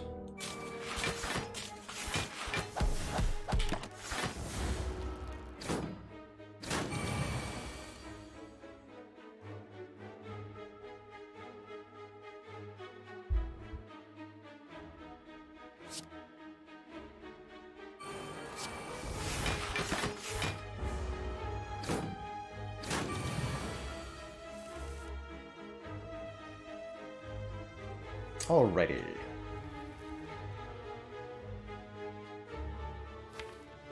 You done now.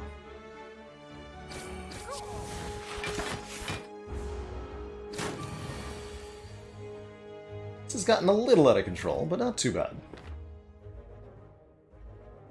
I think we double the melter and then work from there, seeking...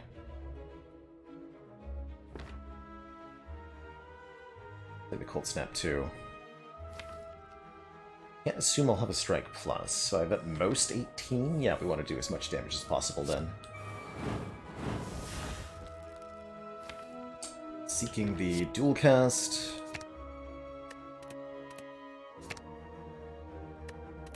And I assume Charge Battery? Yeah.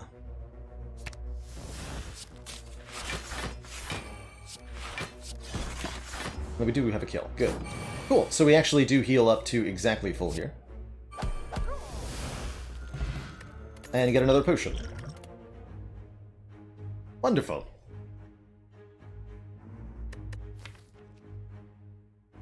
That was also a fight where I'm extremely happy that I removed 2 defends rather than 2 strikes.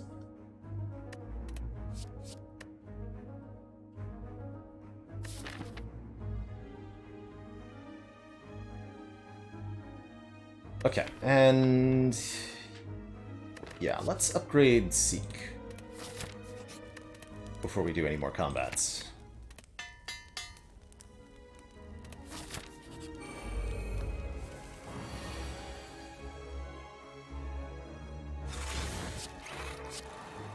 Then the correct order is Strike first, so that Melter value gets to happen. Thank you, boat thingy. Oh. Maybe not. Curse you, boat thingy. Being on the wrong turn.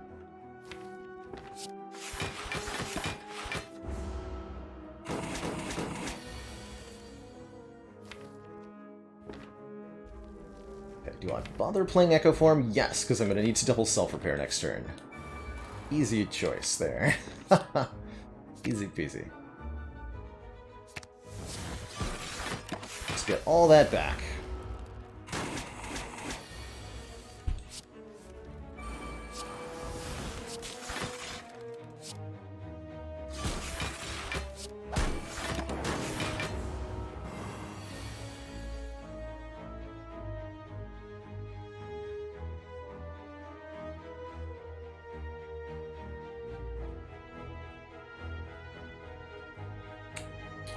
Let's see, 19 twice is 38, right?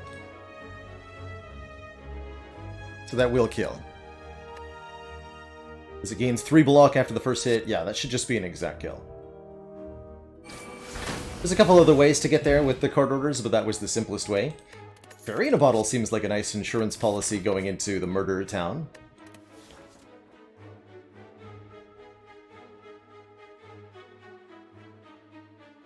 Could take a Chaos, a Recycle, or a Bullseye. I don't really feel like I want any of them. You know?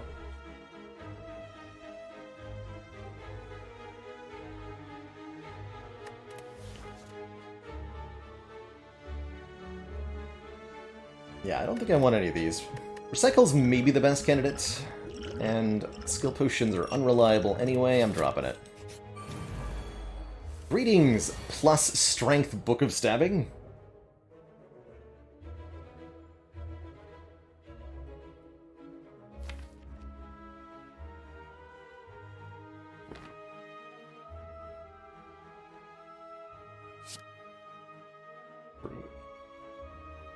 Could just dupe pot this right now. For a good amount of damage, but not nearly enough damage. Or we're dupe potting the Echo form on a future turn. This fight's gonna get really nasty really quick, so we have to end it as quickly as we can.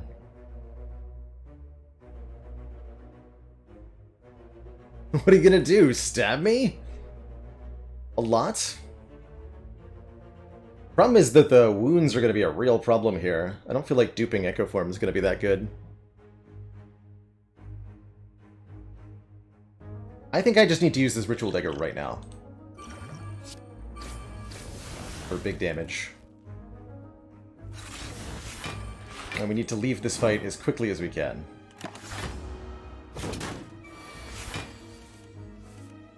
Okay, that was a good turn for Echo Form.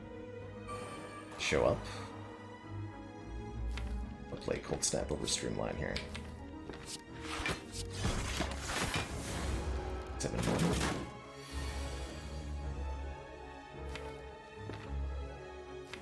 Here, we're just like duping Strike.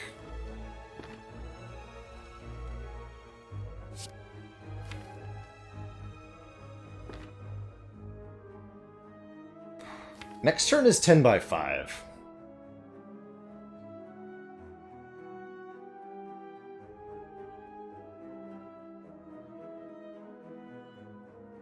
And actually, looking at the draw pile here, Seek is gonna whiff. Unless we draw 2 cards right now. So what we need to do is duplicate this Cool-Headed. But then I need a way to do enough damage in addition to that.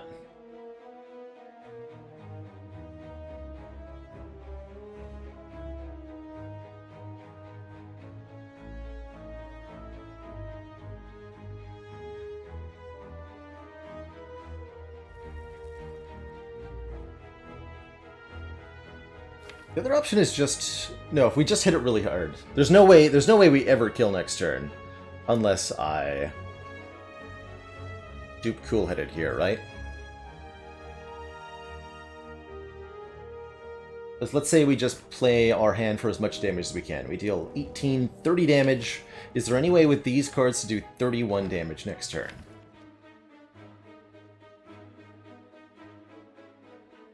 No.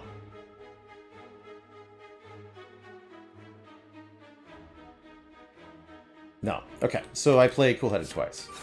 And we figure it out from there. Okay, this is looking much better for next turn, yeah?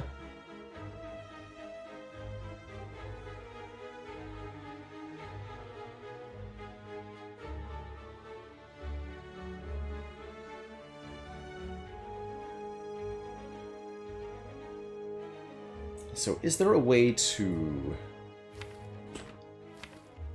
I dupe Seek? I don't think so. Alright, well I'm never not playing that. I'm like 80% sure.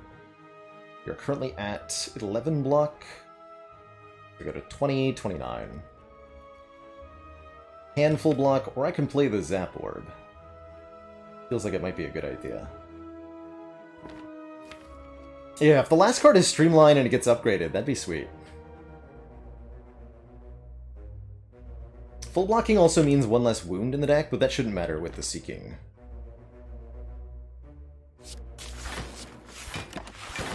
I'll take the small amount of HP and the wound here.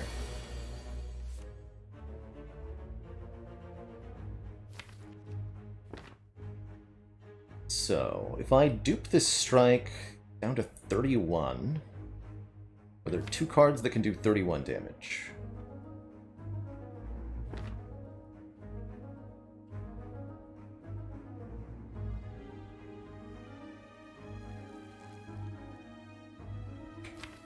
What if duplicate, strike, seek for cold snap, and zap? Do some math here.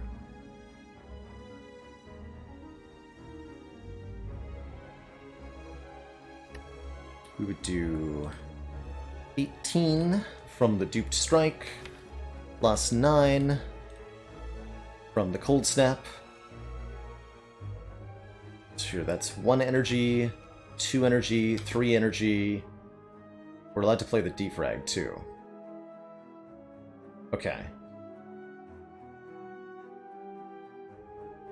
So 27 damage from the 3 attacks, then we play Defragment, we get to dual cast a lightning orb for another 20. And we have 1 orb at the end doing 5. That's a kill. Yes, we have a kill. Good. But, as the Spire Master has said, if you see a good move, look for a better one. Is there a way to also play self-repair in addition to killing? Based on that calculation, I kind of doubt it. But I should consider other potential options, at a minimum. Oh, easiest way to be would be to exclude defrag. That's what, -6 damage? No, they only got to 52. So, no, I don't think so. Not with that line, anyway.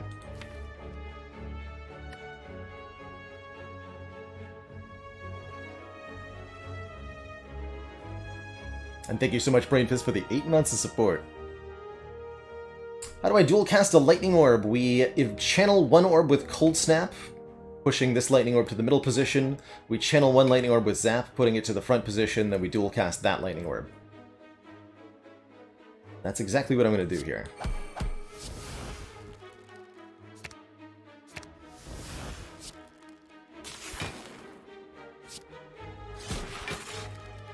Just verifying. Dual cast. End turn does not kill if we don't play the defrag.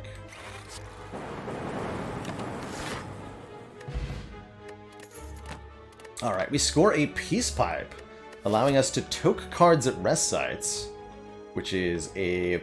well, if our act pathing was a bit better, it'd be nice, but it's still exceptional here, allowing us to remove the worst cards in the deck, and that means that the Warped Tongs will have even more value. It's kind of like upgrading a card if we remove a card, in addition to being like removing a card. I'm strongly considering a second Cool-Headed here.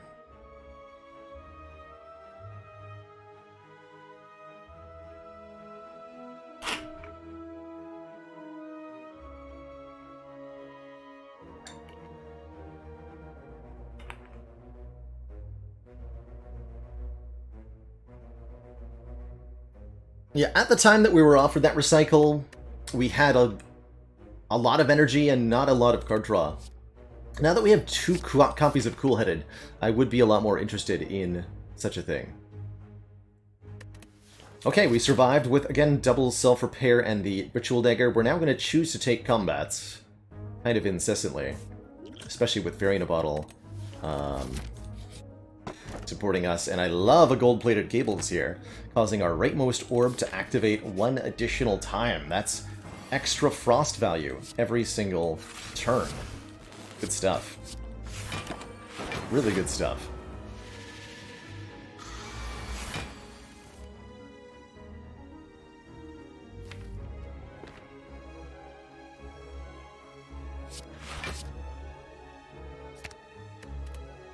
The boat thingy has been so exceptional at making sure that we are allowed to play Echo Form without taking damage.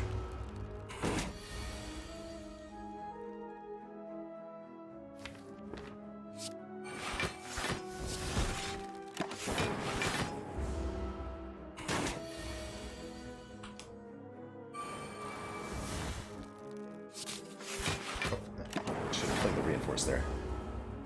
It's all good. Or is it?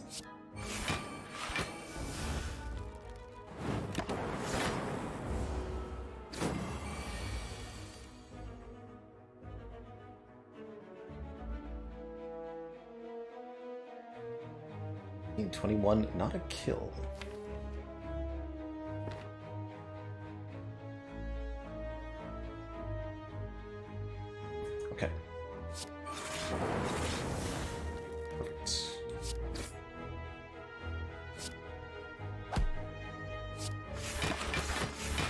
Next time we see it, then.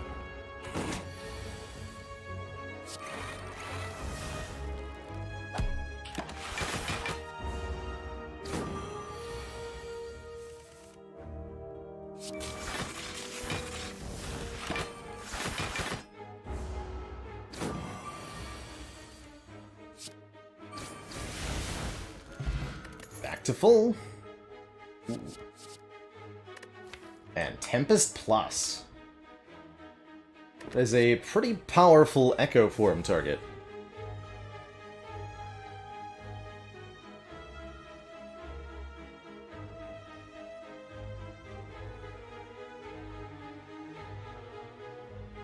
Equilibrium for the Retain, I think, is also very powerful here. And so is Hologram for getting stuff back out of the discard pile. Notably, Echo Form Equilibrium, build your own Runic Pyramid.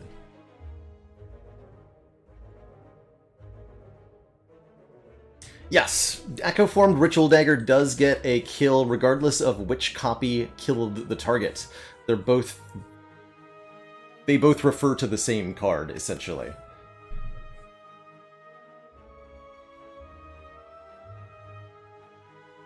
Let's see. I want... How am I going to kill Collector? Actually.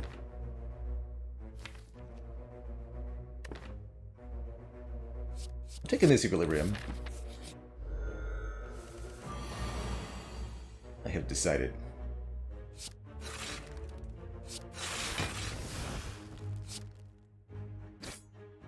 I definitely need to do the damage to the backliner there.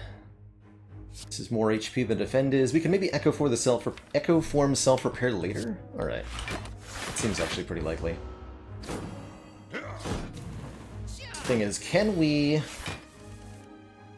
No, we can't kill before we get made vulnerable, but we're actually not being made vulnerable, we're being entangled, preventing me from playing attacks. If that lines up with Ritual Dagger, we could end up in a bit of a weird situation here.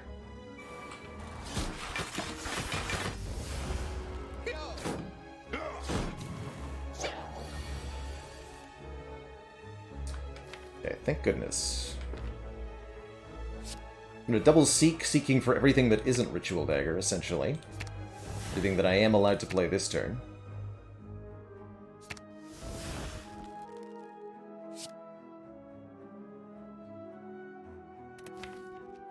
It's base 34. I want to double the defrag next turn.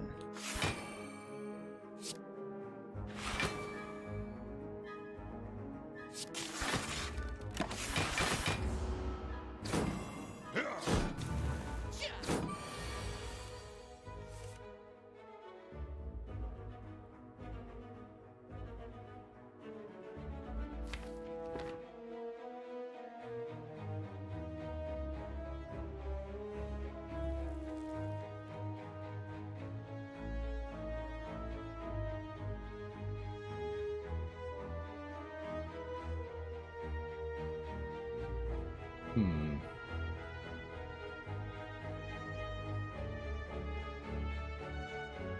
Uh, 10, 6, 4, no. Spend 4 energy on it.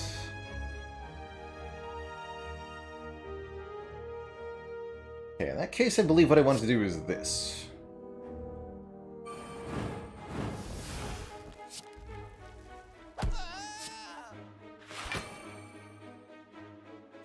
Play this. Let's see. Currently 23 incoming damage, blocking for 21. I'm tempted to strike this this one, but I'd rather kill the middle one with the dagger doubled. I'm not gonna be able to do that though if his hit points aren't low enough. Do this then. I get to retain for one more turn. Okay, that did get upgraded. You are in target range? Okay, just die.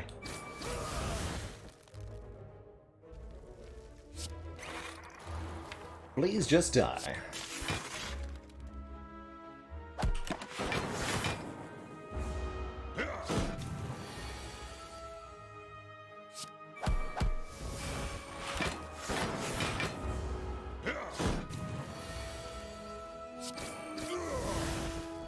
What a beautiful Slaver's fight that was. GG. Could reasonably take this Ball Lightning. I don't think I need to.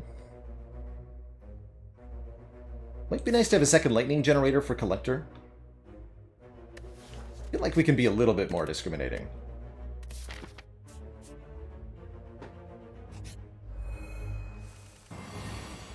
It's these two again. Welcome back.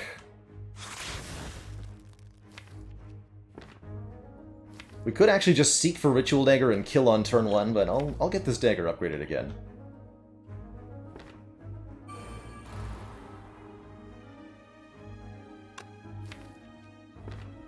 Just seek for things I don't want to draw.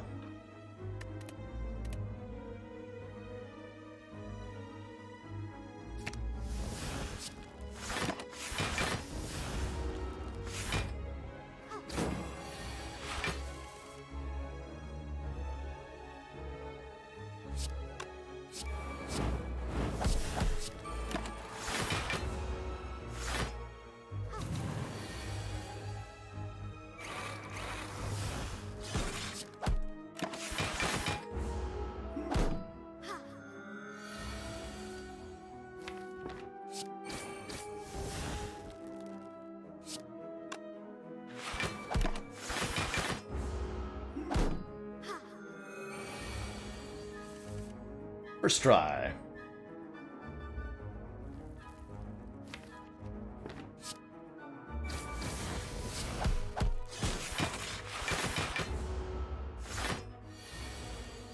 Let's try, Mr. Spooky Man.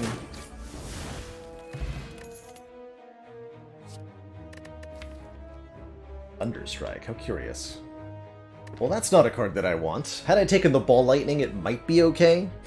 It'd be an interesting way to scale up with an Echo form. Feels pretty unnecessary.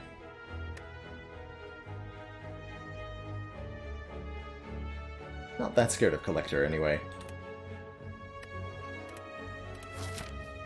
If I took the Tempest, yes, it would have been probably overkill at that point, actually. Because as soon as I play the Tempest, the enemy dies. You don't need this card anymore.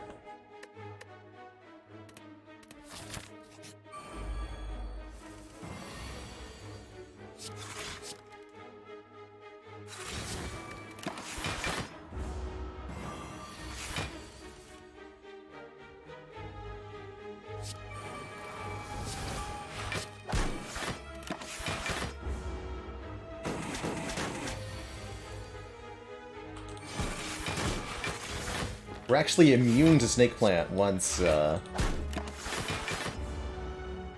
play the Defragment twice now.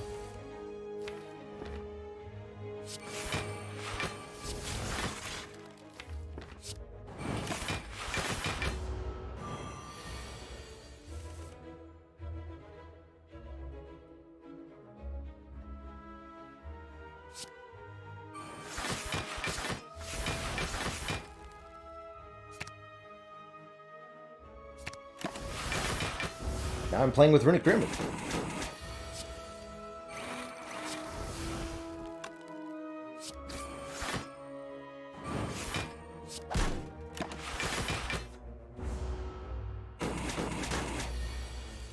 Well, it would have been if I'd played that again.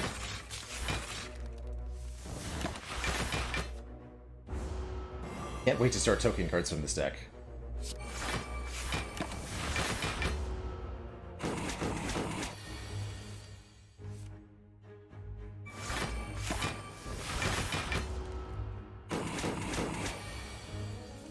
There it is.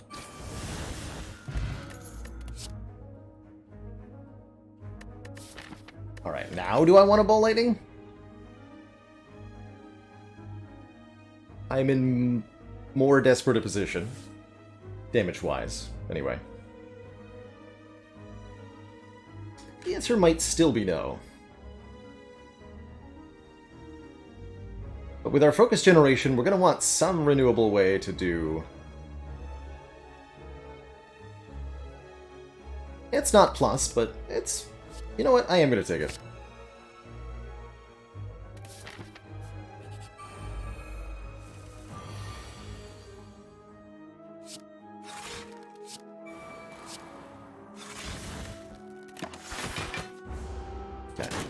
considerably less afraid of this Book of Stabbing than the last one.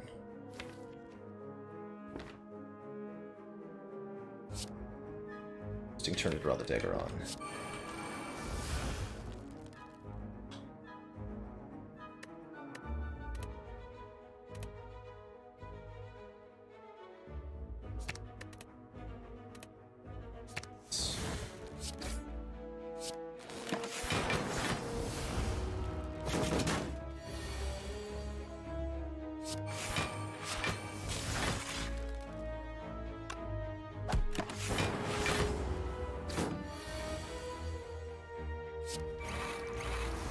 A bit slower in our kind of fight progression this time around.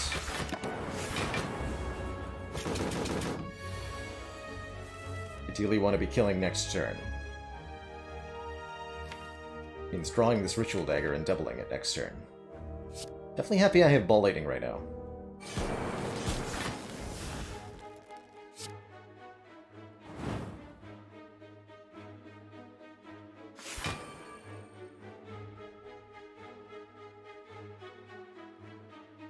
To do this.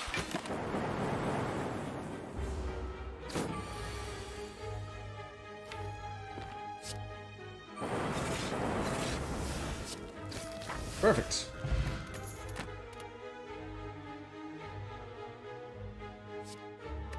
And I'm thrilled to have a loop to duplicate. That'll be everything that we need for Collector.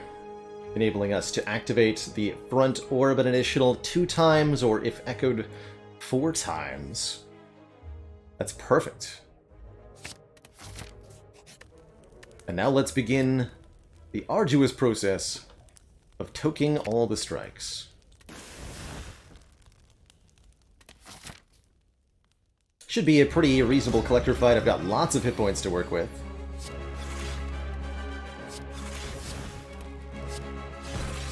Not at all worried here.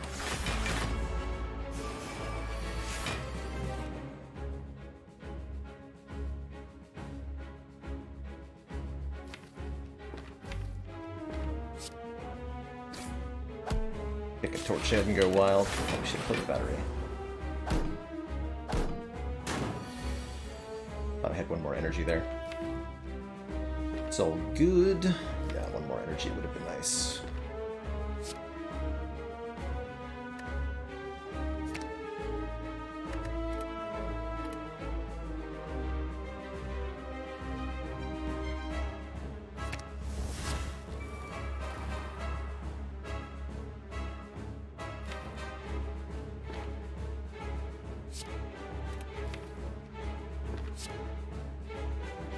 Oh yeah, I'll cast this. I can generate a new orb next turn.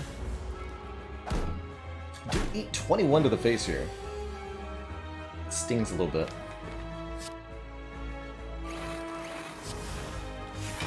Just gonna... I don't think I'm gonna be duping the self-repair here, but... it's alright. Oh yeah, we also have to block on this turn, like normal style.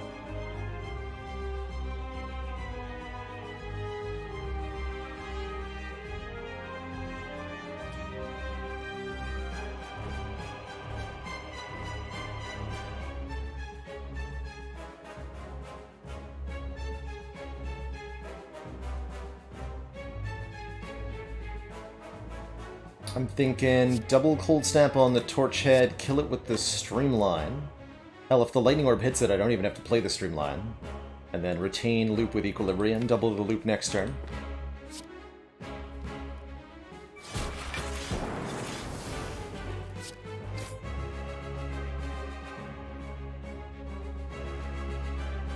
Now blocking for 9 plus 24, 33 block.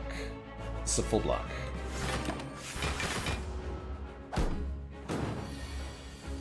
Attacked again by the foul beast.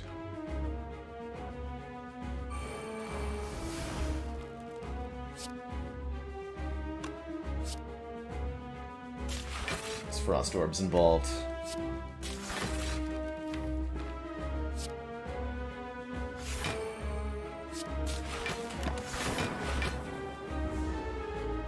we're good now. Sure as we're good now. As long as we pay attention to our orbs. A little bit. Means looping frost orbs until the debuffs wear off at a minimum.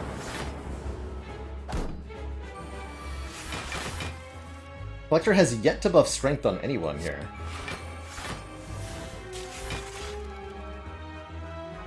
It's kind of interesting. Be looping a lightning orb next turn. That's okay though, because we're retaining. Get some damage in there.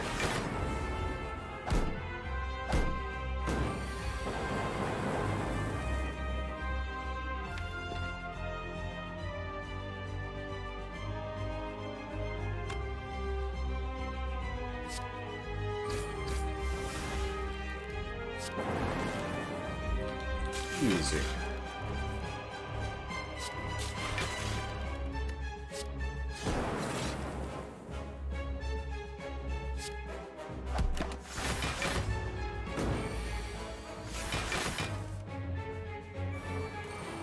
You better believe we'll be waiting for the Dagger to get upgraded.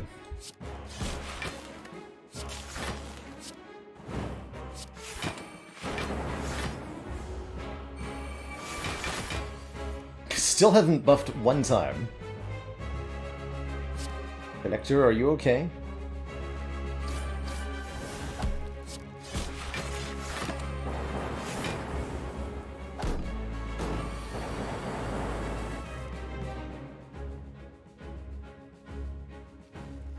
I have not personally died to the Roulette Goblin unrecovered, but I've seen it happen to others.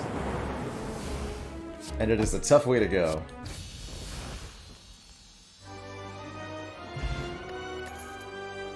I was supposed to drink that. Alright, there's the creative AI. I think it's a lot better now, genuinely, than it was last time we saw it. Giving us a random power added to our hand each turn. It's a reusable, compact scaling card that we can simply opt not to play in certain fights. Actually quite like it. Given the options, there's a lot of things that would have been better. Bias cognition, I think I would have leapt at the opportunity for. Am I just going to keep this fairy? I think I am. E-box. It's only 5 transforms. Inserter. Every 2 turns gain an orb slot. Or extra relics from elites. After a very brief consideration, I've decided that I want the inserter here. Extra orb slots is absolutely massive for this deck. We've got great orb generation, and we have focus generation now too. This will give us all of the silly late game scaling that the deck is going to need now, and we can focus on refining the deck by removing cards at every available opportunity. Maybe Consume makes an appearance, maybe it doesn't. We actually don't really care that much, I don't think. One way or the other.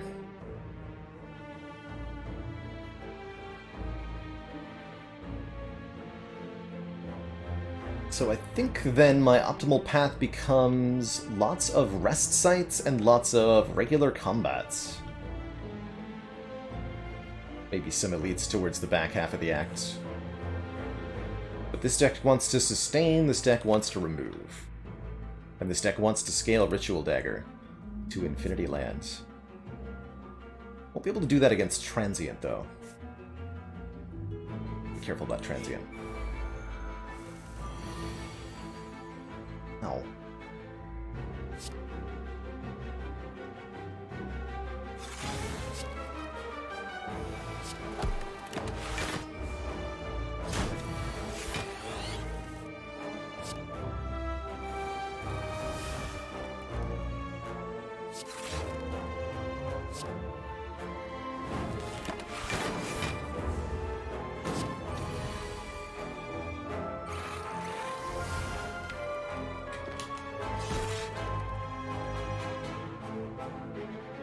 Unupgraded cards.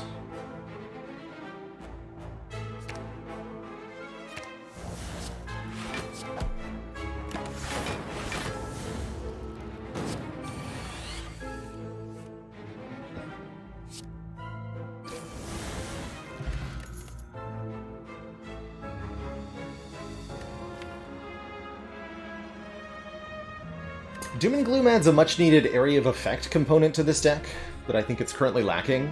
A solution for Reptomancer. Maybe a solution for double orb walkers if we encounter them. As this deck definitely lacks an answer to Reptomancer at the moment. Other than killing Reptomancer instantly with Ritual Dagger, which might be an option. Turbo is, of course, excellent with Seek. I do like the energy generated in this way. And combos with the Reinforced Body also. And we have good card draw. Ooh. It's compelling. Creative into Electro is not a Reptomancer answer. That is too slow and too unreliable. It's worth the actual upgrade on Dagger. It would have been, but then now we got the Peace Pipe, and now it's not. Not with the Peace Pipe. I take the Turbo because of the free upgrade. But it immediately punishes me for taking it. So, was it really correct? I guess Doom and Gloom I wouldn't have played either.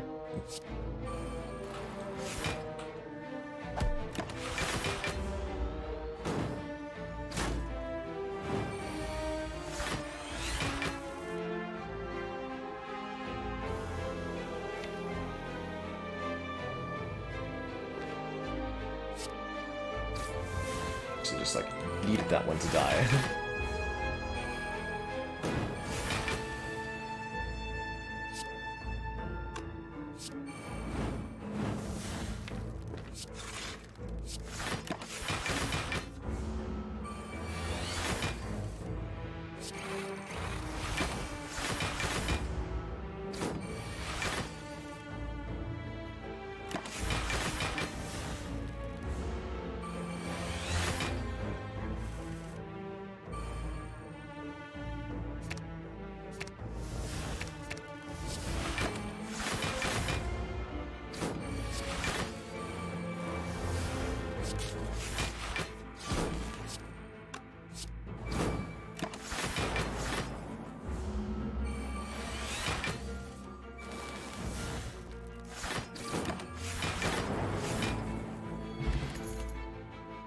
Hard draw. And I took a Turbo? I'm super taking the skin.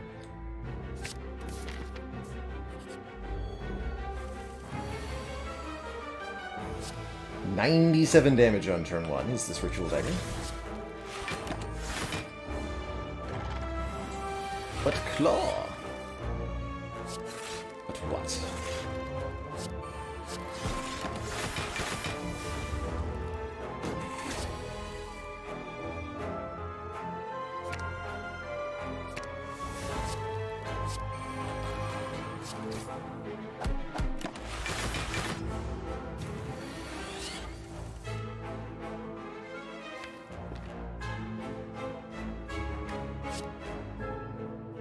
Why are you still here?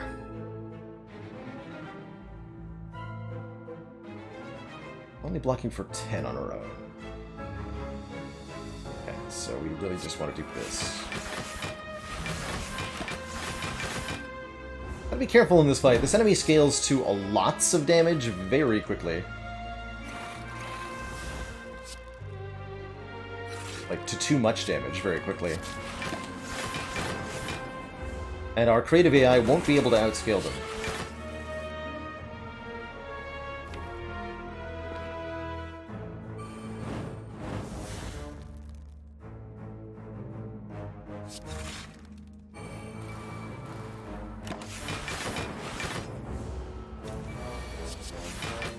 Okay, yes, Storm here.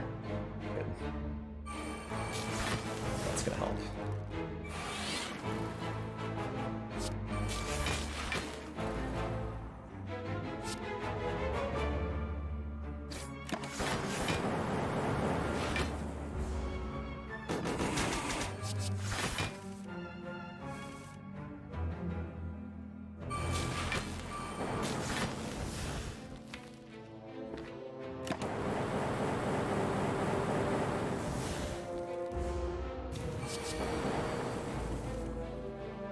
Beautiful.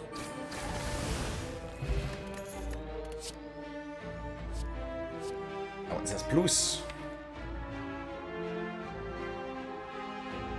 cold snap is reasonable too.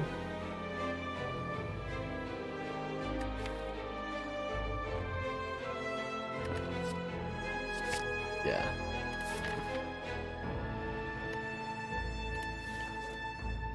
Skip is allowed. Says who?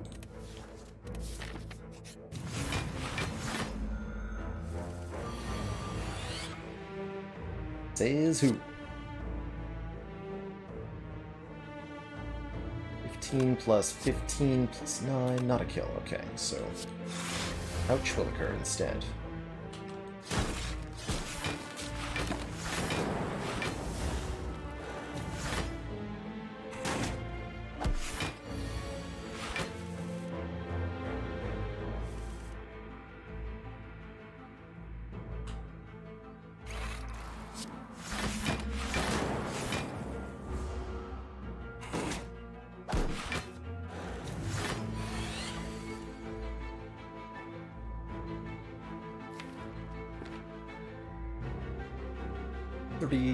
Blocking 12 already.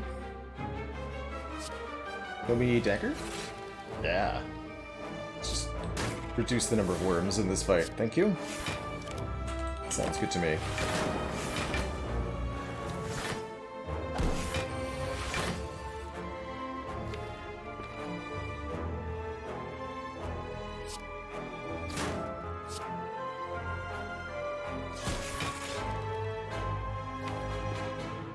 Secure the kill here. Wait a second.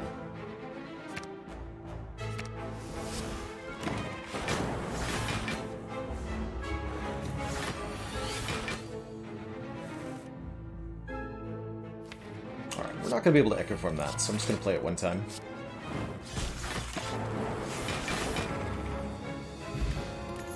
Only missing 1 HP. If we want even more orb slots, capacitor pluses here. I'm actually not sure that we do.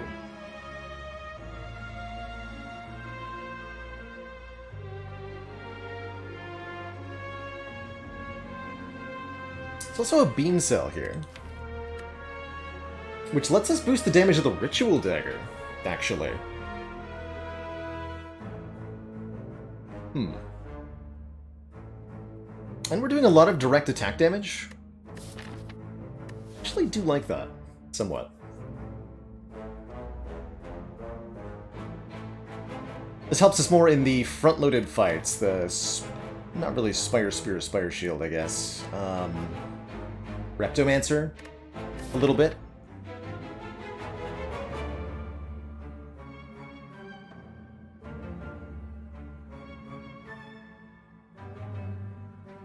Kinda combos with the Nunchaku, combos with having this much card draw.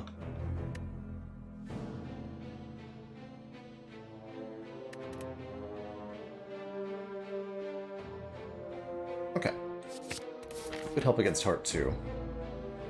Am I taking... Oh, if I want to do 2 rest sites, I can't do this Elite. Okay, so we're going to do the rest site instead of the Elite. Yes.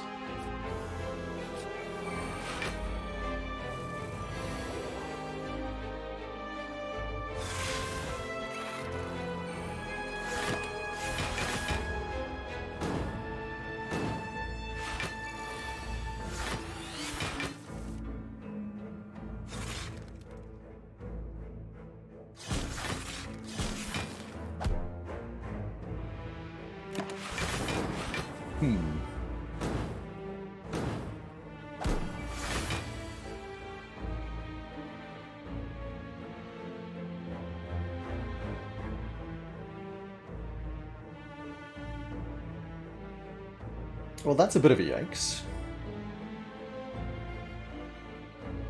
These 2 exploders are living up to their namesake and exploding here for 30 damage each.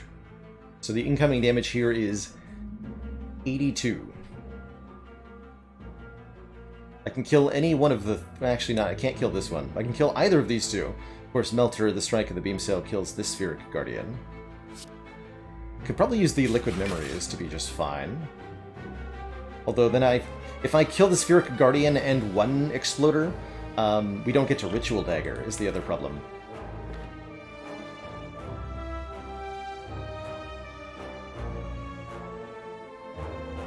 So... what's the solution to that?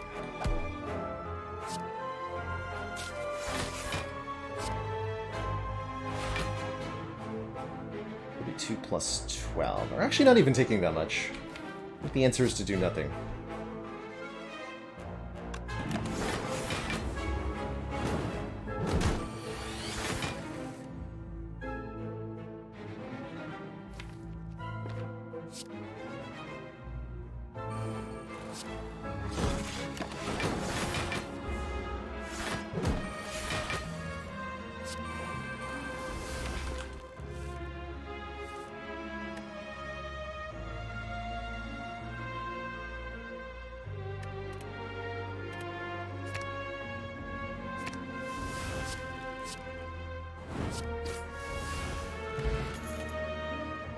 It's pack. Free program plus. No, thank you. Don't want to go for the eye. Go for the eyes would help a lot against hearts. Really needs an upgrade though.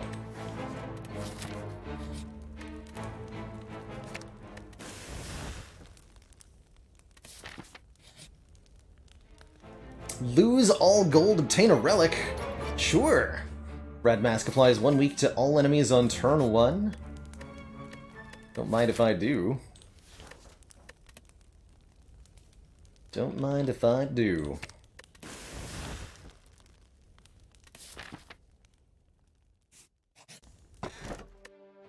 Hurts to not be able to take the bag of preparation for 2 more cards on turn 1, but gotta take the key. I'm thinking we're gonna go for 2 elites from here. Oh, we get to fall, losing another card. Skim, Echo Form plus, or Cold Snap plus. It's a bit of an oof. Guess I'm happy I added that redundant Cold Snap. And I won't be too upset by losing it. Works for me. And only 26 cards here. Into Giant Head. Do I play this turn 1? I'm gonna go with yes, because we're gonna need to Echo Form other stuff. I just need to play it now.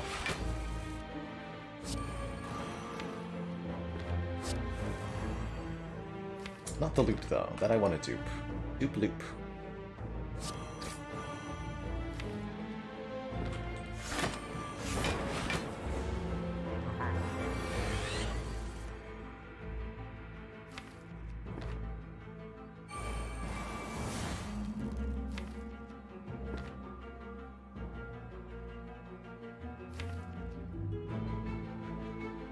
Make that a big number, but not quite big enough.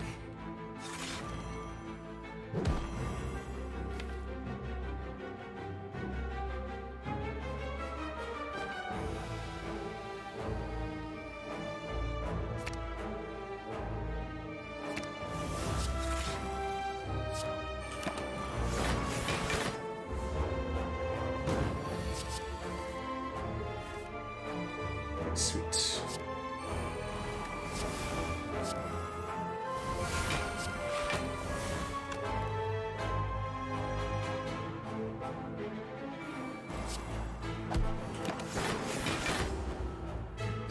Now we're echoing our first 3 cards each turn.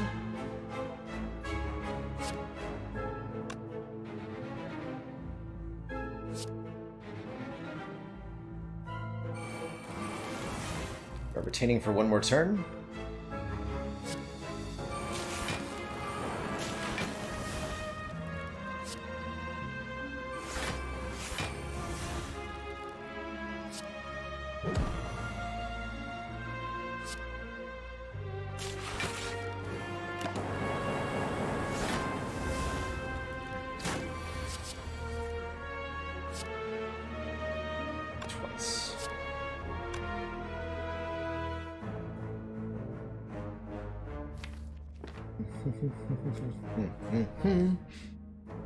Let's see.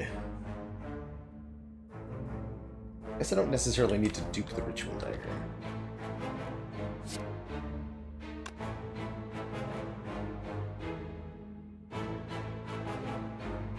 Let's try this, though.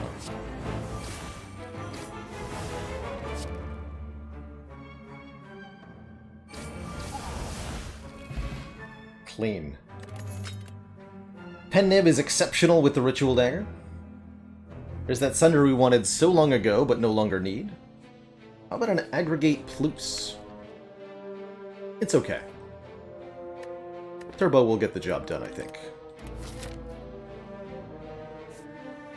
Why did the second dagger do more? That was the slow property of Giant Head in action. Giant Head takes 10% more physical damage from cards per card you play on your turn.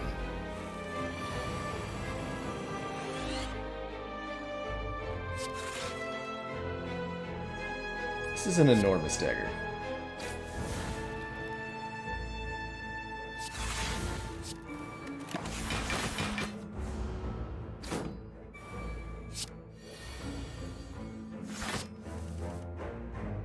It's actually big enough that if we set up Pen Nib to 9 correctly prior to the Spire Spear and Spire Shield fight, we may be able to instantly end that combat with the Ritual Dagger. Wouldn't that be grand?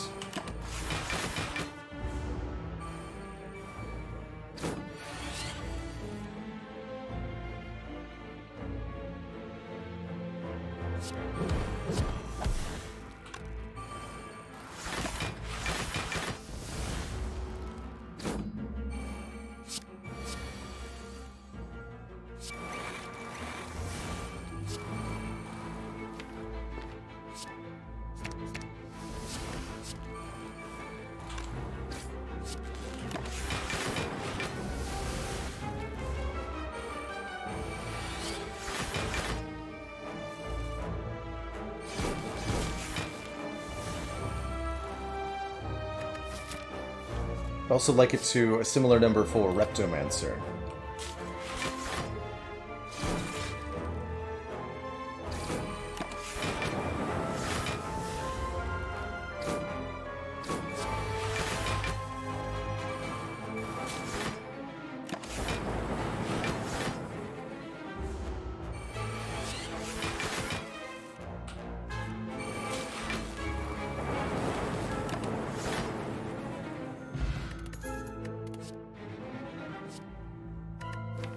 It's only going to be 2 cards.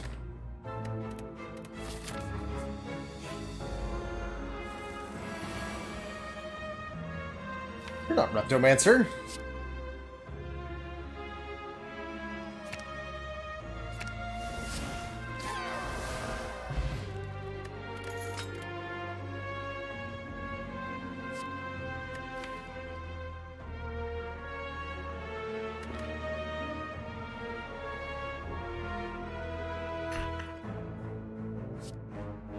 So yeah, that's what we want to do to Spire Spear, too.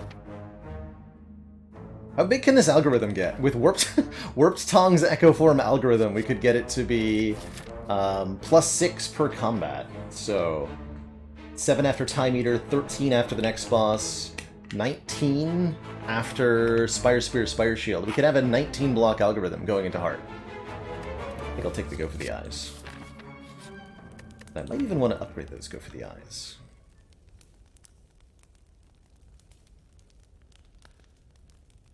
Is it worth just removing another card?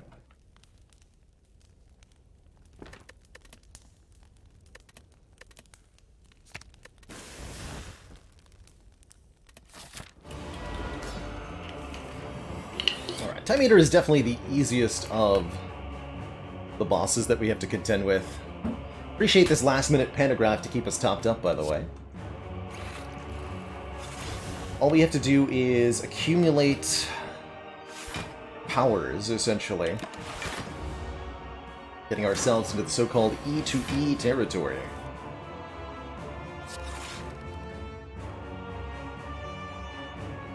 I'm never going to play this. Time Eater only gains strength at a rate dependent on how many cards we play, so the fewer cards we play during this combat, the better. Yes, Pantograph will work on the second boss. Indeed, it will.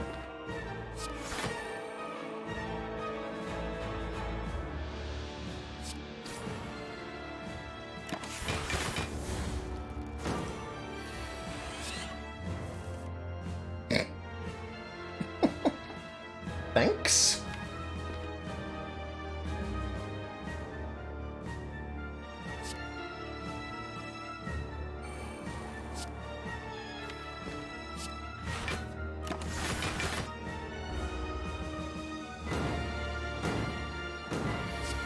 Careful with the card count, though.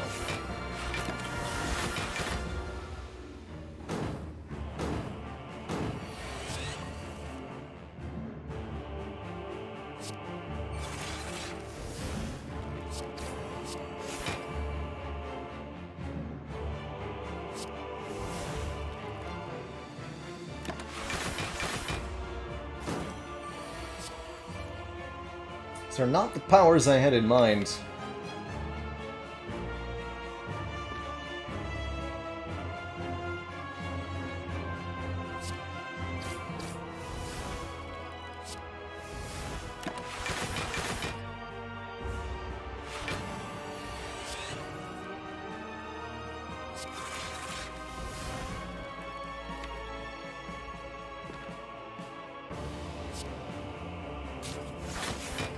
Rude.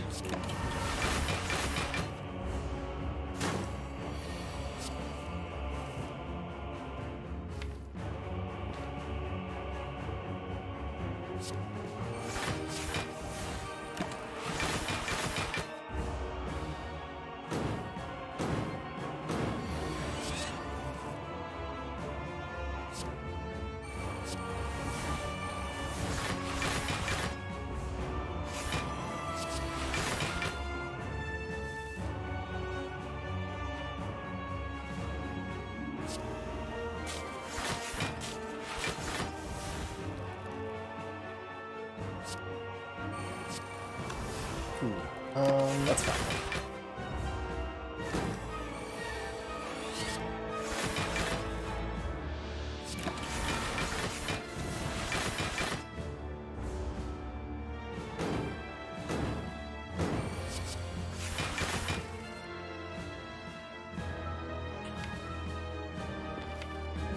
Got no defrags or loops yet? That's interesting.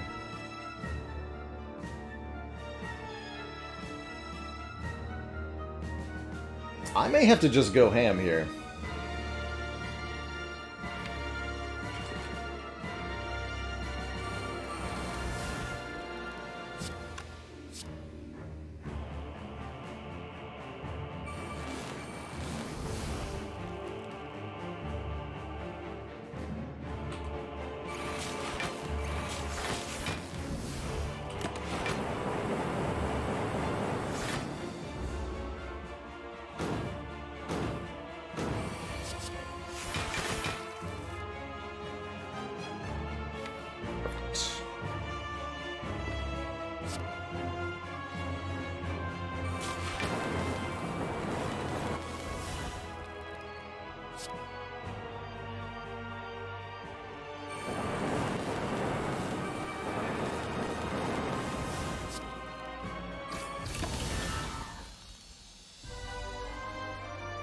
Didn't get the self-repair down, but this pantograph has us covered.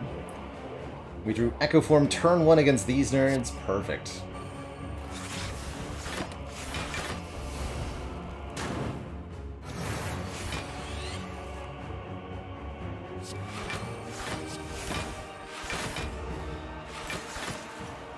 Blood Vials chipping in too.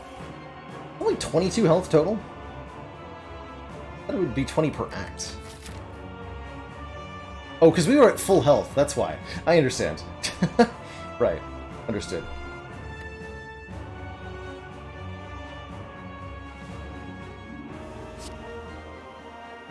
Can't heal if you're at full. That's just common sense. It's actually a good fight to kill Dagger first in.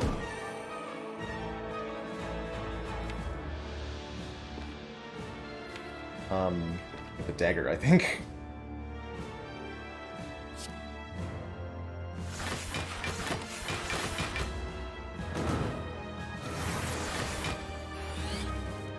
Perfect.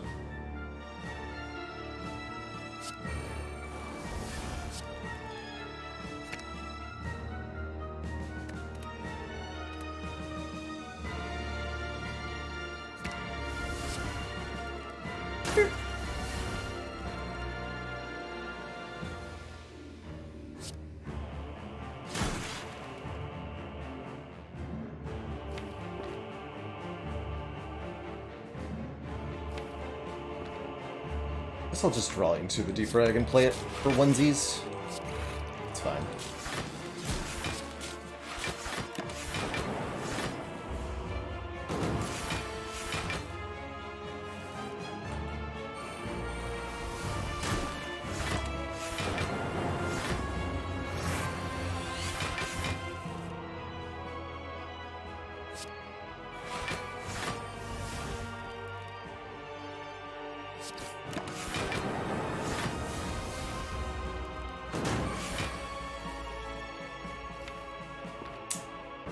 Dagger messed up our redraw real bad, huh?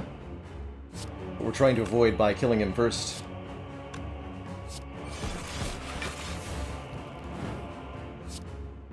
Okay, gotta make sure the pen nib goes to the right number here. Want this on 9.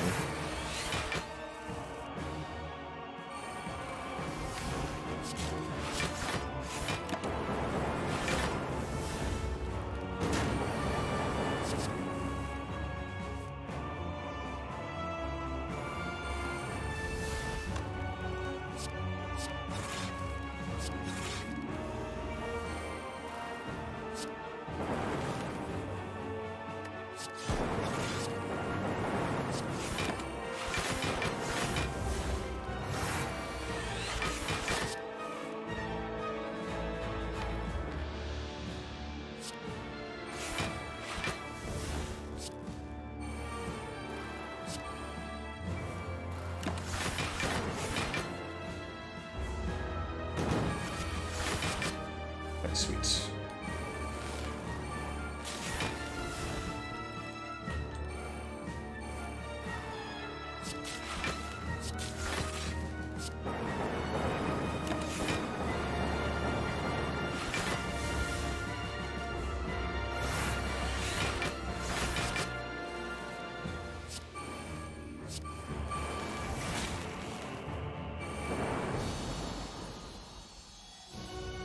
GG!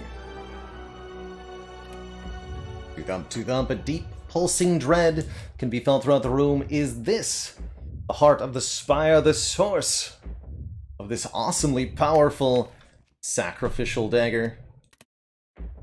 You charge your knife to its sharpest. Deal 2080 damage.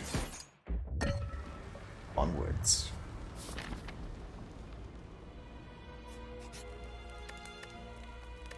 Alright, so I think it's a real deliberation here between remove a card and upgrade Go for the Eyes for the Heart Fight. I would really like this to apply 2 turns a week. Between the Beam Cell and the Go for the Eyes, we have good artifact removal. Enough card draw to cycle back to them again. Being able to make the Heart do 1/4 less damage is a big deal.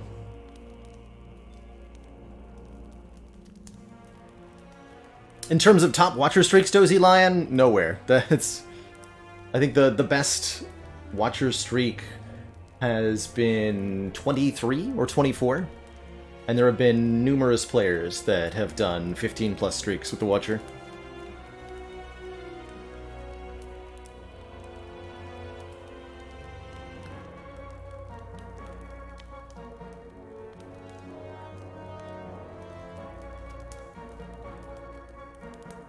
We took all the strikes we did. Yeah, I'd be taking a defend here. Probably. I think our defends are pretty bad in the Heart Fight.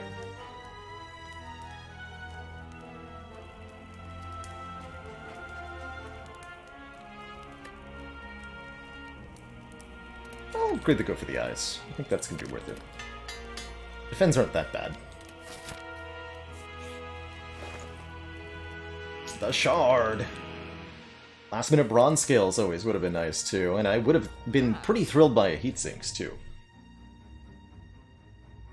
How long is this run currently? This is 1 hour and 51 minutes. It's been a bit of a longer run, in part because of the creative AI nonsense that we've been doing. Or not creative AI, the Ritual Dagger stacking that we've tried to do.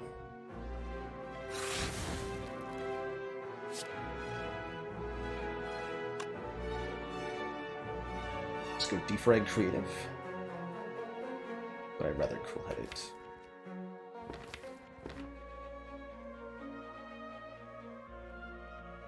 rather cool-headed.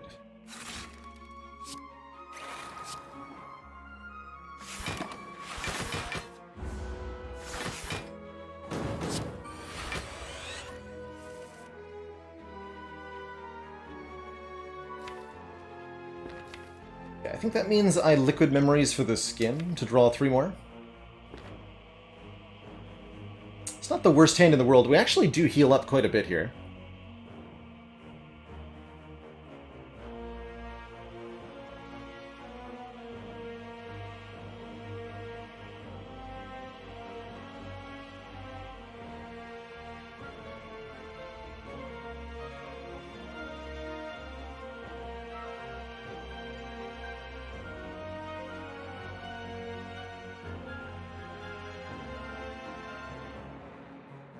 Yeah, I'll do it.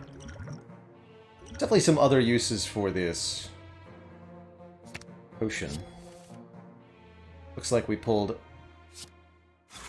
a pretty good set of cards. Hilarious to go for the eyes. Although it works here, I don't want to play it. Let's see. So we're already blocking for 34.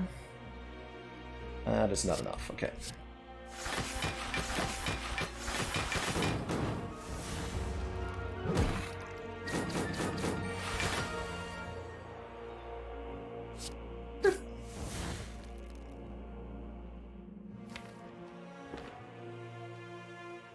Alone at last.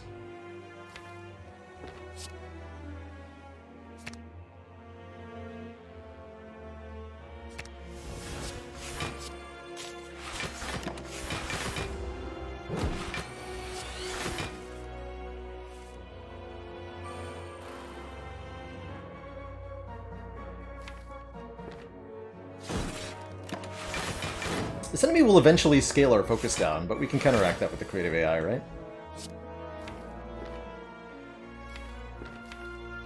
Only if I play it.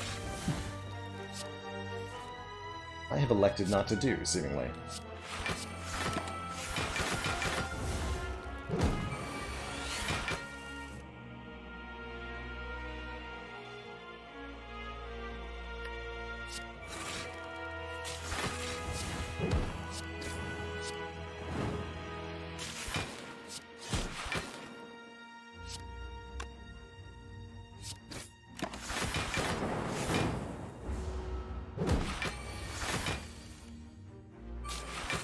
Kind of just relying more on the front-loading portion of the deck. You can see how it plays totally differently depending on the fight that we're in. In a fight where we have to kill things quickly, we disregard our powers in order to play our blocks and attacks. But in the boss fights, we're all about just play these at all costs.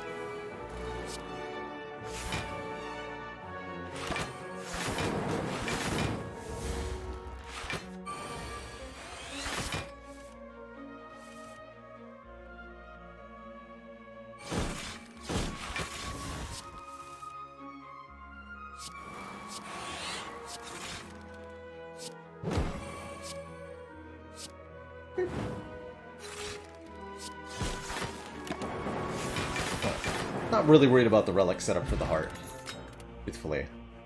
And there it is, the recycle from earlier. Now it is way better, letting us exhaust a card and gaining energy equal to the cost.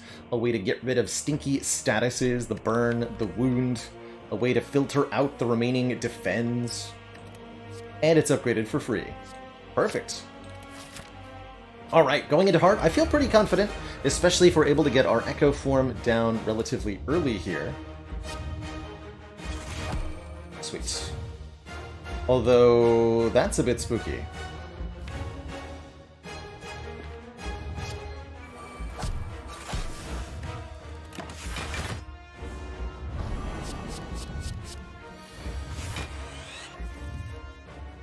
Okay, well.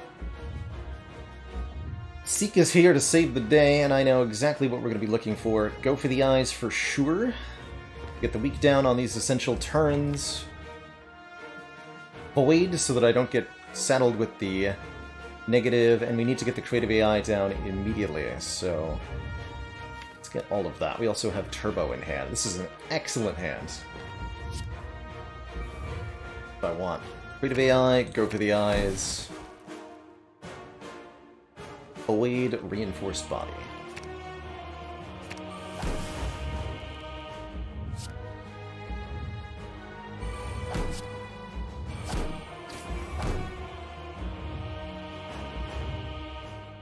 Is it better to exhaust the Melter than the Wound right now?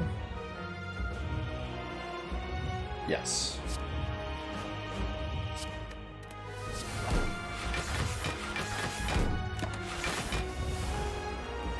For the additional 6 block that we got. Actually really happy with this.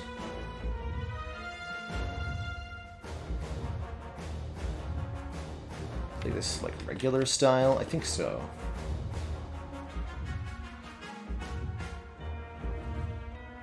Having 2 heat sinks in play is going to be invaluable.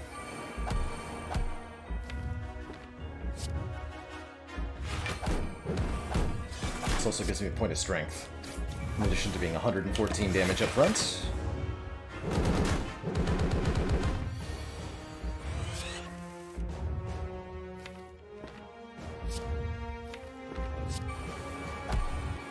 Yes, per draw. Do I want to retain all of this? Let's go with yes.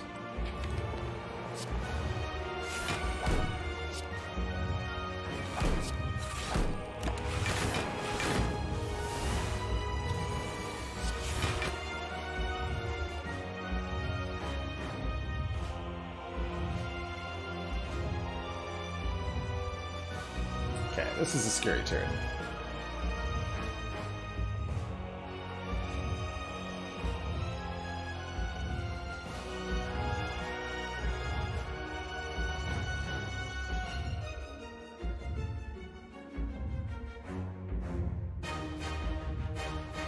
I think I have to double the turbo, although it's also maybe worth considering double beam cell so that the go for the eyes works this turn. That would block 15. I think 3 energy is going to be better. We're going to be able to draw a lot of cards this turn. But it won't block for much unless I get some focus down.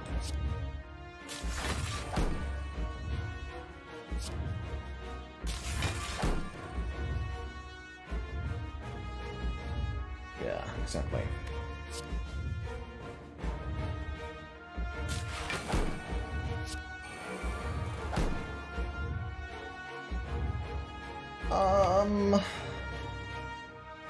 That's not good.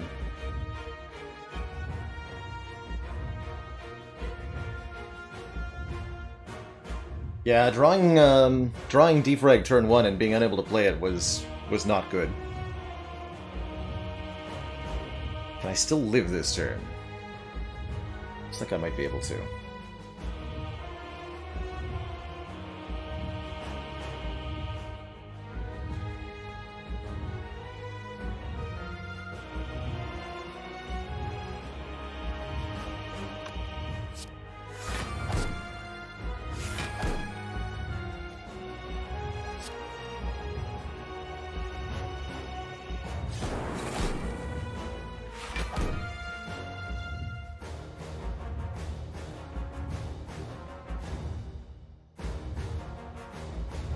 Net gain of 1 hit point for now. One less Frost Orb for next turn. Also gives me an energy. Don't even want.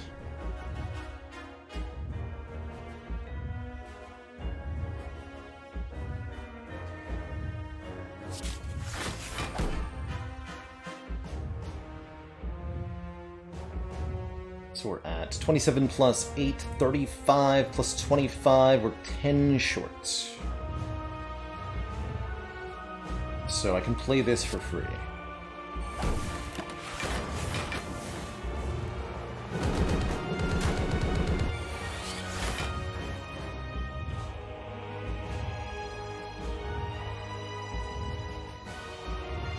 Static Discharge Plus.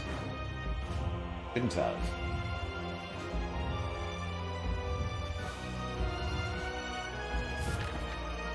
Oops. The powers in the draw pile. I'm gonna end up drawing this defrag at the wrong time again. actually don't think I play Static Discharge. Yeah, I think that's the takeaway. We do this.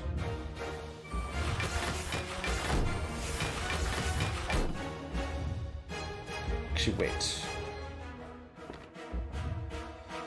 I forgot about the thingy as well.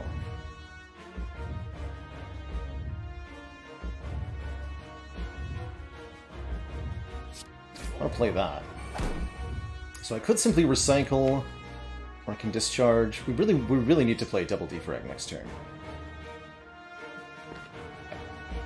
So I'm just going to do this then.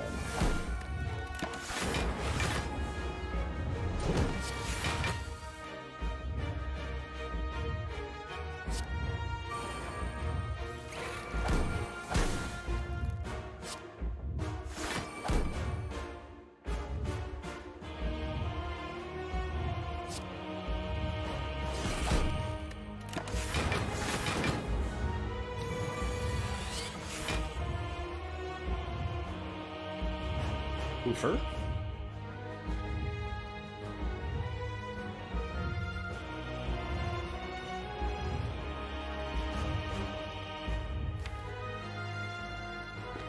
This needs to get in play.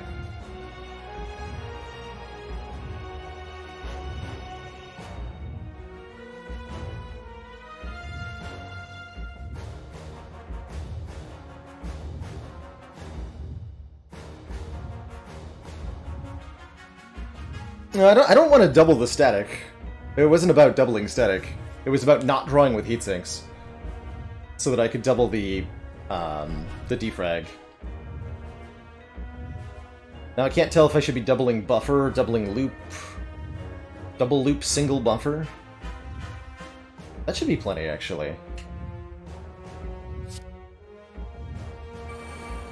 Oh, we drew turbo. Okay, sweet. Even better.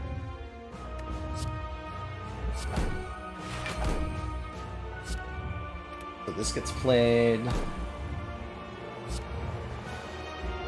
This gets played.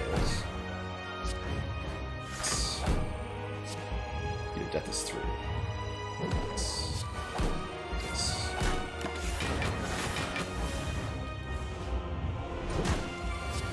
Guess I didn't actually need the buffer very much, huh?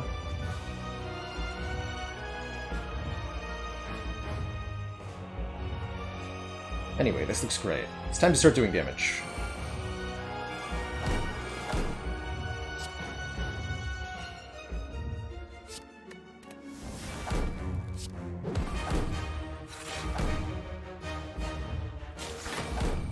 This Hello World is draw 4.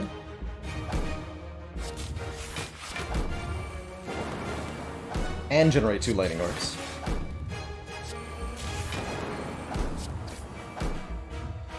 Yeah, we're in good times territory.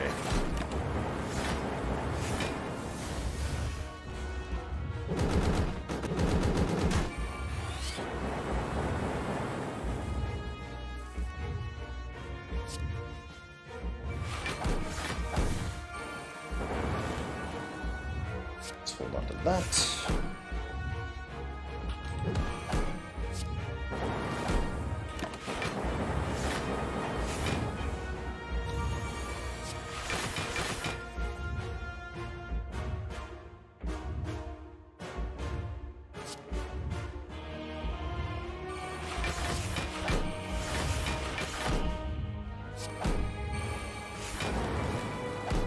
Recycle this recursion.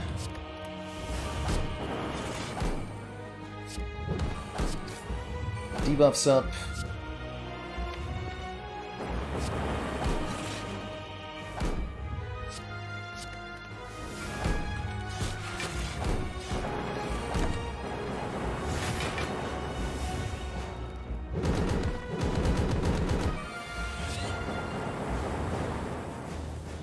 I should have been a little more careful with what I was drawing this turn. Looks like we're fine, though.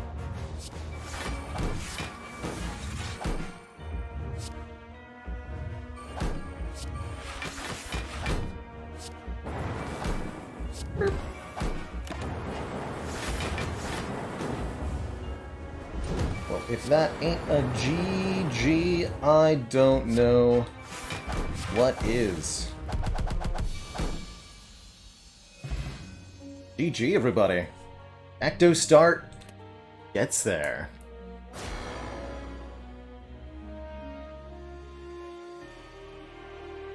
GG.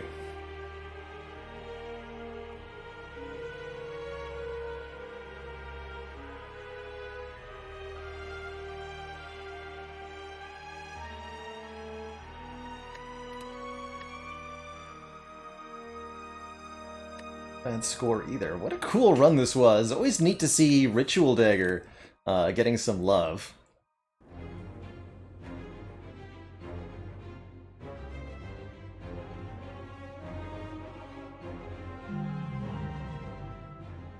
Has it been done? Spire sleeps. But I shall not. Good lord. What a really, really cool run. Doesn't track the dagger, unfortunately. That was I believe, exactly 100 damage Ritual Dagger at the end. Or maybe it was 102. Not sure if we upgraded it against... Yeah, we did upgrade it against the twins, so it had to be 102 or 103. Dingus! Thanks for the Prime sub. Welcome to the Cozy Sub Club. Either way, super, super cool run. Really appreciated this Chill Plus in the early game. Really neat to get Warped Tongues with Ectoplasm and not have to deal with the curse. That was just serendipitous there, getting the Warped Tongues and removing the curse immediately. And what it enabled us to do with Ritual Dagger was super cool too. Poor Dekka got murdered. Poor Spire Spear got murdered. And it was relevant damage to Heart too. GG, really, really cool run. I really liked that we ended up using Creative AI as part of our scaling mechanism. This is a card I tend to shy away from, but I think the Echo form made it a lot more playable, as did the free upgrade from the Frozen Egg. Also, shout out to removing 2 defends with Empty Cage, and feeling good about that.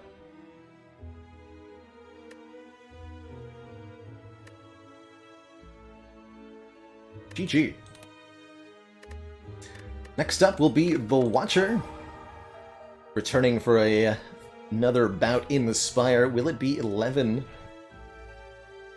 for the Purple Lady, or will the streak end? Before we dive on into another run, I am going to take a quick break here, refill my water, stretch my legs, grab a quick snack.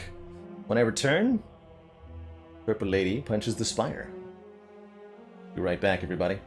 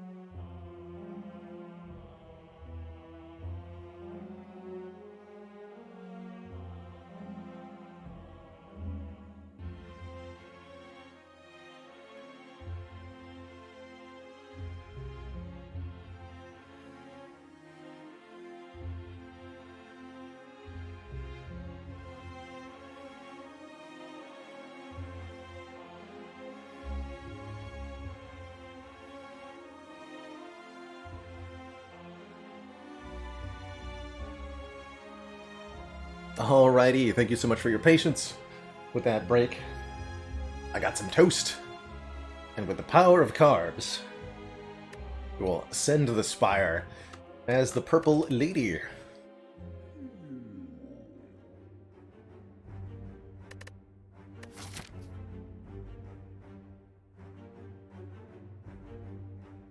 Let's see, early shop into Yikestown. No, thank you. This looks a little bit safer. Ooh, lots of upgrades, too. Although this path is short on card rewards, notably. Getting our 3 regular combat rewards and then just 2 elites. Mostly looking to upgrade basically every card ever. Now, going into Guardian, I don't dislike that, truthfully. I think going heavy on rest sites can be a valid tactic. And it looks like one of the better pathings through the act here, right? The other alternative is careening headlong into an elite without an upgrade.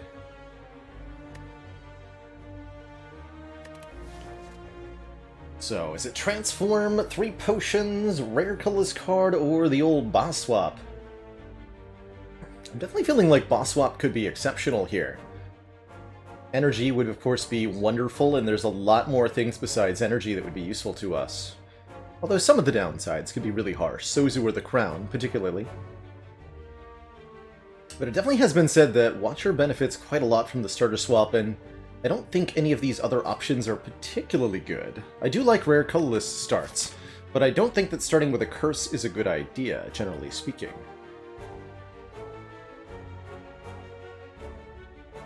And so were this any other kind of downside for the colorless card, I would probably take that.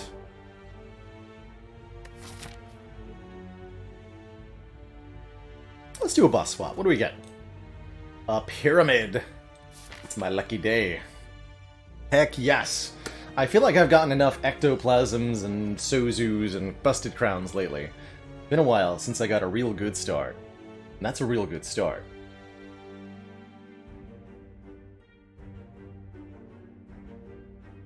Six4 Ninja says, is Curse less of an issue on Watcher because Watcher can make better use of strikes than the other characters?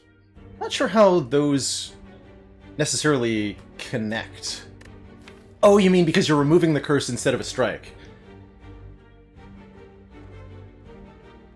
I like what you're thinking, but the conclusion is actually to ignore the curse and remove your defend cards with the Watcher, as the Watcher really does appreciate shrunking down even further.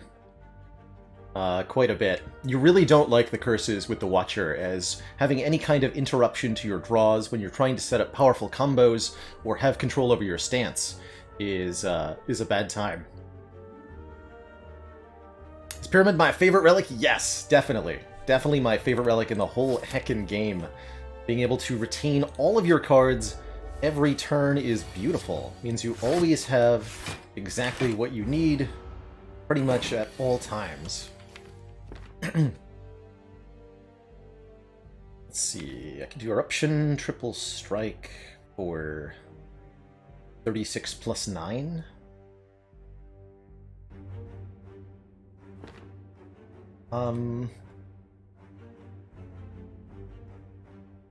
Is this the move that blocks for 9, or the move that blocks for less than 9? I actually can't remember.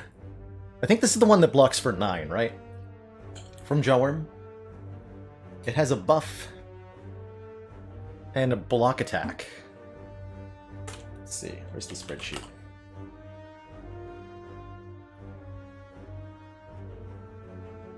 Talking about the amount that the amount of block that the Jawworm is about to generate. How much with this move?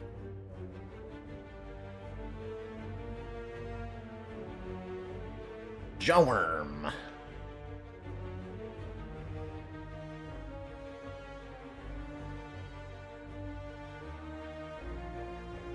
Bellow, Strength 5, Block 9. Yes, so it's getting 9 block. And what that means, unfortunately, is that Eruption in 3 strikes next turn will be 1 short of a kill. Let's just keep the Vigilance in hand, then.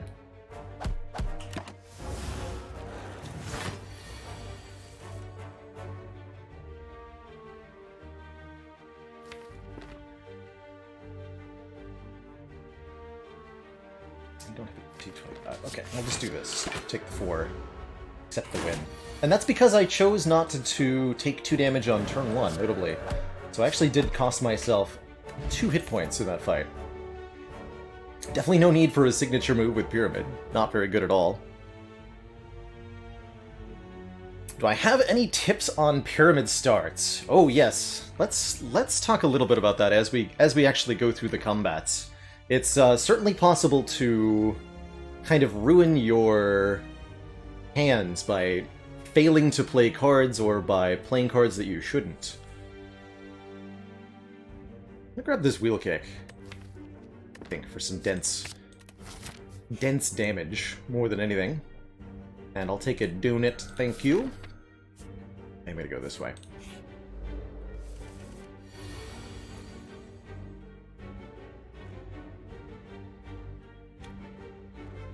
So with the Runic Pyramid, any cards that you opt not to play are going to stay around in your hand. And of course, at some point, this inevitably means that you must play new cards in order to draw new cards. And sometimes that may result in wanting to play defense on a turn the enemy's not attacking, just because you have nothing else you can play. Had a lot of opportunities to retain in that fight. Worship with Pyramid. Inner Peace also very, very nice here as a way to just intercom for 1 energy with reusableness.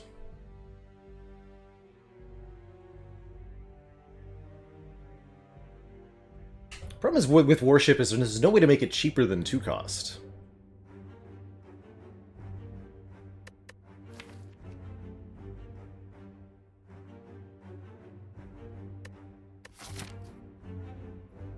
Inner Peace would put us frighteningly close to being able to win with an infinite of sorts. That might be a total line here. Carve Reality less useful, given that we have Retain already.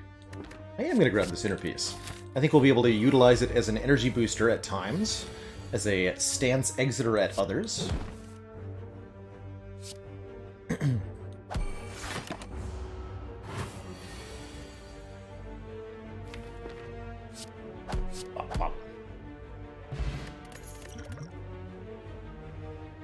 And I think both Cut Through Fate and Consecrate are very good here. Archboss is Guardian, right? Right. Actually, with the Wheel Kick here and the Inner Peace, we really are in need of a free card so that we can avoid the problem of hand clog. Pyramid absolutely wants to build towards the ability to play around 5 cards per turn so that you can continue to utilize your base draw.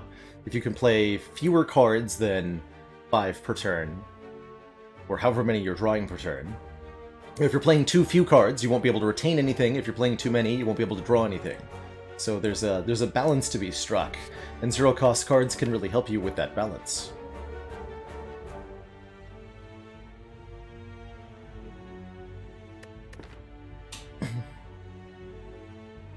Card draw can be one of the ways to get back into the retaining sorts of things. If you're noticing that your hands are empty, then adding some card draw to your Pyramid deck might just be what you need. And I tend to really, really favor front-loaded draw in particular, like Master of Strategy, Seek, or Offering, in order to get to a state of having a full hand. An ideal Pyramid deck is generally retaining 5 cards and playing 5 cards of its 10-card hand each turn, or something like that. I am going to take this Consecrate. I like the 0-costitude. I'm probably going to upgrade it, as we have all these exceptional additional upgrades. And I'm happy to take a card remove from the Cleric. I think I will, as aforementioned, remove a Defending Guardian. Yeah, I'm going to remove 1 Defend here.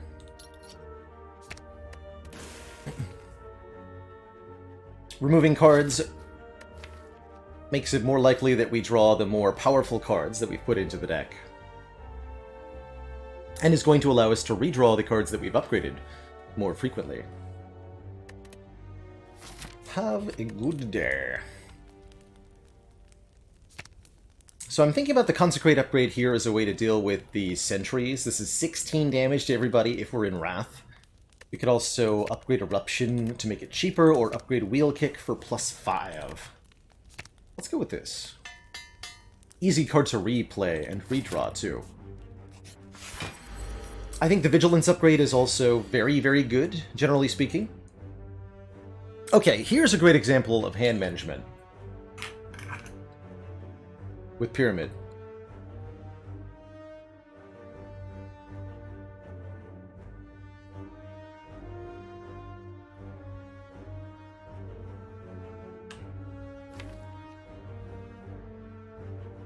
We want to open this combat by entering Wrath, and then doing as much damage as possible.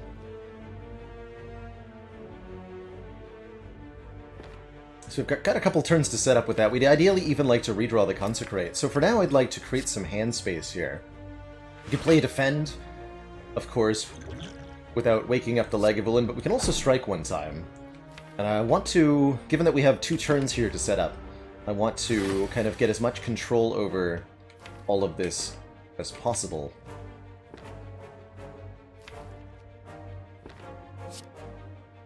I'm going to play only 1 card on this turn, Inner Peace. There are 3 cards in the draw pile. I want to draw exactly these 3.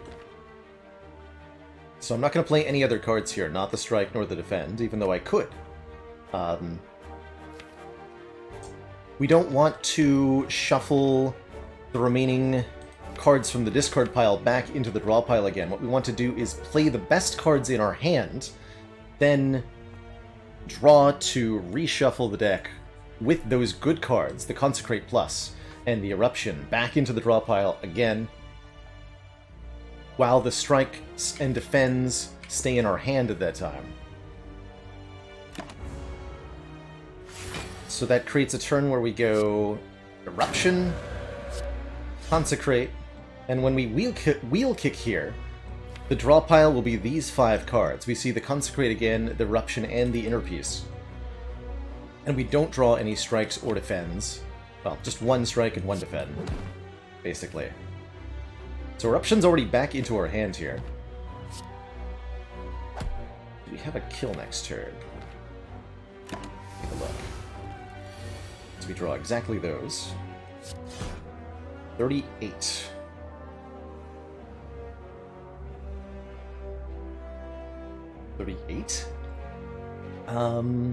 By Inner Peace Eruption, I have 2 energy left, right?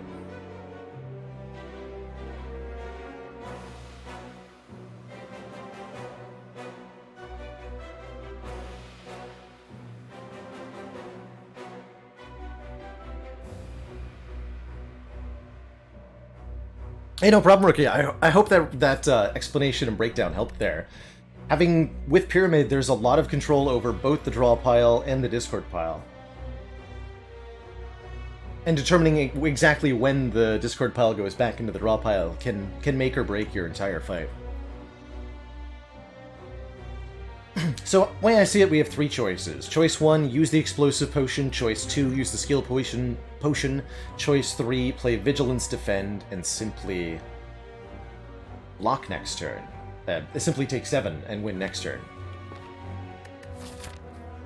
We're going straight into another Elite fight, so I'm pretty content taking 7 to preserve both of these potions.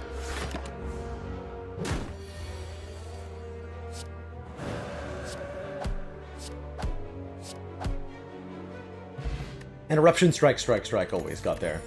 We do find a potion, but it's a bad potion for Runic Pyramid, the Snecko Oil. I'm super about a wallop. Super about a wallop. Hell yeah, wallop. One of my favorite Watcher cards. It's damage and block at the same time. The more damage it does, the more block it gives.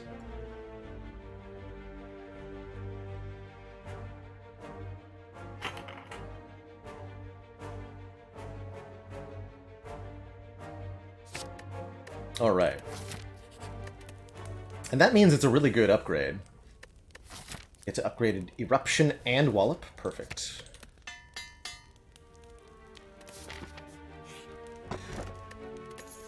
More potion slots, too. I guess I could decide to take a combat rather than a rest site at this point.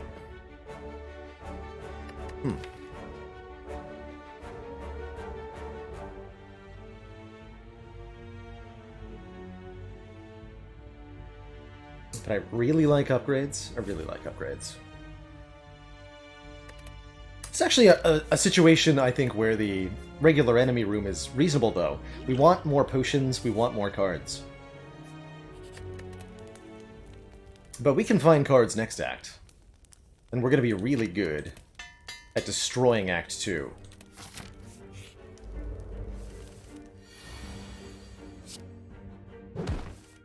Okay, and do we go into Eruption immediately? Yes, because we have Wall Up coming up.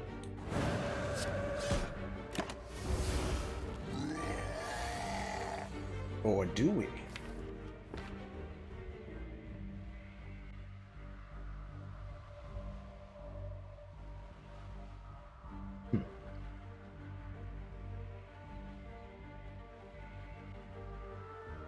Explosive Potion on its own does not kill the knob, so I'm inclined to strike once and then Vigilance here.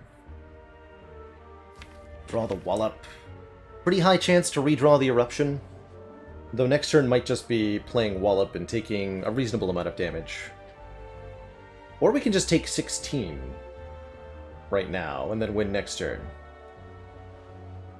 Guaranteed.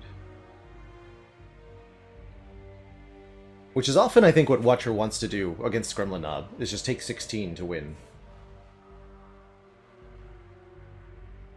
Let's see, if I have Vigilance, this turn I'll take 11 minus 8, take 3. Next turn, we block for 12. Incoming would be 28.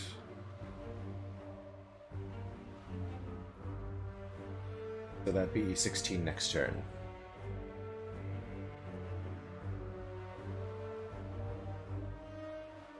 So if I go Strike Vigilance, I'm only worst case scenario taking 19, I think.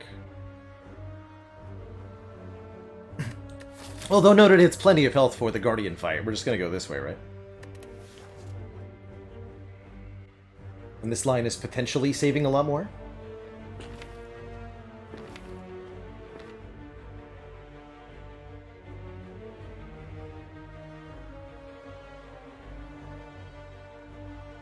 See, we end up with 6 cards in hand, so we draw 2 more. I'm gonna do this route. I think the odds of this are pretty good. Yeah.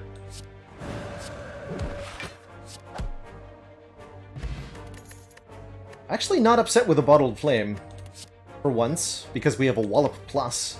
Or Bottling Eruption might even be better. That's interesting. Follow-up can be a really good damage contributor in a Pyramid deck, too.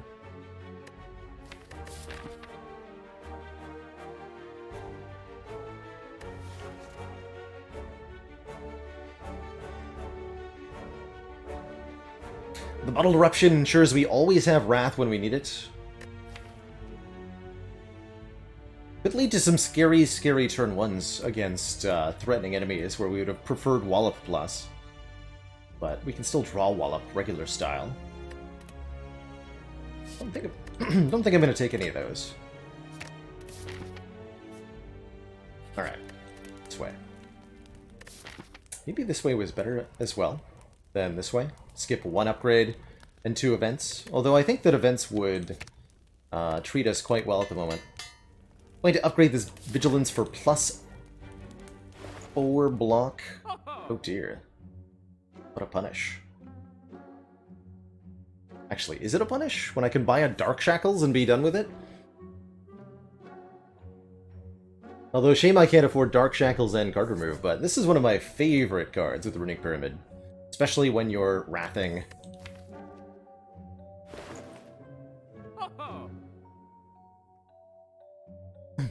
Oh, I did see that, Failure. Both Spelunky and Spelunky 2 come into Switch tomorrow? It's exciting news. Those are very, very good games.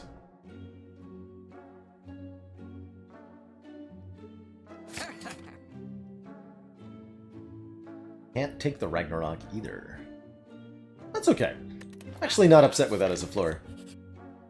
And this is better than a combat. We get to take a combat that also gives us a useful relic for later in the run. I believe this is also bonus money, if I'm remembering correctly.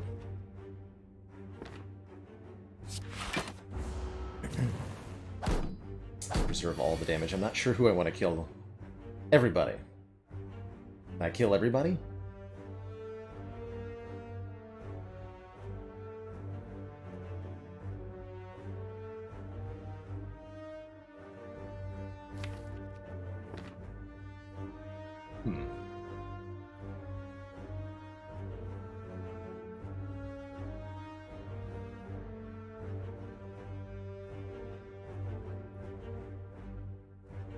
I can, right? I don't even need a potion.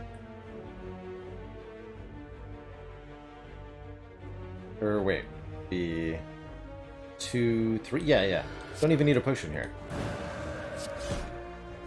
Pop, pop, pop.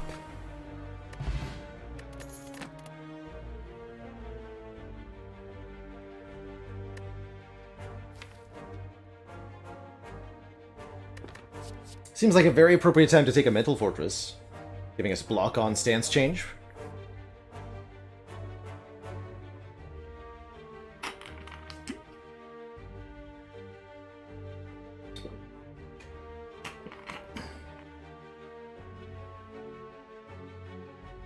And that goes back to the old adage: if you see a good move, winning while using your potion, that's a good move.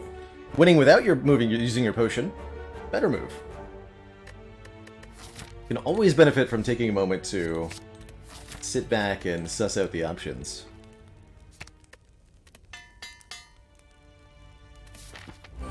This mental fortress not only allows us to remove defense, it allows us to remove everything.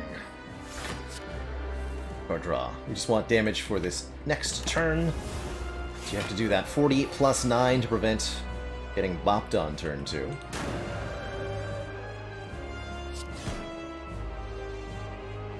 Let's go like so. Fortress, strike, monk.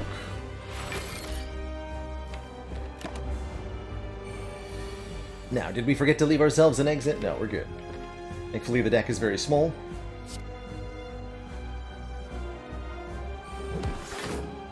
Also, who even needs to exit when we could just bonk?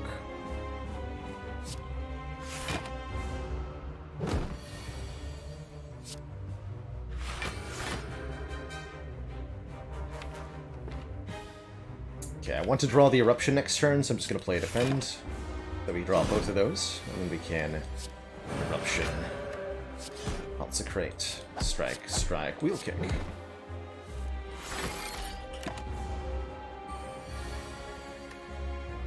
And honestly, we don't really need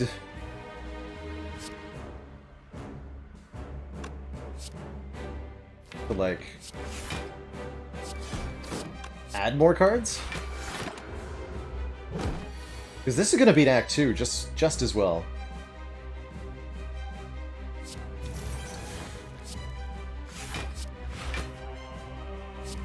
Draw me some cards.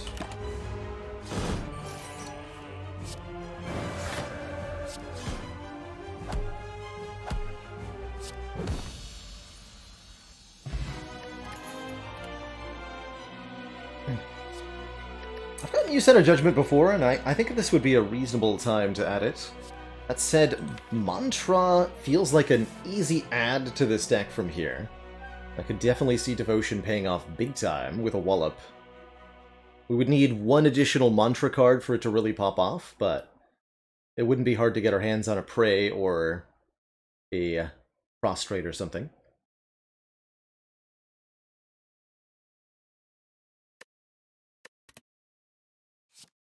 Judgment would definitely really help us destroy Act 2 by making us far less threatened by Slavers, Gremlin Leader, Spheric Guardian, all that jazz.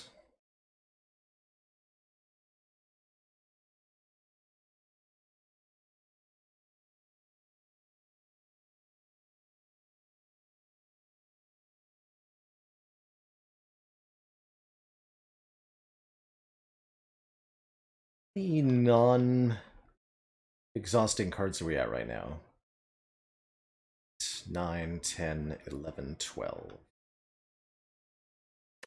13. I've really enjoyed Judgment when I've picked it up lately, and I think I'm going to continue to give some paper to this card. It does a bunch of cool stuff. For example, allowing me to feel way more confident about this Black Star. What's Slaver's Collar? Just have more energy for the elite fights?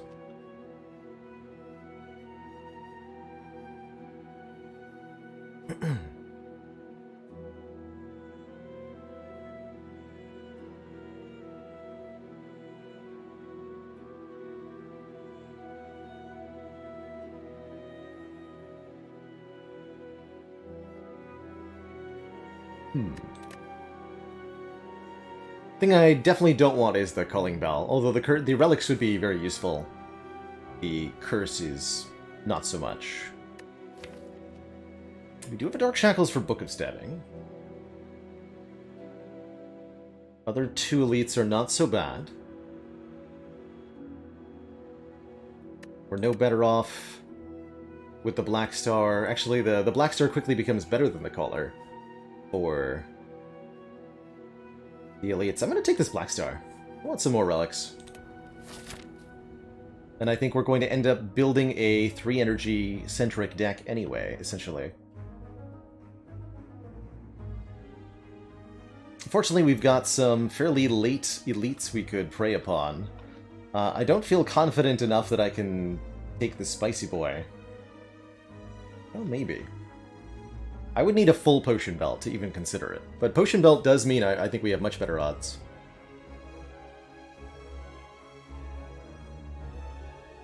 Still, feels kind of unnecessary, and more to me like we should pop into the store to get a removal. Just try to fill up the Potion Belt from encounters, grab an upgrade, you know, make sure that our health is high, and then collect some relics here, collect some more relics in Act 3.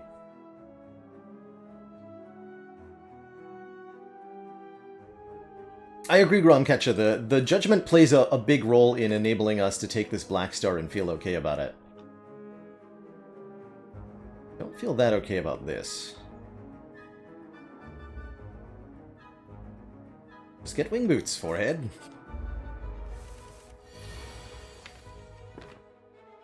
Definitely a fight where I appreciate Bottle Eruption. Notably, this same hand against Shelled Parasite would be terror. And we also might not draw an exit next turn, although we have lots of answers. Wallop, Dark Shackles. None of these are those.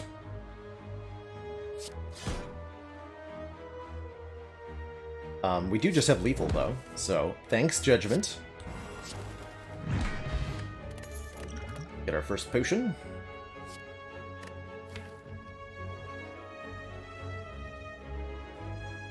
It's actually not a bad swivel with the Wheel Kick and the Wallop.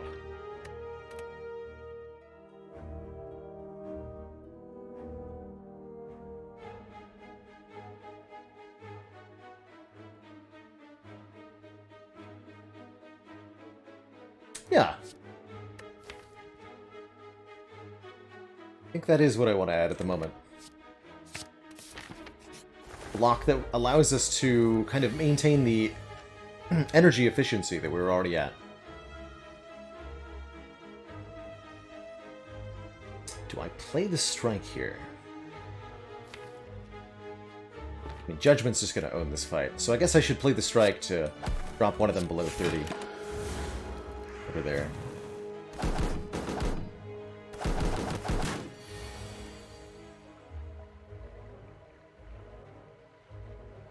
One, two, three, four.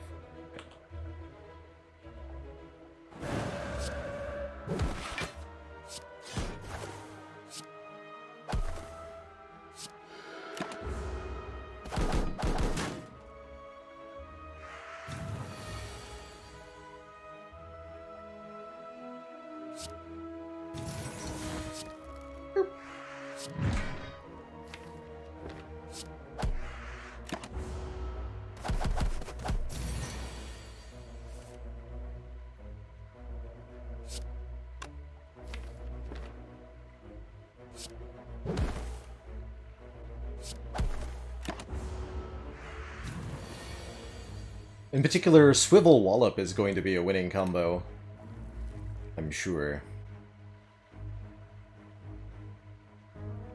So 8 plus 6 plus 5. 13 plus 6? 19? Yeah.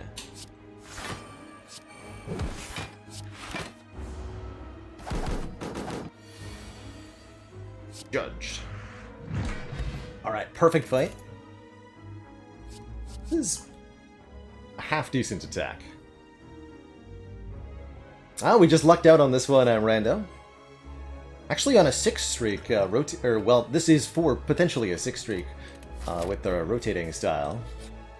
So it's quite an exciting lucking out as well. If we had more Wrath? Question mark? No, we just want to make the deck smaller at this point. Really do. Probably want to remove a defend here. It's also an Ambrosia Potion.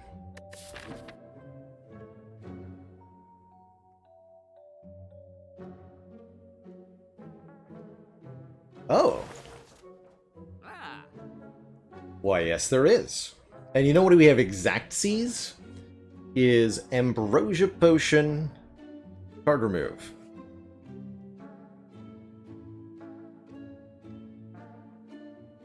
Why would I do that? Because if I have an Ambrosia Potion, I get to fight the Burning Elite. And then it's out of the way for Act 3. We don't even necessarily need to use the Ambrosia to get the green key. We just need to have it so that if things go horribly wrong, like there's a plus strength Book of Stabbing again, then we can kill it with the Ambrosia Potion. This potion is so strong, it's instantly triple damage plus 3 energy. It's so strong that there is pretty much no encounter we can't instantly win with it.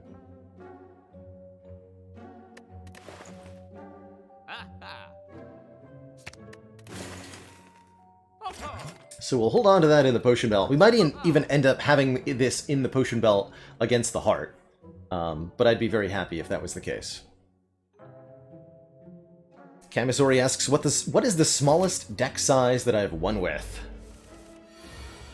On Ascension 20?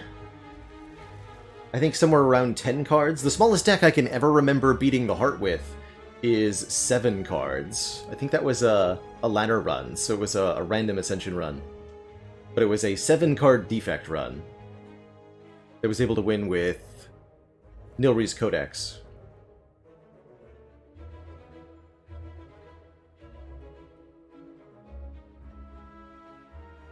Now, not counting the heart, I think I've done a 3-card win for the base game. That was a long, long time ago.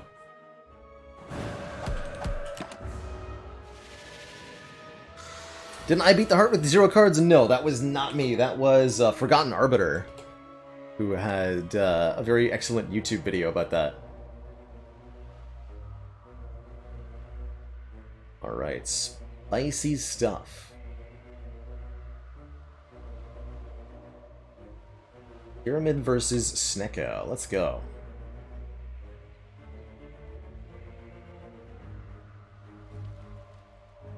I can do Swivel, Wallop, Defend. Do a bunch.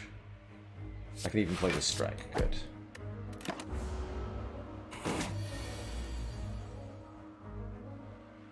This looks good as well.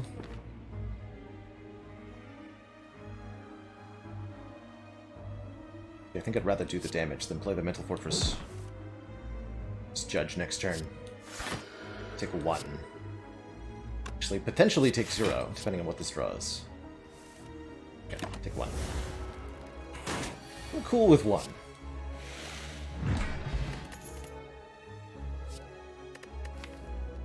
I didn't actually take that devotion. Okay.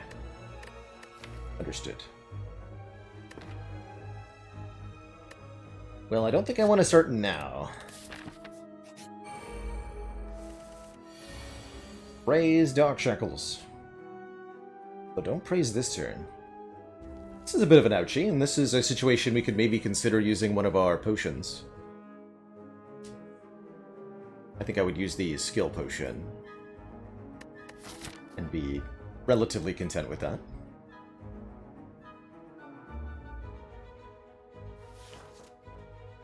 Be a block, could be card draw.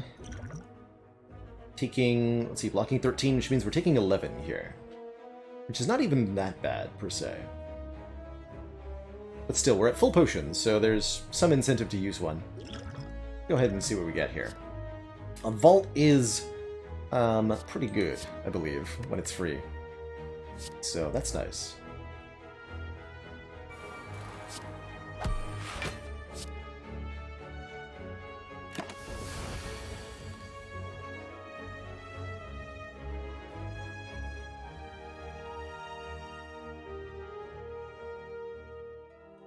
Do some serious stance switching here.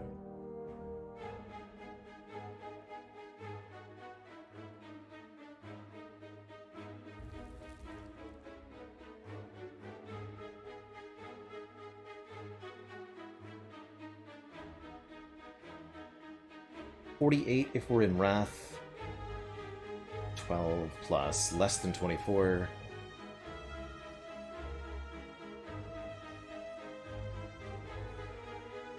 Yeah.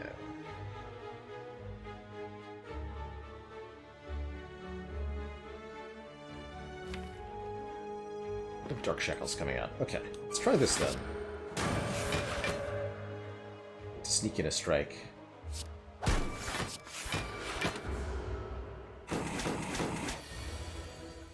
Just play the Dark Shackles on this turn. Swivel, Wallop, Defend actually full blocks too. Okay, I feel good about the Swivel right now.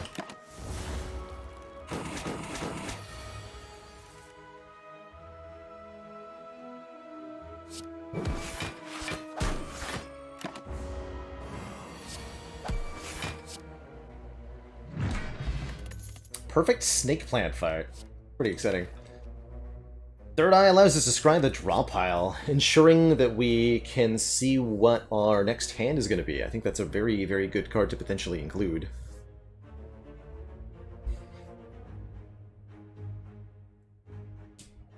Don't have a lot of thoughts on Tainted Grail Anecdote. Not a game I've played, not a game that I intend to play. It doesn't just look appealing to me, personally. So I can't say that I have a lot of interest.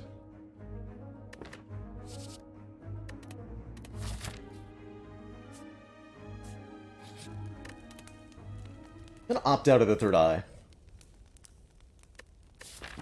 Going into the Burning Elite, I definitely want this Judgment to be upgraded so that the threshold is 10 higher. And I'm gonna opt for another combat to try to replenish our potion before we head towards the Spicy Boy.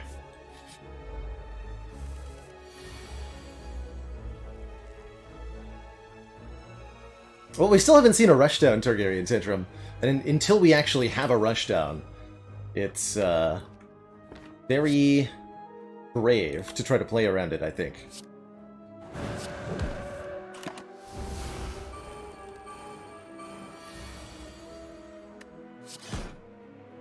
Look at that damage. Look how it doesn't line up properly.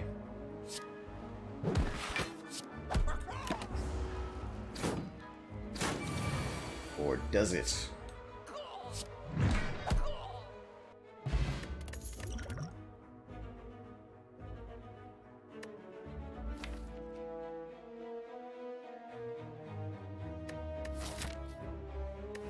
Alright. It's time. Time to go Divine. Ooh. And maybe it's time to go Bites? Interesting. We have not removed any strikes from this deck yet. We're offered to exchange some of our max HP for Bites, allowing us to recuperate HP. It does cost us a lot of our max health, which I think is a little questionable, but would enable us to sustain ourselves pretty well. I don't know. Doesn't feel like a deck that's going to be taking a lot of damage. Is the Judgment threshold different in Wrath stance? No. This card gets absolutely no benefit from stances.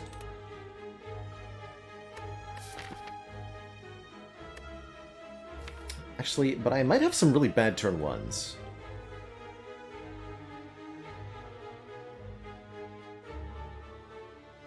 in Act 3, specifically. If I was missing more health currently, I'd be more interested in it. I don't think so. I think with the potion belt, I'm not going to need the insurance of the bites, because we already have this kind of insurance. Definitely take an Nunchaku, though. Energy generation is great with Runic Pyramid. Alright, it is a super Book of Stabbing, but not this kind of super that I'm particularly afraid of. Save this Eruption and this Wallop for a moment. Let's do this.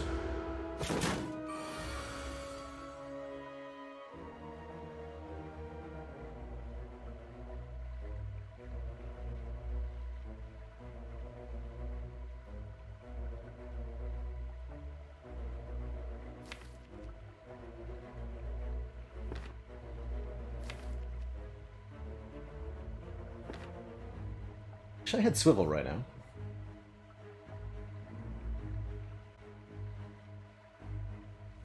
Do we need the Ambrosia? Certainly not on this turn, we don't. No, I think we could wait on it. I would much rather try to use the Skill Potion this turn.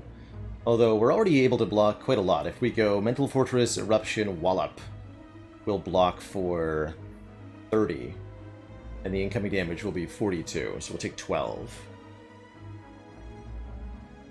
And we end in Wrath to do that, but then we can play Vigilance next turn. So going to be attacking for 24 next turn. The turn after that we'll have Dark Shackles.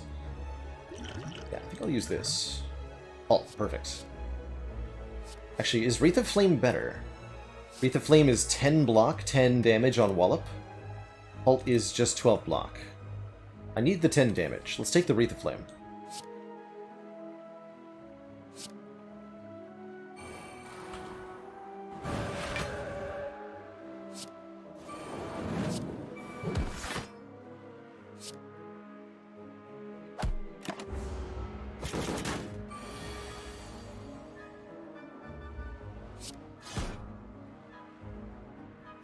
It's not worth playing this Devotion.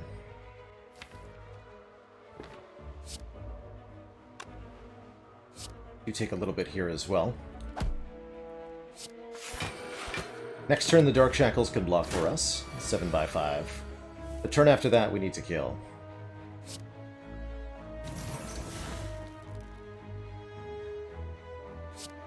Just make room in hand here.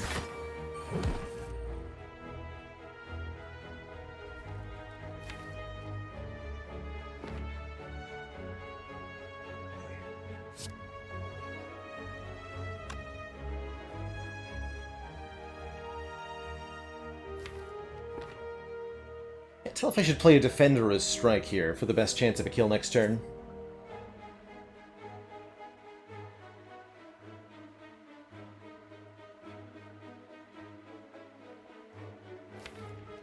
I think I'll play the Defend so that if I draw the Eruption, I get more total damage. Not. Okay, unfortunately, this looks like I do now have to use the Ambrosia. So we did not draw our Eruption. We do not have enough damage to win this turn. Just shy.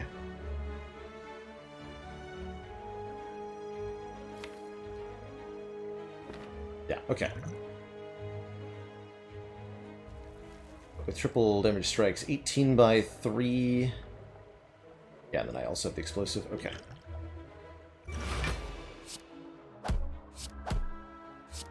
You're actually below. Okay, well, I'm glad we had the... Oh, we got the scroll bar. Yes, scroll bar. Peace Pipe is good stuff, letting us toke cards. Gremlin Horn gives us a card drawn and energy when the enemy dies.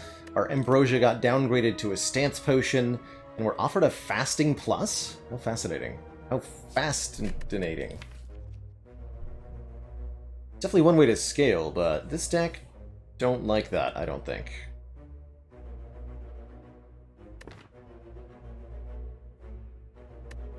Absolutely unplayable.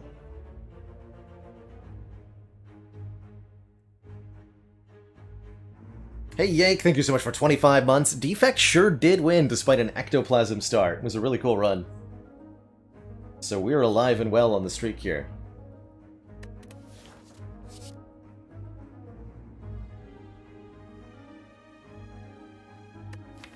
mean, I have no scry, so this is not an option. I don't think this is a good idea.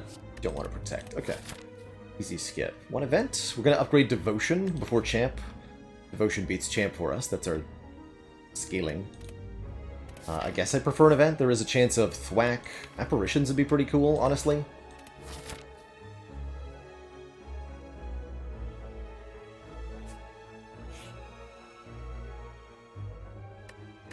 A little late for the Ritual Dagger. With Pyramid, it is pretty good, though. Like, we could scale this up big time. I'm gonna take the money, though.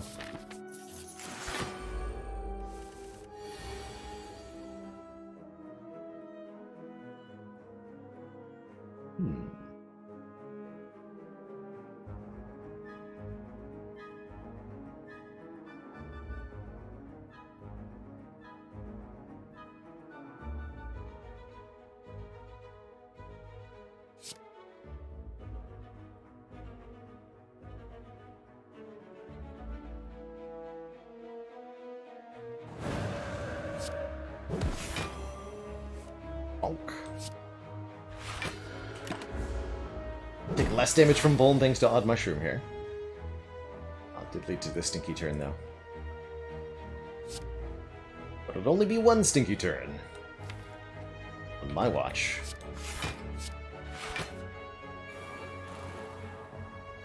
This for when we can break through the block. Alright, all things told, that went reasonably well.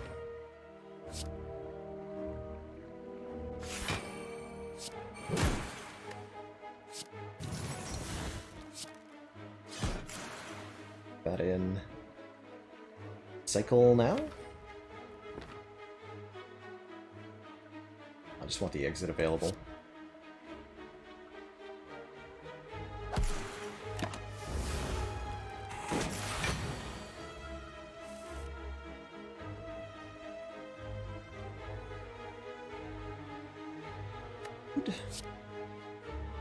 Not draw, Eruption. We really want a second Wrath entrance or something. Kinda wishing I'd taken that Indignation we got offered a while back.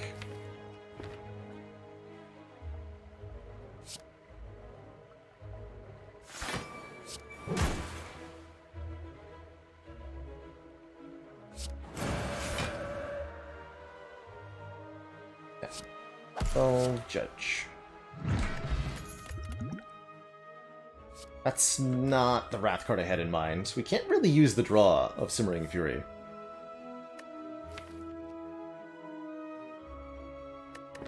No, that's not what I had in mind. This needs an upgrade. Actually, this needs an upgrade before Champ. What we want to do before Elites is Toka card. Get rid of one of these.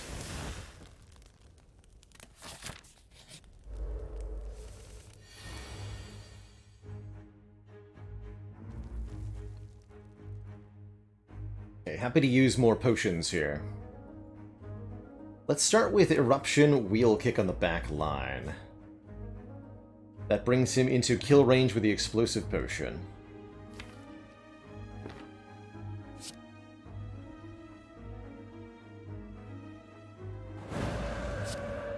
Or kill range with Consecrate. Oof. Hoping we'd see something a little bit more useful there. Well, that probably means using the Stance Potion to leave our current situation, then. Fortunate. But acceptable? Yeah. Acceptable.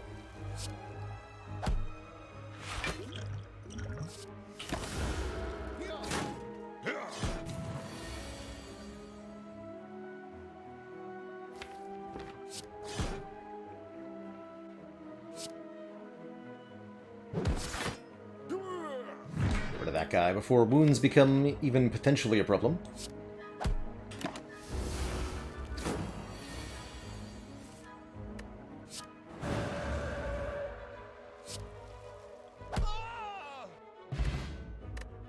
Yeah, and our Stance Potion comes back. We also get 10 block on turn 1, which definitely makes me feel like not taking the bites was correct, because this mostly does what the bites do too. Tungsten Rod makes us take less damage whenever we would take damage, And there's Crescendo if we want another Wrath entry.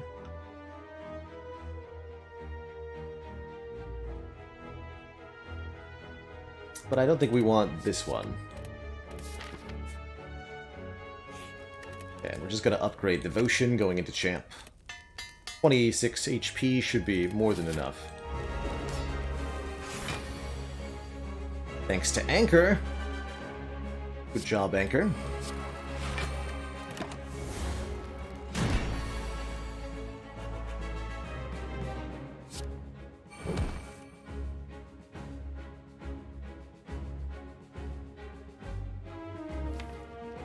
Let's just do it this way.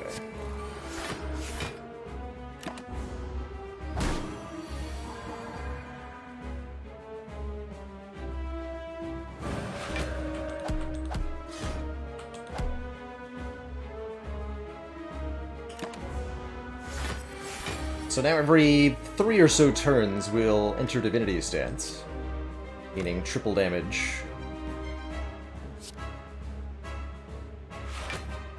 And stuff. Meanwhile, Champ is doing whatever Champ does. Not really sure what that is, but he's doing it. So good for him.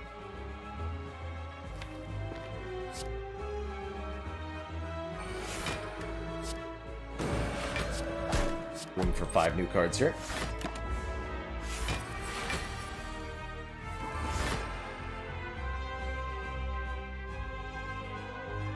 Alright, boyo.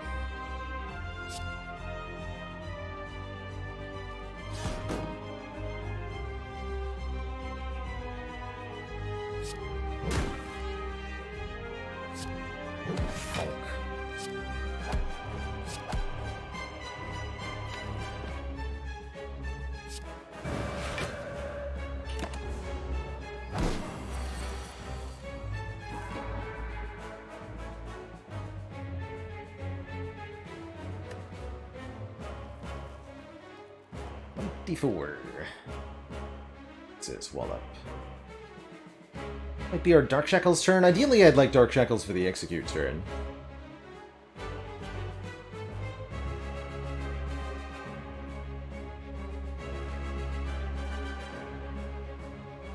This is 9 block. I guess this is 10 block. Wrath and Divinity don't stack. No, you're either in Wrath or you're in Divinity. And the aura around the Watcher tells you which stance you're in. Red for Wrath, purple for Divinity. Oh no, wait. I was missing the swivel. That's what I was missing. Knew there was a full block in here. Okay. Turn after Champ drops below 220.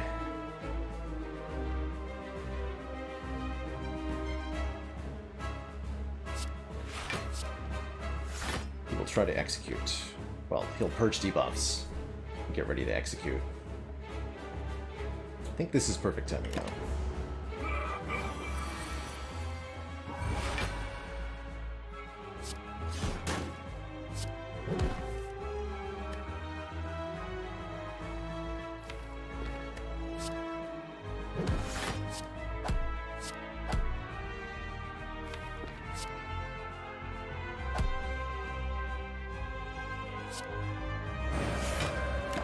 Same as last time.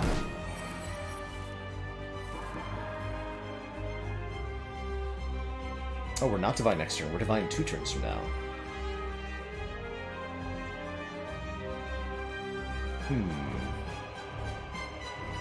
Okay, that's okay. Let's just set up for next turn.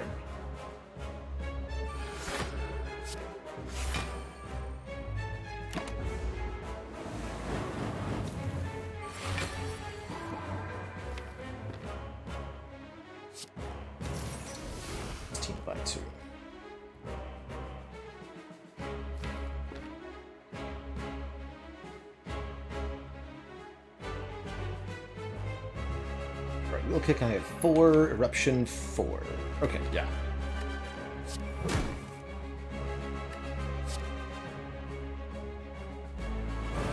Eruption, 5. Excuse me. We can even...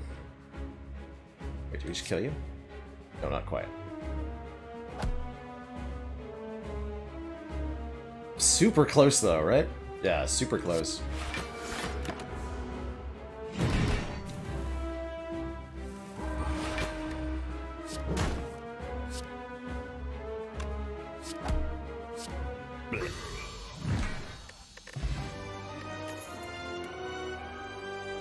GG.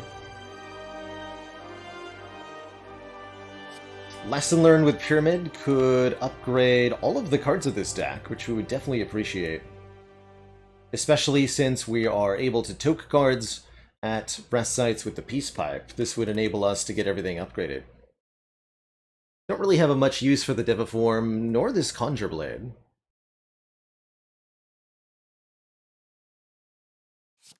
Take that lesson. We do get offered a P-Box. Oh my.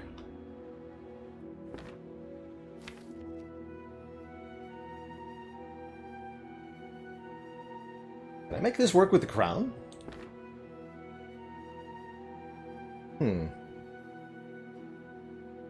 5 random transforms with the Pandora's Box ain't bad. I definitely would appreciate a little bit more energy, especially if I'm expected to land lesson learns on things. But I can't win with just what I have. But I am going to get more relics from the Black Star, too. I think Crown might actually be the way to go here. Well, and more realistically, Dome is the way to go here. Dome is probably the way to go here.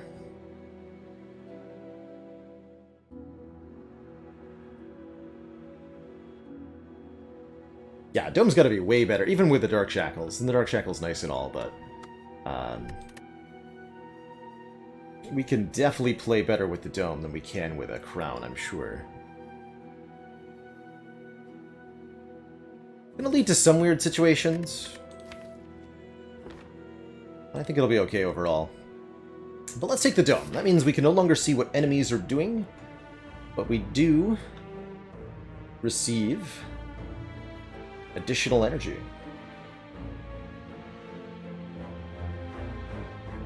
Hello?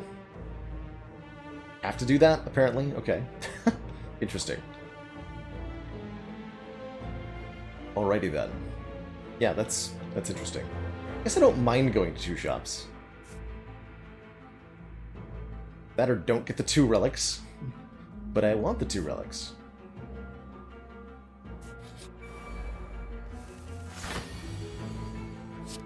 This guy does up to 16 on turn 1.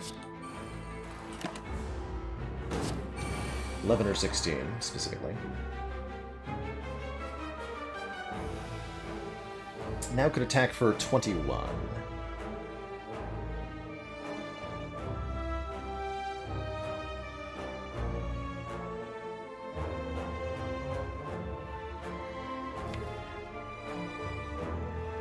Lesson learned and Judgment are kind of contrary to one another.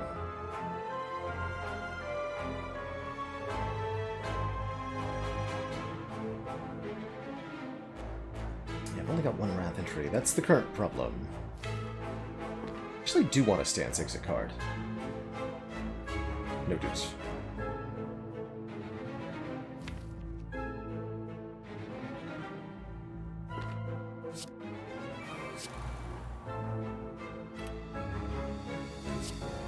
I think we block like so. Okay, can't add burns again.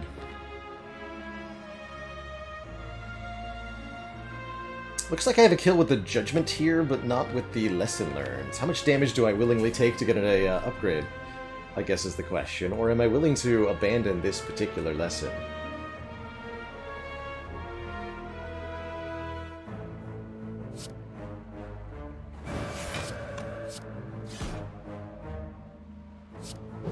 Actually, wait, do I just have a regular kill?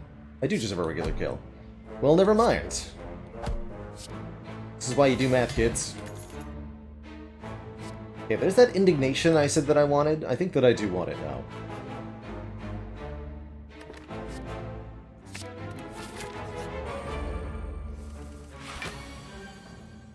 Okay. Exploder always attacks for 11 on turn 1. The others may or may not choose to attack.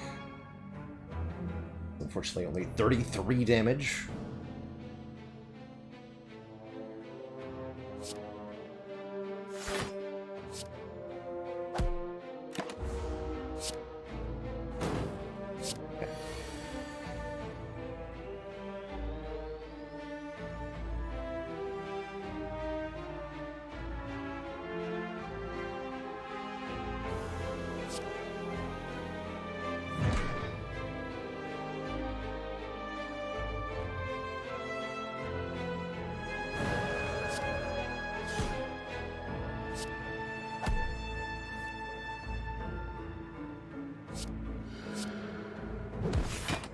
Just in case. Just looking for lesson learned now.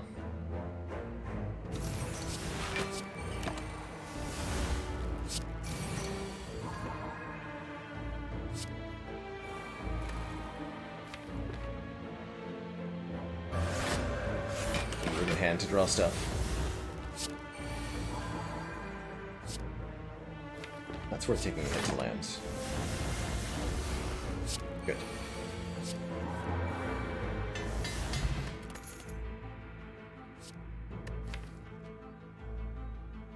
Talk to the bonk. That trip's not bad either, actually. As a way to get weakened down. Let's go with the bonk. Lets us apply. Talk to the hand lets us apply a debuff.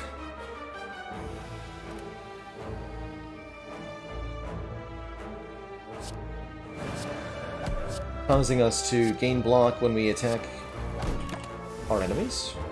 Ow! Hey! That's illegal. Sir.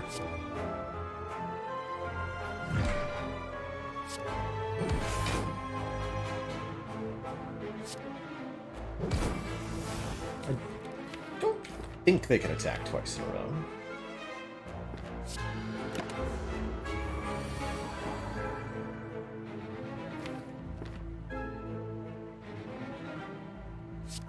Face.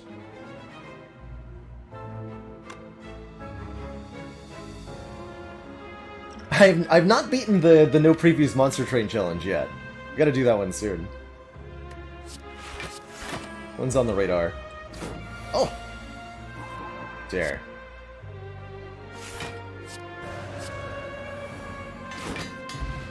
Upgrade yourself. Good. Meditate gets back the Wrath cards. Second wall up is pretty good too, but I'm going to take this Meditate for more stance control. Definitely not going to pay 300 gold for the red mask. Maw never attacks on turn 1. It's always a debuff, and then they attack for a random amount, either 5 or 30 on turn 2. Unfortunately, no way to know what you're getting until you've got it. So we're just gonna hope it's not 30, because ouch if so.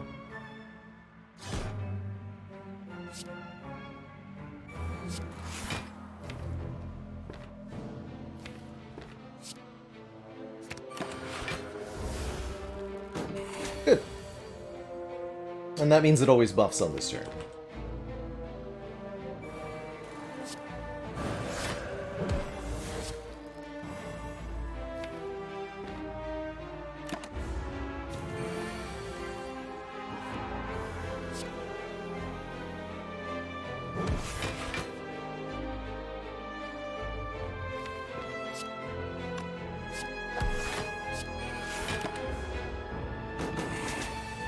This is always a buff turn.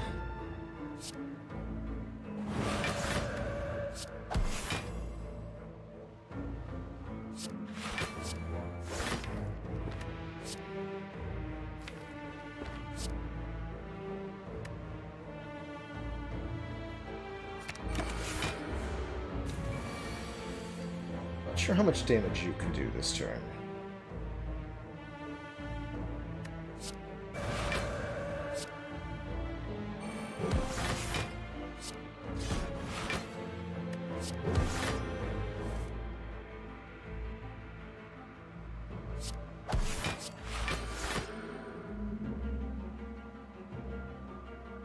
15 by 3, I think, is the most.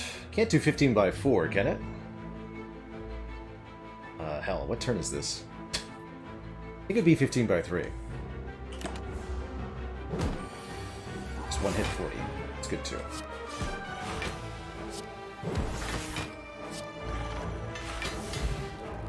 Oh, I could have counted by the frail turns, actually. That was, I believe, turn 6. Alt plus. It's definitely a good way to block with Pyramid. Yeah.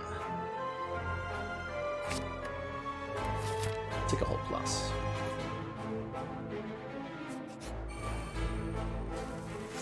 Okay, Repto's daggers always attack on turn 1. But the Repto herself does not.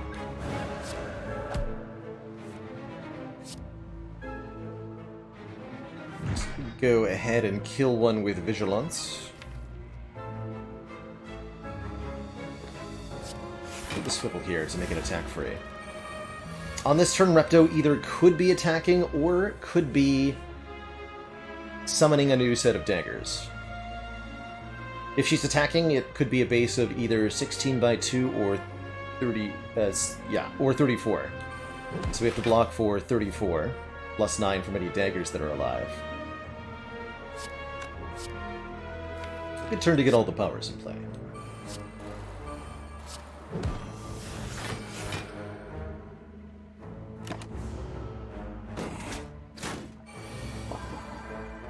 On the third turn of their existence, the daggers will attempt to murder you by self-sacrificing and dealing 25. We're gonna stop that by killing it, while at the same time blocking for enough. Getting back our pull-up.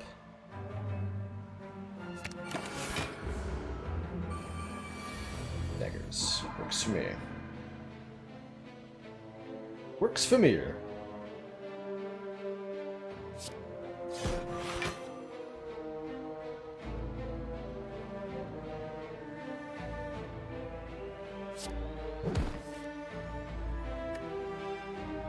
Beautiful.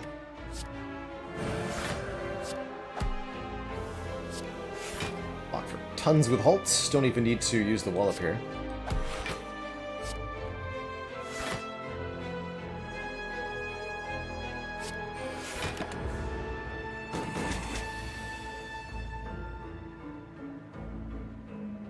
Still need to keep blocking for a lot. That was the ×2 attack, so I don't think she can do the same attack 2 times in a row.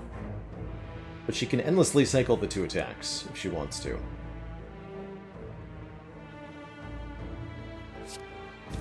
Alright, let's make that the Dark Shackle's turn then. Let's whip him first.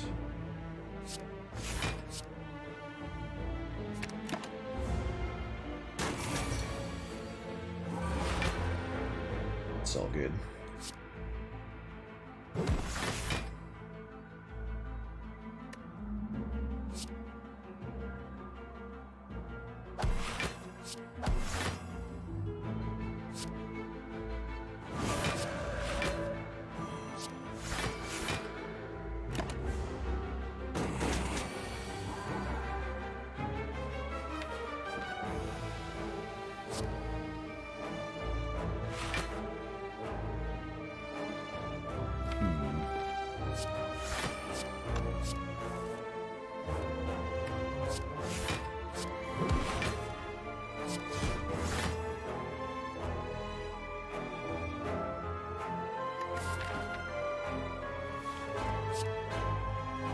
Might hurt a little bit. Ah, got away with it. Good. All that for a strike upgrade. Yeesh.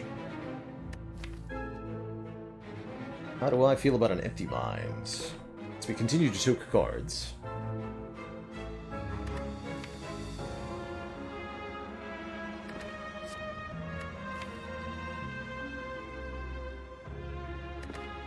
Follow-up plus to insert into the attack cycle is not bad either, especially with this Talk to the Hand. We are struggling a little bit to do damage. You think it's a reasonable addition?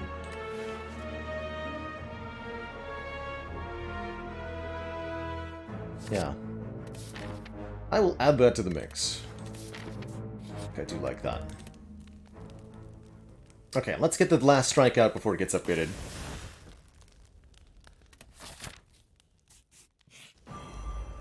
Alright, Mr. Head. Giant Head gives us 3 turns of setup, where he'll either do 13 damage or try to weaken us.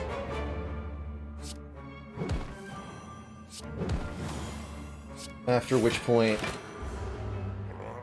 he will become angry with us.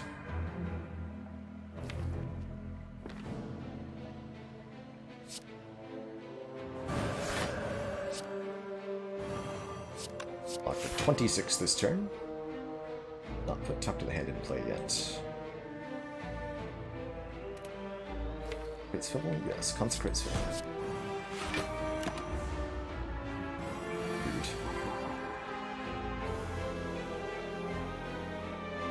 Rude. Alright. So, on this turn, Giant Head begins the attack cycle, starting with 40 damage. We are Divine next turn, so we'll be meditating the Wallop back.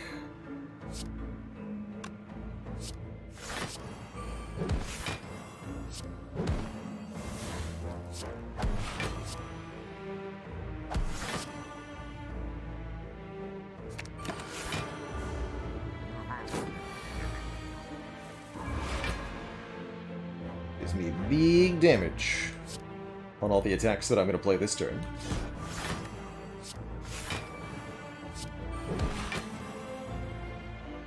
Really big damage. Definitely appreciating having been able to apply Vulnerable to the Giant Head here.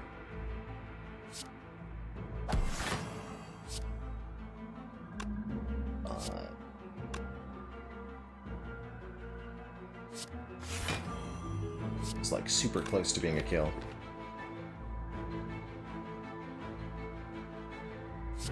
We can use this for slew value. Oh, that's super close. Not quite, though.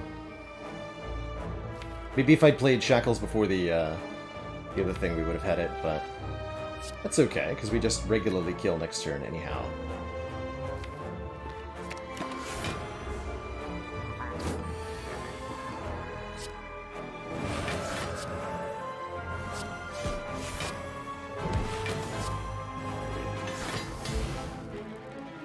Alright, 2 random upgraded skills, that's good, to rapidly increase the upgrade density of the deck.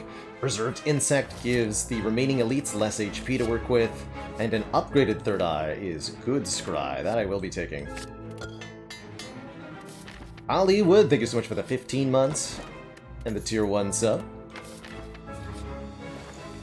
I've got loads of cash. Oh my, alright, here we go. We're starting to get towards something good now. Bank of preparation for more cards. Easy peasy with Runic Pyramid, definitely going to do that. Dolly's Mirror here can let us duplicate any one card in the deck. I think Devotion Plus is a very good candidate for that. So is Wallop Plus. So is maybe Talk to the Hand. But probably this Devotion, so that we can get our Divinity package properly online.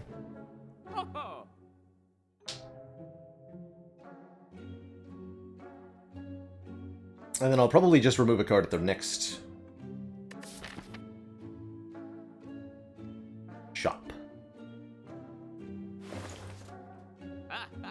But yeah, definitely gonna buy this. Any removals that are important before we land the Lesson Learned? No. No, most of the deck is now upgraded. No starter cards remain unupgraded. Second Devotion is really all the mantra we needed, and we do need it. Yeah. I'm gonna dupe this Devotion. Wish we had a vault. Repto Rematch. Part 2, and Judgment is here, popping off yet again. Good.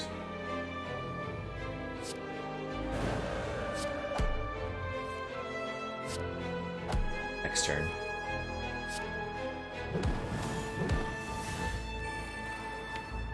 should have meditated a bit, actually.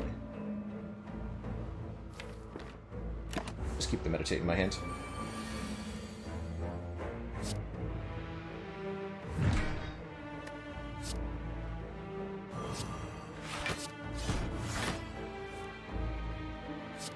Oh. Jesus.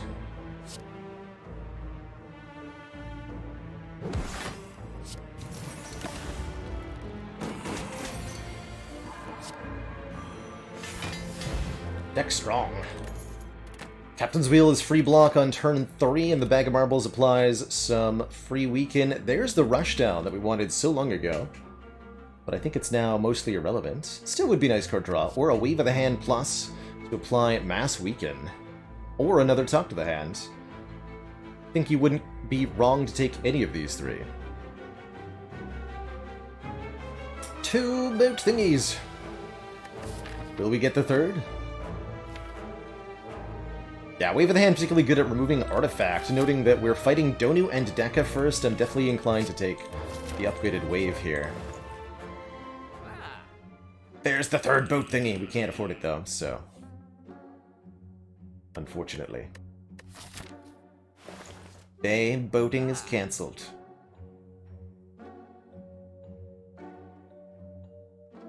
Forever.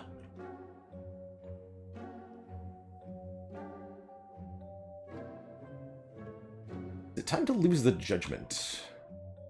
No, it's still useful.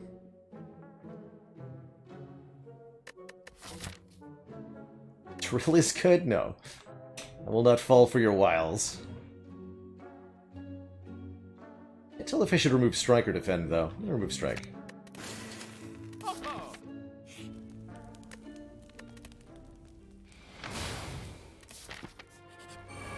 Maybe we wanted to think about a potion there. I'm pretty happy with the current potions. Admittedly. Minus 40 means 0 damage.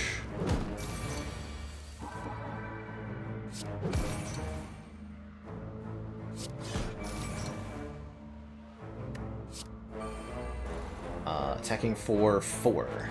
So this is a perfect block. The Wrath.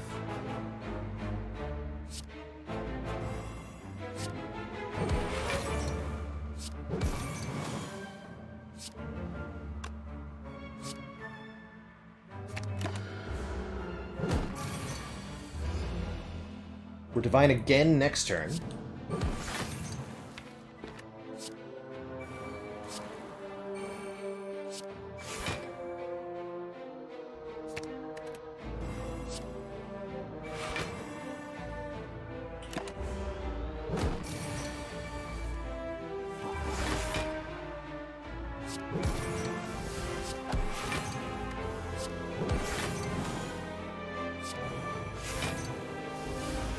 Thank you.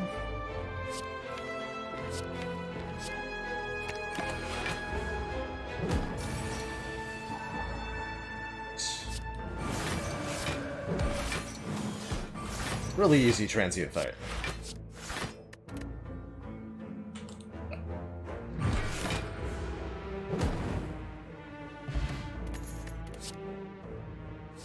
Second Fortress. Yeah.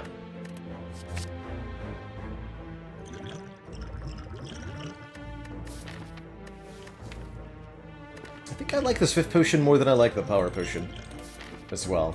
I don't really value the power potion that highly on the Watcher.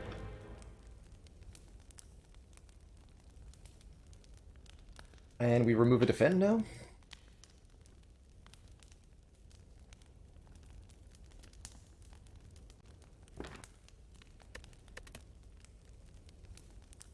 Yeah, we don't remove Lesson Learned until there's no more lessons to learn. That'll be in Act 4. We can still get 2 upgrades from our 2 bosses here.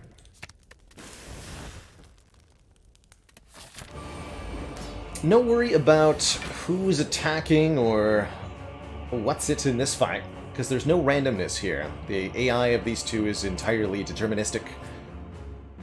Deka opens attacking, and then they alternate attacking every turn. So Deka, Donu, Deka, Donu, Deka. starting it with a base of 12 by 2 for both of them, and then you just add their current strength value to get the actual damage output. Okay, Dark Shackles is not yet useful. Likewise for Tuck to the Hand. Swivel Wallet Vigilance seems important, though.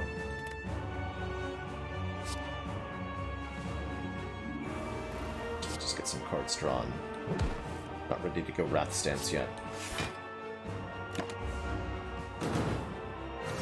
Sorry you're dead, thank you so much for the 6 months. So glad to see that you're still here. And Rightlock, thank you so much for 5 months and that Prime sub.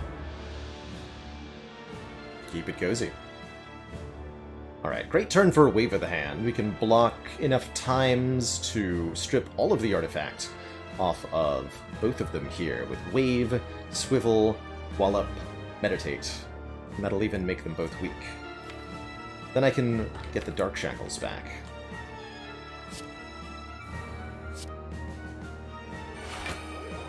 Six years! Here's to 6 more.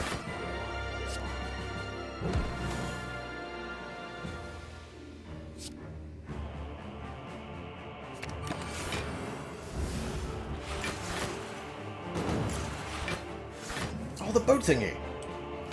Brilliant.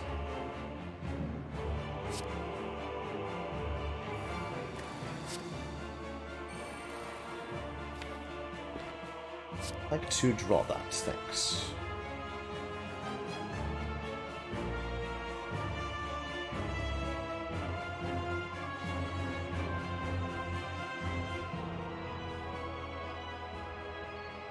So I do use the Shackles this turn so that I can play the Devotion. Oh, I can also play Vulnerable then. Yeah, okay. Go this. Shackles you, that brings Deca down to 0 attack this turn. Play Devotion, play Indignation, play Consecrate. Don't play the Hall.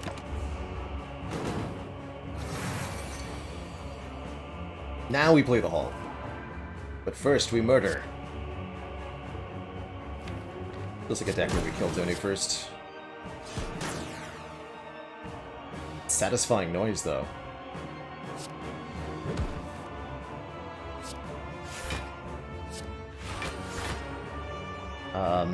So we said it's base of 12 by 2 plus 6 is 18 by 2, 36 total. Play this first.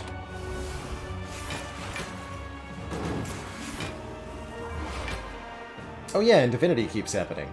Right.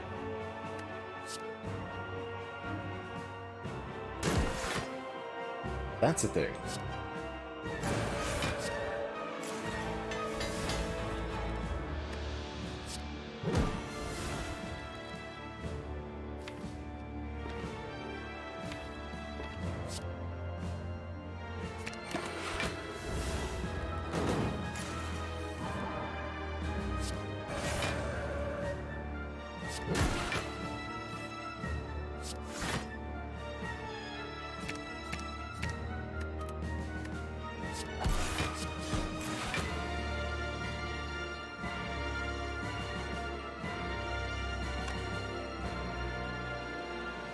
Not being attacked this turn, right?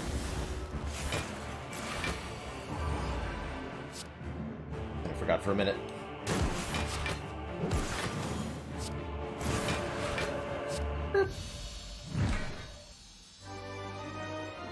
Alright, who's next? The Time Eater. Time Eater's a tricky boy with the runic dome.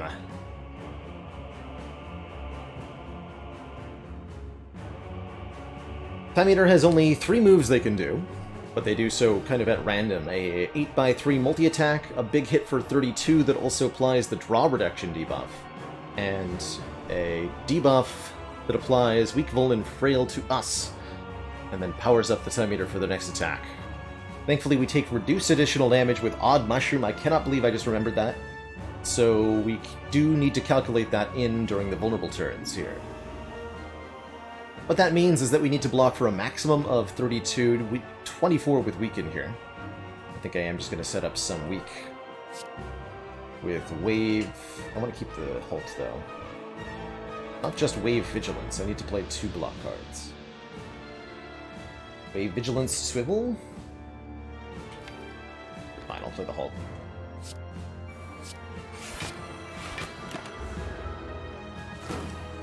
Went for the big attack. Can't do that twice in a row, so 6/3 maximum this turn.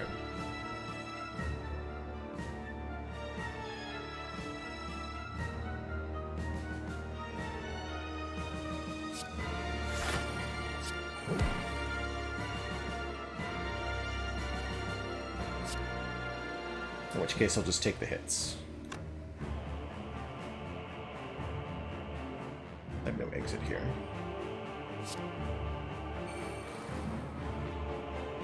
You need to leave my hands. Keeping an eye on this counter, too. We block this turn.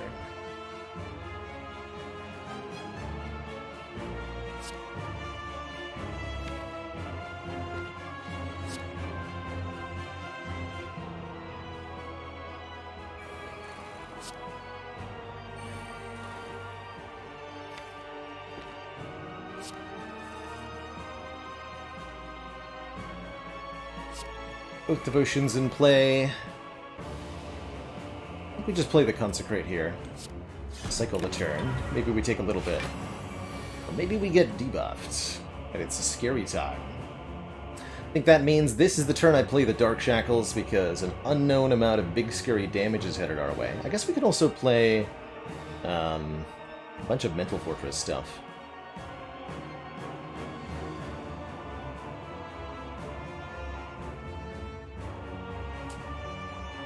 Hey, yippee-ki-yay! No, I use a Corsair K63 lap board, it's called. Here, let me put it on the screen for you. This giant thing. It's a wireless mechanical keyboard embedded into a big flat surface. Works really well.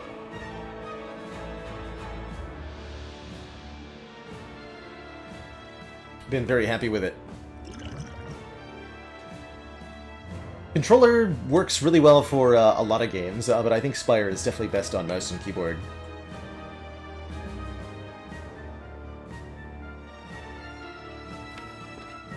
Okay, so what is this? Eruption, Indignation, we play the Wallop, we meditate the Wallop? Yeah.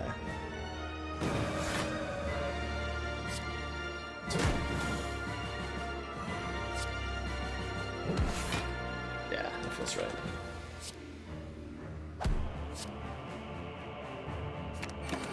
Wallop with Divinity on this turn. Doesn't feel like we need to talk to the hand during the first cycle. I mean, we just do as much damage as possible now, yeah?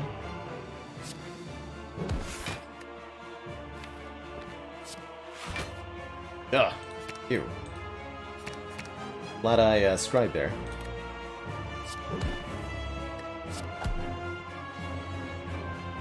And below half, as they always say.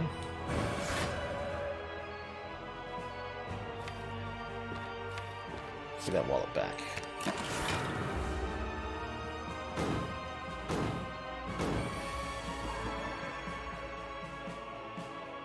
Okay, this turn, Time Eater is bringing themselves back up to half HP and purging any debuffs from themselves, so we can just chill here, since we don't have a kill.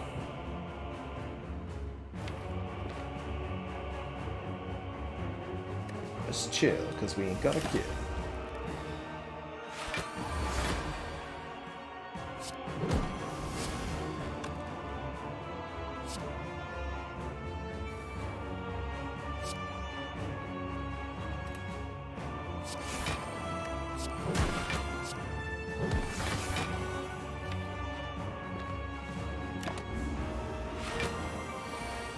This is the Dark Shackles turn. Maybe? Wasn't expecting to be divine suddenly, even though I knew it was coming, in theory. Okay, so I should do math, I guess, to figure out how much this could be. Multi-hit would be base of 12 times 1.25 times 0.75. Which is 11 by 3. I think 11 by 3 with vulnerable. Okay. Well, that's not hard to block.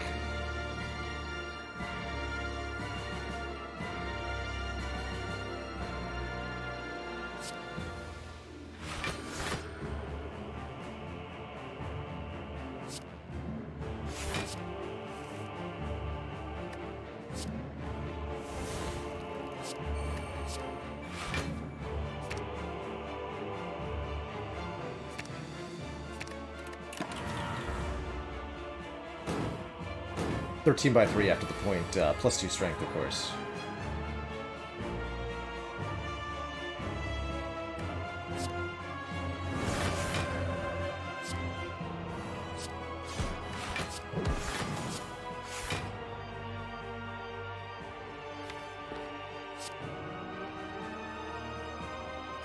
Should be able to get lesson learned on this turn.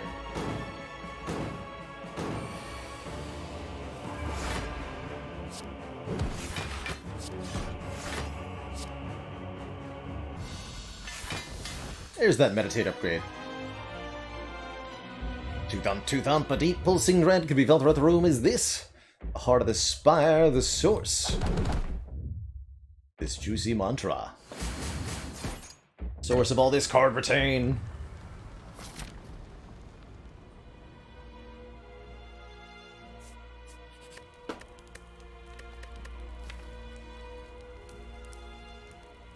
One more remove, upgrade, or what have you. We don't have a talk to the hand or wheel kick upgraded, but I think it would still be reasonable to remove the lesson learned here.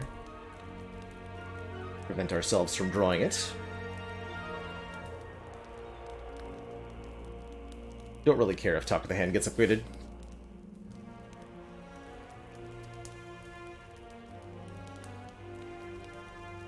Other option is rest for 7 hit points. 7 is a non-existent, a non-zero number. Really relevant.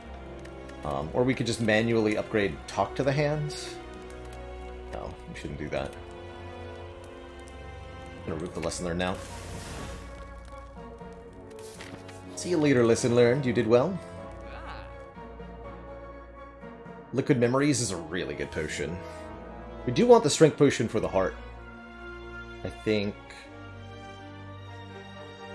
Lock potion... Raw potion. Problem is our divinity doesn't get online quickly.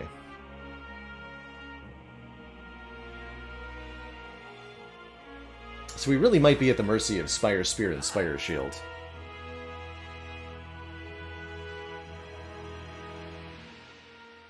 I guess the block potion is then the worst potion. Let's discard this. Take a look at memories. So I need to be able to draw cards against these two. Or else.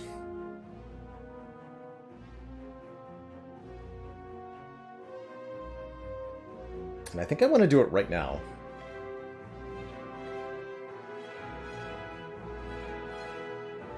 Yeah.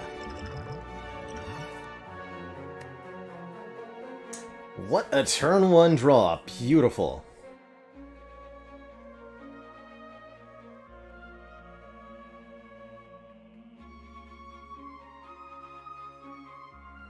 Okay.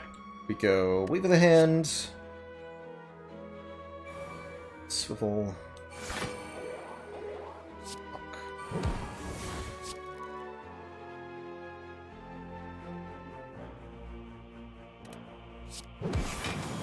That weakens them for a bit. This gets played.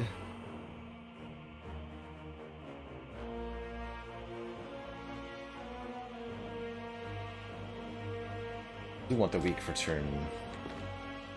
whatever, so I'll lose some damage.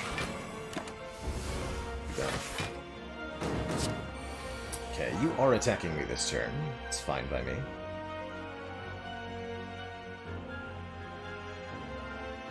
I guess there's not a lot of incentive to... Roth stats.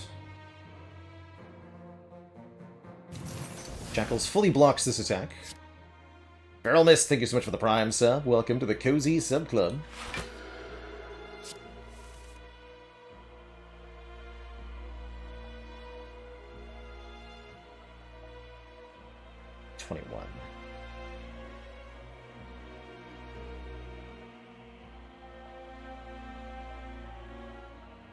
Actually, no, it won't be 21 because they're weak. Okay, so what do I want to draw next turn?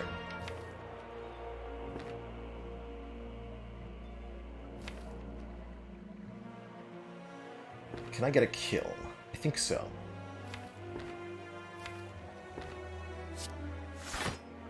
And our stars, thank you so much for the 9 months and that Prime sub. Keep it cozy. Or else. 1, 2, 3, 4, 5, 6 cards. So I only draw 4. For those then. I want to draw the Judgment, the Wheel Kick, and the Strike here.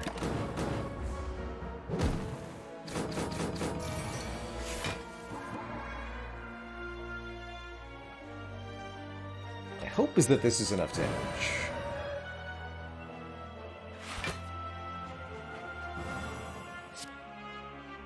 Yes.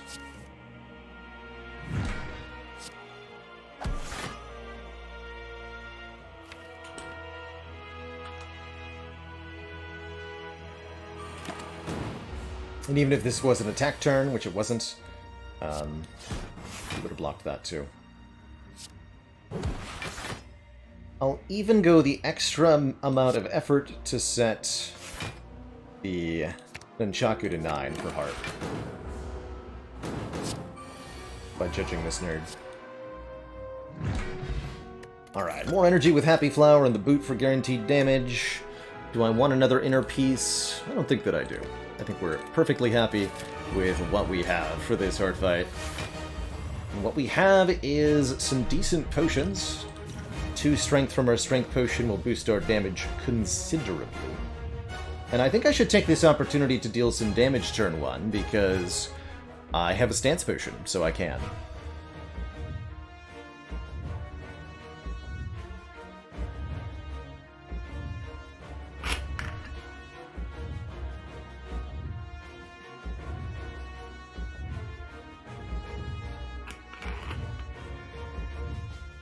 Indignation triggers when we play it. You might be thinking of Simmering Fury, I'm rando. In which case, I believe we learned that Simmering Fury is before Devotion, but after Damaru, for some ridiculous reason.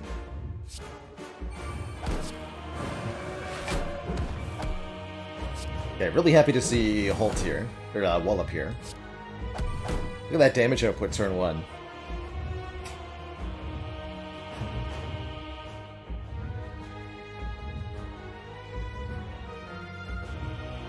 Do I play this defend just to get it out of hand here? I don't think so. Alright, first 2 attacks from the heart. Stinky Void. Very scary. Heart here attacks for a base of 45 or a base of 2x15. Normally those are powered up by vulnerable to 3x15 and to 67. But because we have the odd mushroom here, it'll be 2x15 or 56. Did not draw our weak. That's okay. This looks like a pretty good halt. In either case, we don't need to block for more than 56 here. I think it's part of the takeaway. But with this only being 21, ooh, gonna need some help here. And don't forget, we've got Tungsten Rod. Yeah, I think this is the line.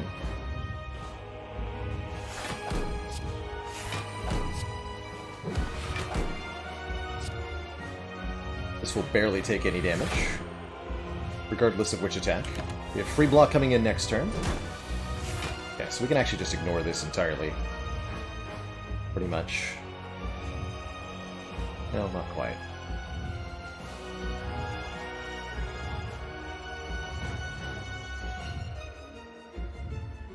Let's see, we get one of the devotions and the second Mental Fortress in play. That's good. I really want to meditate the Eruption so that I can play Eruption and Indignation to apply Vulnerable, or I could use the Stance Potion to do that now, and block for a ton. And then I can meditate something else. Ooh, I like that.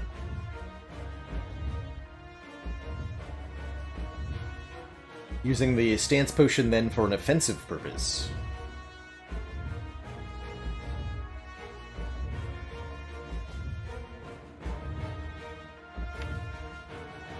Shame about these statuses. And then meditate inner peace and what? Wallop? It's gotta be Wallop. Okay.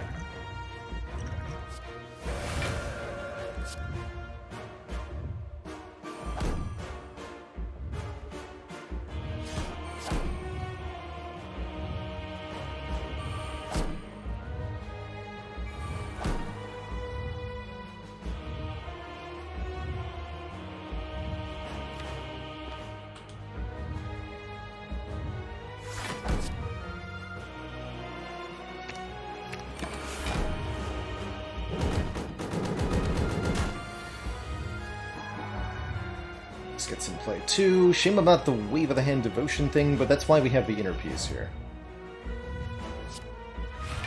So that we can get the devotion in play now. I'd willingly draw that dazed.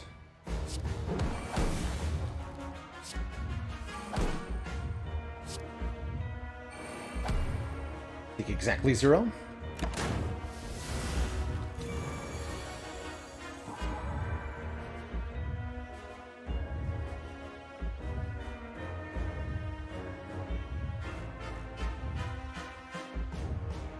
This would have been a good turn to be Divine. Unfortunately, that's not how the draws worked out.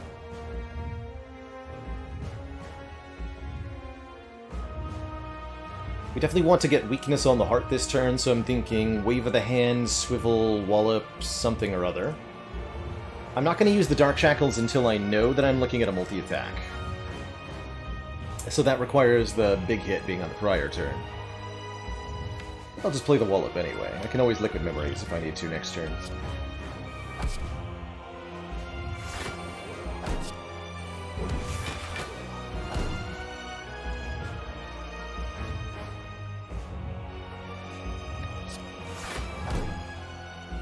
So we'll exactly block the big hit, and we'll take very minor damage from the multi-attack. Okay. Works for me. Looks like I can just block with Mental Fortress this turn.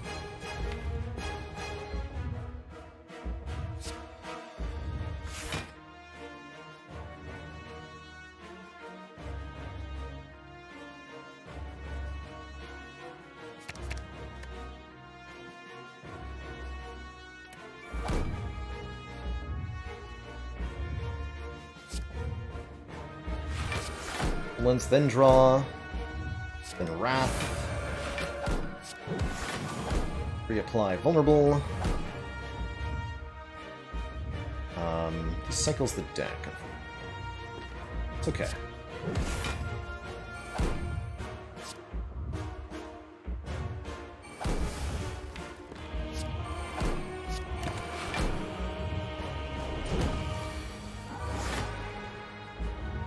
Okay. Looking really good here. Really appreciated how this inner piece can draw, even in weird turns like this one.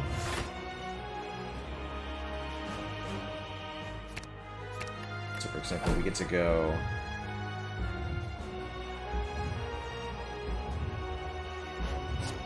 Vigilance...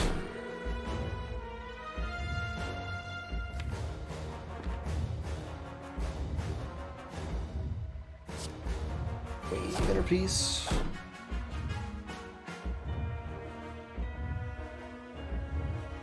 Completely forgotten what turn it is, though.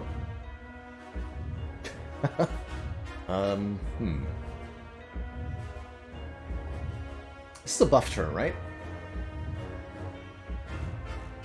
It's a scary thing to be unsure about. Actually, wait a minute. This is a buff turn, okay. But there's actually something much more important, which is to show off a weird interaction. Can I put you... Just need to do a little bit, right? Perfect.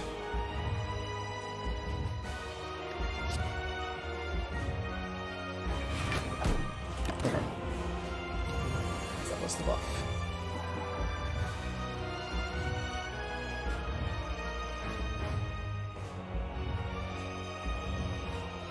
Assuming I can do enough damage this turn.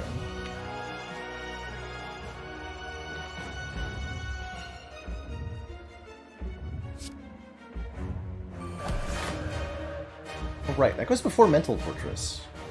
Wait, what? It does?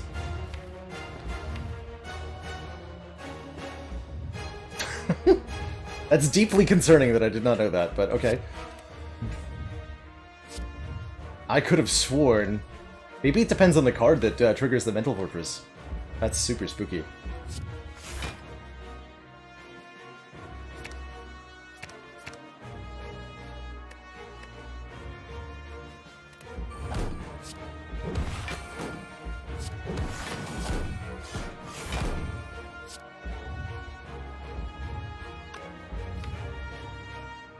Not enough damage. Wait, yes, we have Nunchaku.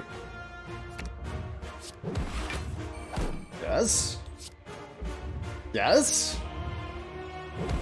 So, Heart cannot take any more damage this turn. Completely capped on Invincible, but it can be judged.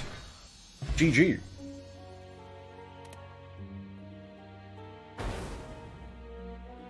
GG, everyone.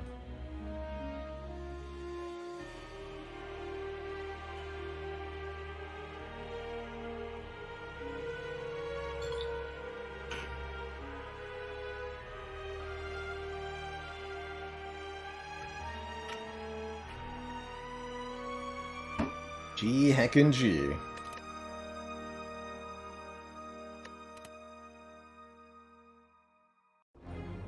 The heart's been judged.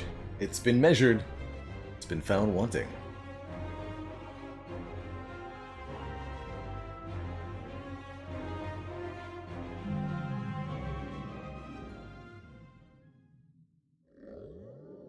The Spire sleeps.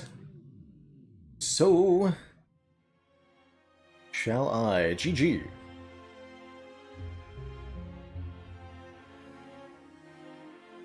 Right, Skippy Cooper?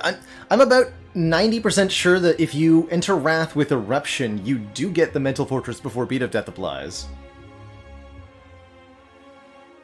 Hold on, I have to know that. I have to know. Hold on. We're gonna console some stuff here. I'm switching over to the different save files so I can do a little science here, because I have to know.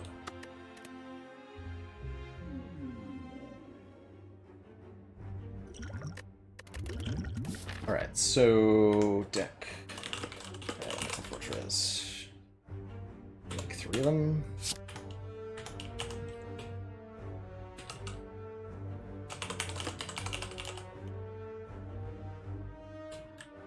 So this strikes out. Draw them. Fight. Heart. Erupt. Heart. What's it called?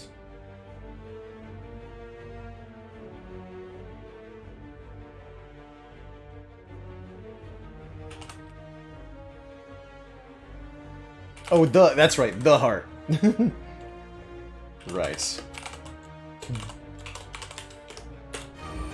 Alright. So, do taking Beat of Death, play Eruption. Blocked! What do you mean blocked? Why? Why?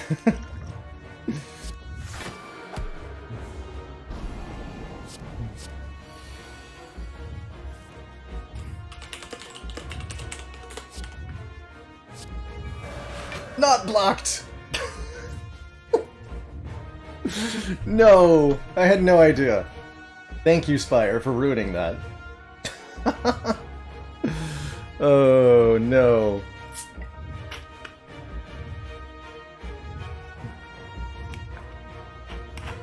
Oh, no. Attack versus skill. So does Tantrum do the same?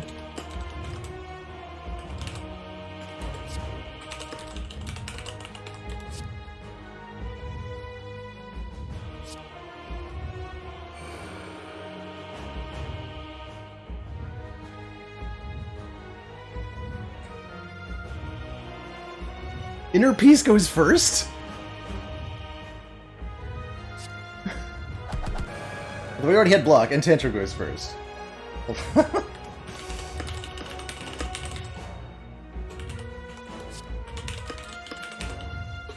Let's reconfirm though. Inner Peace first, Indignation. Oh no, it's specifically Indignation. It's specifically Indignation that goes after Beat of Death with Mental Fortress for some reason. Why on earth? I guess let's check Crescendo. And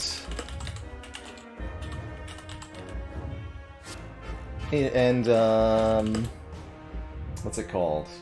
Hacking Tranquility. Oh, not Transmutation. Oh no. This is one of the cards that got its name changed. What is it called? It's apparently not Tranquility.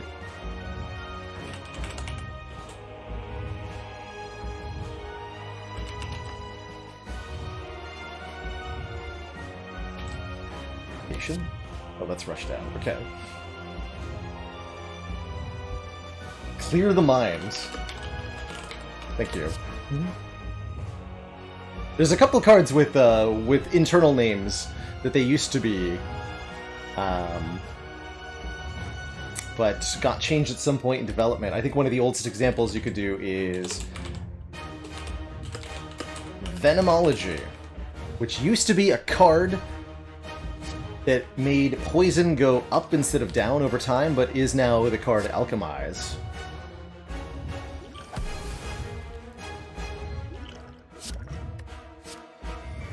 Anyway, we're testing Mental Fortress stuff. So let's just observe the order here. Block and then beat. Block and then beat. It is specifically Indignation, apparently. Good to know. Good to know. There's a couple others we could test, but I'm pretty confident that we've identified that there's one card out for some weird reason. Why?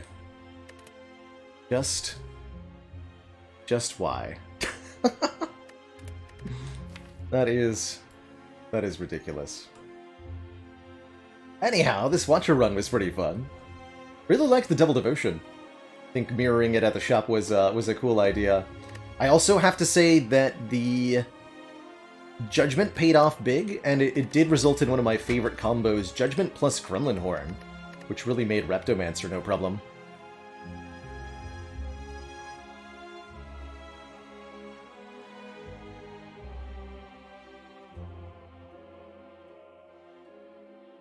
That might be it, Sir Artemiel. Because of the way the card... The stance changes at the end of the card text rather than at the begin. But no, it's exactly the same phrasing on Inner Peace, though, right? It's exactly the same phrasing. If calm, do something, otherwise enter calm. It's exactly what Indignation says, so I can't see any internal consistency here.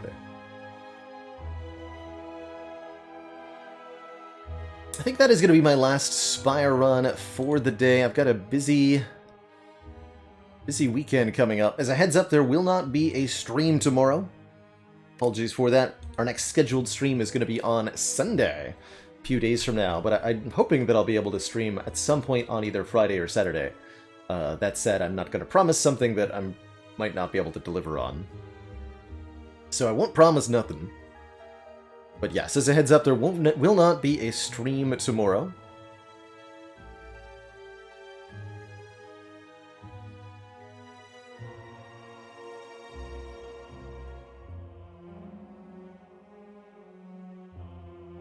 See you later, Azoth, Lycud, Squeak, Dollar Cave Schlub, Jasper Larvitar, 0% Sneaky, Jambale, Scaredy Sharks, Metal Philosopher, G-Max Happy Meal, Rider of Phoenix, and everybody else. That's it for me for now, but I can't wait to be back with some more Spire action in just a few short days. Thanks so much for watching, everybody. Ta-ta for now. And I'll see y'all next time. Toodaloo, everybody.